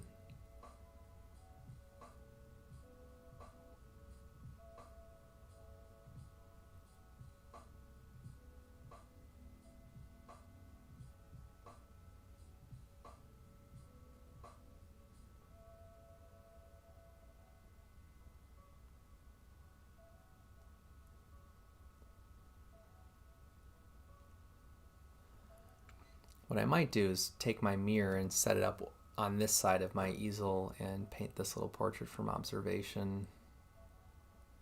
That would be kind of interesting, I think.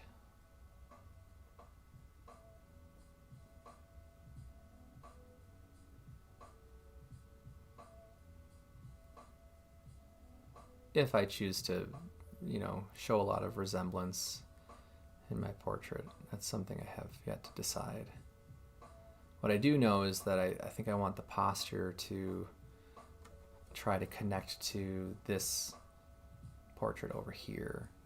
Like really make the eyes look like they're looking at this side of the closest self-portrait.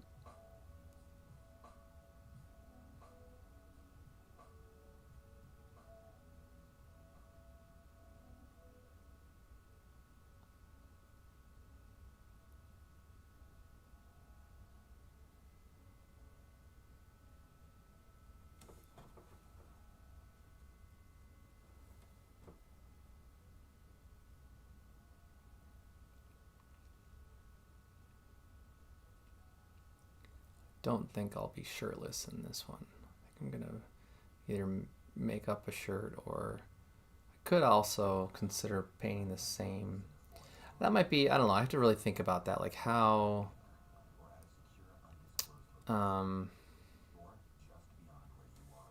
much do I want this to read as like another version of the foreground,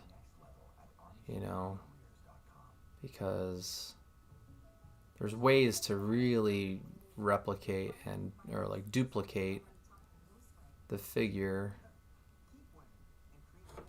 But I'm gonna take a quick bathroom break. I'll be back in just a few minutes.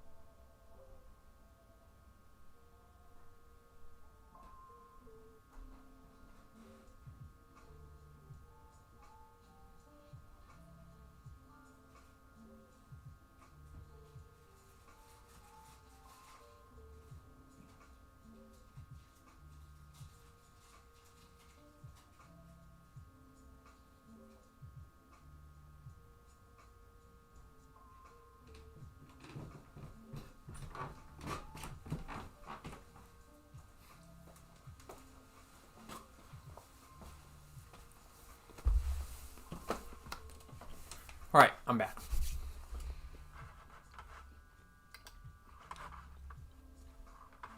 Hopefully the music is bearable. You know, I was talking earlier about the fact that I'm always looking for royalty-free, copyright-free music to play in the background when I'm streaming. I've tried streaming without music, and that's even worse, I think, or like even more uncomfortable for me and probably for whoever's watching. So I'm glad that this music is pretty neutral. You know, it's just kind of like, yeah, like vibing, casual music, almost like elevator music a little bit. But let me see, we're almost at 5 hours, so I think I'm probably going to wrap up here pretty soon, maybe in the next 5 or 10 minutes. And I'll probably just pause on this painting today and continue working on it tomorrow. I'm hitting a really good stride right now. I took like a week off from this painting as I was preparing for my my spring shop update over on my website. And, you know, at that point I still just had the portrait. So I was starting to get really nervous because, you know, I started thinking about this painting originally when I saw the call like 2 months ago, and I felt like I have a ton of time. I have like 3 months to make this painting. I can really slow down, and I can, you know, put a lot of thought into what I want to do for this self-portrait. And then all of a sudden it was like, okay, I only have a month. And now it's like, okay, I have 3 weeks before I have to submit this painting. So it feels really good to like have some things figured out and to finally be like piecing things together, and just discovering what this painting is going to become. I think that's the other side to this that feels really satisfying right now, is finding answers to these questions that I've been really thinking about quite a bit. One thing that does kind of bug me a little bit, that is not the image of the painting, but the side of the panel is so yellow that I should probably just take like a dark blue color, and even just with a thin layer of paint, just try to get rid of that really bright yellow, because it is a little distracting and kind of throws off my view of the painting when I see it on my monitor. When I'm just looking at the painting, I can't really see the side, so I forget how saturated that color is. But yeah, so I'll probably put this painting away and then start another one of my eggshell paintings.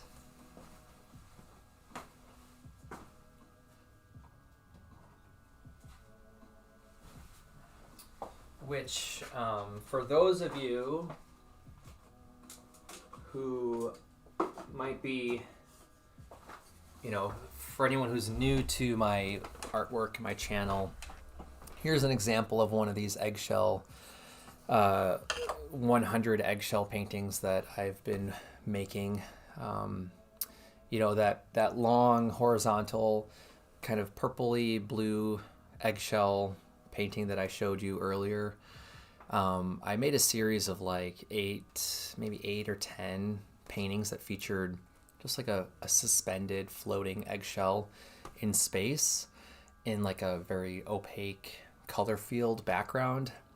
And that was for my solo show that came down in the middle of March.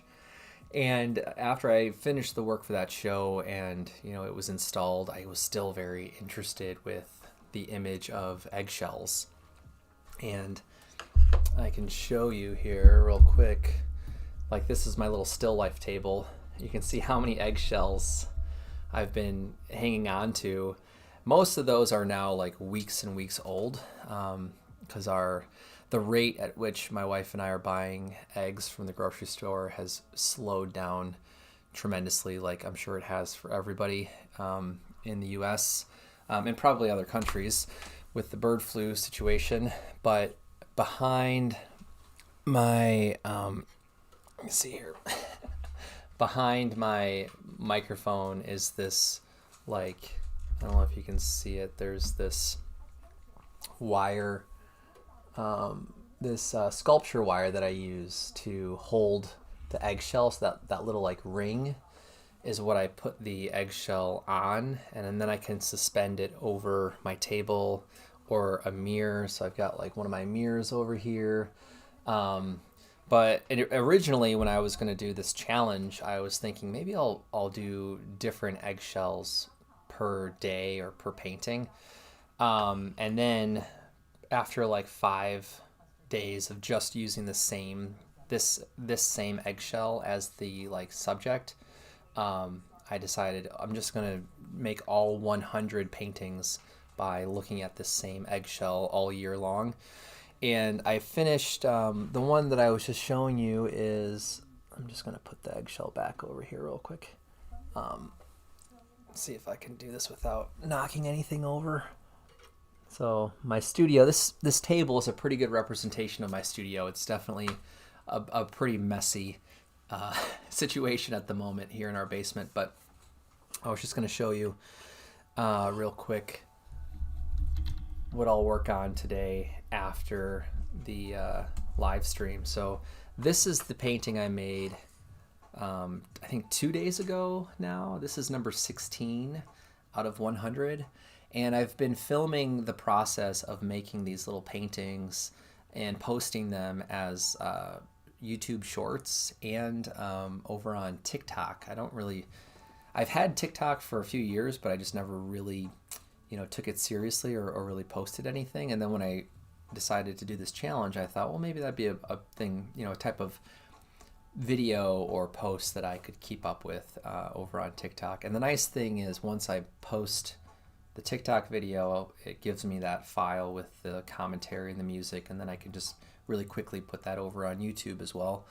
But this is what the panels look like that I made before I paint on them. These are just little 1/4-inch, either maple or I think they're all maple, or not maple, I'm sorry, birch plywood 1/4-inch panels. And they're just under 3 inches by 4 inches, so they're a really nice size. They're almost like playing card size, and they're really manageable to make and to fit one almost. I mean, some of these are slightly larger than life-size eggshells, but they've been really fun to experiment with the color palettes and color schemes. So in the most recent couple of paintings for the challenge, I've been using a color, so it's really small up in the left corner of the live stream, but with my palette knife, I'm pointing to this little brown pile of paint on my palette right here. That is a color that I mixed up by scraping off the colors that I used when I made this painting. And I just sort of combined all of those colors together into one color and saved it. And so then for this number 17 painting, I'll be using this color as the background for the next painting. And then at the end of this painting, I'll do the same thing. I'll scrape the palette, mix it into one color, and then there's going to be this, sort of history of harmony in the color palettes, at least for a little while. I don't know if I'll change up my process, but I just recently started doing that, so only the last 4, including this painting, have that sort of link in terms of their palettes. So this is what I'll be working on after the stream ends today. And yeah, I'm just trying to think if I have any other last minute announcements for those of you who are still here. I do want to just say thank you to everyone who tuned in during the live stream. This has been one of the most active live streams that I've had in a while, and I really appreciate that you're willing to spend some time watching my real-time process and engaging with me in the chat of the video. I hope that for those of you who just recently came across my artwork, that you'll hopefully check out my website and learn more about some of my work. Again, that's at akunaarts.com. I'm really grateful for this technology to be able to meet more people and share my process with more people. So it's been a lot of fun to share this painting through live streams so far. Whoops. My dog is down here in the studio with me, and I think he just kind of freaked himself out by maybe knocking something over, but he's okay. My stuff is okay, so that's not a big deal.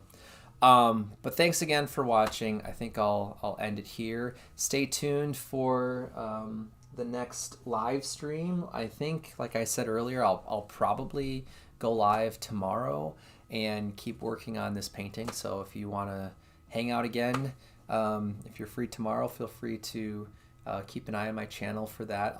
I might start in the morning again. This was kind of nice to get a really long session in earlier in the day. So we'll see what happens tomorrow. But thanks again for watching. I hope you have a great rest of your day. And if you're watching the recording, thank you for checking this out. I really appreciate that.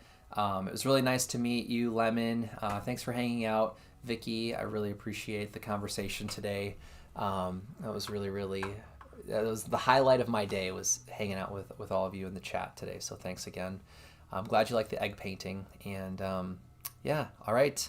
Well, take care, everyone. Happy art making and happy painting. And I will see you at some point soon. Bye.